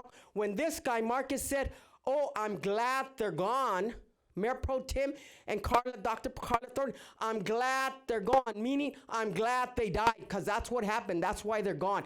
And you're both affiliated with Corey Jackson. Thank you. Madam Clerk, do we have Ms. Palomares? This is the third time now. Please be respectful to everyone here. That concludes public comment. Thank you. Okay, so that concludes public comments on this item. That brings us to council deliberation. Please hit your speaker button here if you would like to share any comments. If not, I will make a motion to approve staff's recommendations. Mr. City Mayor, Attorney, yes. I'm going to need some clarification. I want to make sure we get this absolutely right. So based on the discussion I just heard about making sure that we have equal representation across the board, even with respect to when you're appointing alternates or additional members, I suggest that we add the following to the provisions that deal with nominations.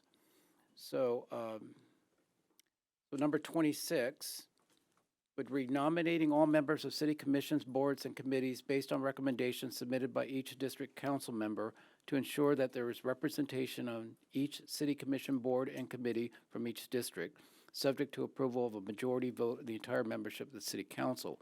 The mayor is authorized to nominate any additional members to any city commission, board, or committee that already has a representative from each district who is recommended by the respective district council member, provided that such additional members do not result in disproportionate representation by any given district on the respective commission, board, or committee. That sound right? So if there's like two additional ones, they basically can't be from the same district. Yes, I support that as well. Thank you for clarifying that. So I'll make a motion to approve staff's recommendations to include what the city attorney just said verbatim and exclude all of the other motions that we already voted on. So I make that motion. And have a second here from Councilmember Marquez. Please vote.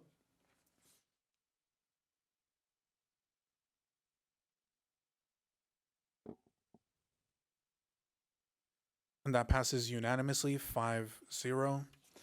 That brings us to item I1, which is City Council reports. We only have one tonight for RCTC, and that's actually from me. If I could find the paper here. Here we go. So regional activity reports, council meeting March 21st, Riverside County Transportation Commission meeting. Tonight I'm providing updates from the Riverside County Transportation Commission meeting held on March 8th. The commission heard a presentation regarding the formula funding distribution within Riverside County and approved an agreement between the commission and the Coachella Valley Association of Governments, also known as CVAG. The commission approved amending RCTC's 2023 adopted state and federal legislative platform, including sponsoring legislation to increase RCTC's sales tax authority. That concludes my report on the last RCTC meeting. That brings us now to I2, which is the Employee Association report, and we have none tonight. That brings us to the famous city manager's report. Thank you, Mayor, members, City Council. Just three really quick items. I know it's getting late. So just a reminder, we're having our Springtastic Festival and Egg Hunt. That is Saturday, April 1st at Sunny Mead Park from 9 to 12.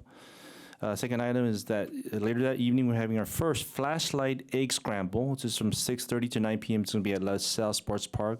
That one is a fee participation because there's going to be prizes given for people that collect the most tickets.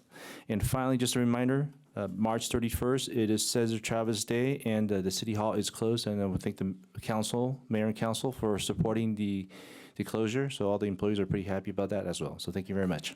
That concludes my presentation. Thank you. Thank you, sir. Appreciate it. That now brings us to closing comments from the City Council. And we'll go ahead and start with District 1, Councilmember Baca Santa Cruz. Thank you. Sorry, write notes. I wanted to congratulate the commissioners from District 1 who have been newly appointed. Yes, congratulations. I also wanted to talk about some events I went to. So let me see. I'm sorry, I'm under the weather. I'm not feeling well, but here I am. So Mayor Pro Tem and I did go to the Little League opening day last Saturday for Canyon Springs Little League, which is close to my heart. When I moved to Moreno Valley in 1990, before going to school, because we moved in the summer, I played Little League with Canyon Springs Little League. I put all three of my children through that league. I actually got to be the t-ball coach for my son's team. So I have a long history with the league. I was very honored for them to have us out. And it was quite an experience to be out there in some rain and cold, and yet hundreds of parents out there, booths. So it was a great event. Right after that, we ran over here and enjoyed the day at the Art Fest. Magnificent booths. Lots of residents out here. Performances on the stage were just amazing. We have so much talent in this city, so it's just overwhelming to be able to see it all on display. So I appreciate everybody who participated, either as a performer or as the residents coming here to appreciate the art. And then since it is Women's History Month, I did want to say that I am saddened, unlike another council member, that we have lost two of our council members last year. Gosh, it's been 2 years now. It was in 2021. Dr. Carla Thornton, who represented District 2. I believe she was the first Black female on our dais. And the late Mayor Pro Tem Victoria Baca, my mother, she was the first Latina on this dais, as well as the first Latina at the Moreno Valley Unified School District's Board of Education. And she's also the person responsible for Baca versus Moreno Valley Unified, which is a nationwide precedent-setting case that allows all of us at any time to address our representatives, elected officials at an open meeting.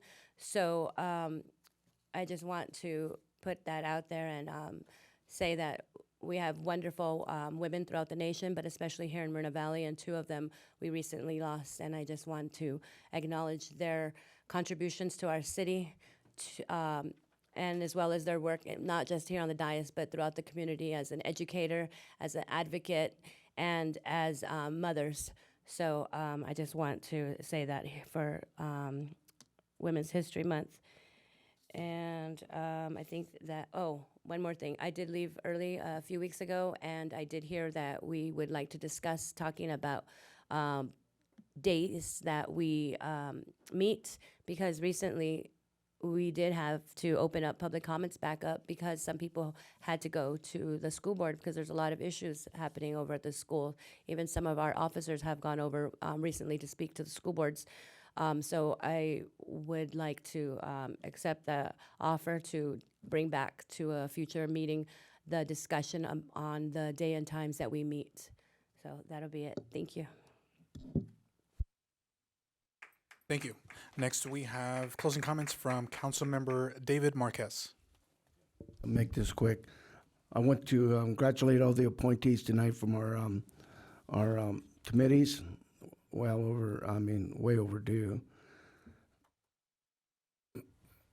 And I want to thank staff for all the work they have put in. Well, we've been going through all these changes. Excuse me, I'm still having throat problems. For all the changes that we've done with this mayor, changing of duties, you staff, you guys you've done a great job out there. I appreciate that. I got to save my voice. That's it for tonight. Thank you. Thank you. Next, we have District 4, Councilmember Shalinda Bernard. I would like to congratulate all the appointees tonight that we were able to actually get appointed. I also would like to thank staff for bearing with us through these changes. Also, I would like to just kind of address a few things.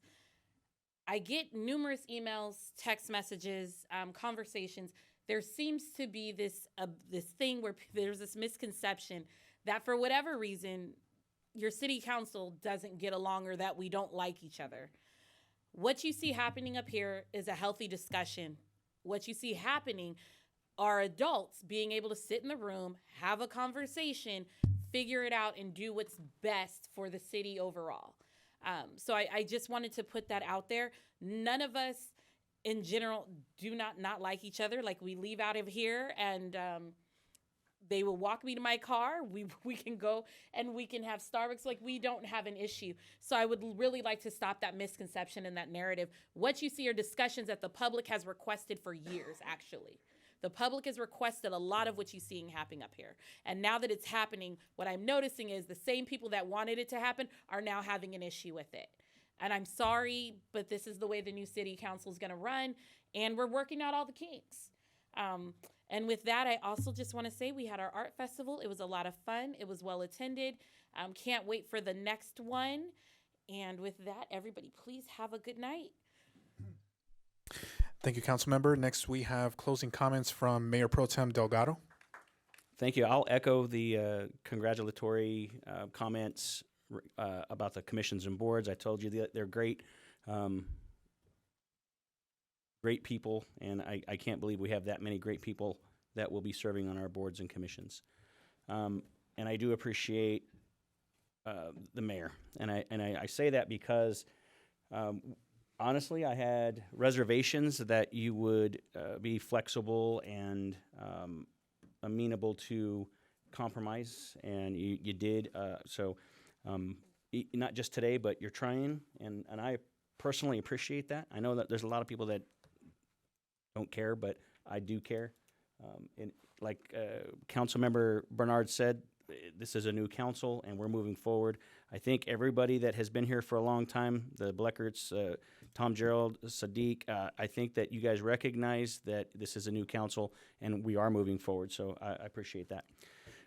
We went to, there was a lot going on last week, and we had to split up, and I went to employee appreciation at the city yard and the animal shelter, and that was amazing. Angel came tonight and talked about the MVCEA and how happy they were with the new contract and how well their retention is, and more than 2/3 of the MVCEA over 15 years, and that's because of you guys. So I thought it was really cool. Went down there and they sincerely seemed happy. I would like to make a motion to add to our next meeting. As I As I stated on record, AB 742 is not good for our community. AB 742 is the assembly bill that eliminates the use of police canines from apprehension or crowd control. Currently, there are 18 local agencies around you, 18 local agencies, police agencies, that have publicly opposed this bill. And I feel many cities, I already got several calls from council members and mayors of other cities that they are going to draft a opposition letter. So I would like to make a motion to add to our next regular meeting agenda a city council resolution expressing the city of Moreno Valley's opposition to Assembly Bill number 742, which proposes to ban the use of law enforcement canines for arrests and apprehensions. So I'm seeking a second at this time to put it on a future agenda for Moreno Valley's opposition to this Assembly Bill. I will second that, Ed. There's a motion and a second. Please vote.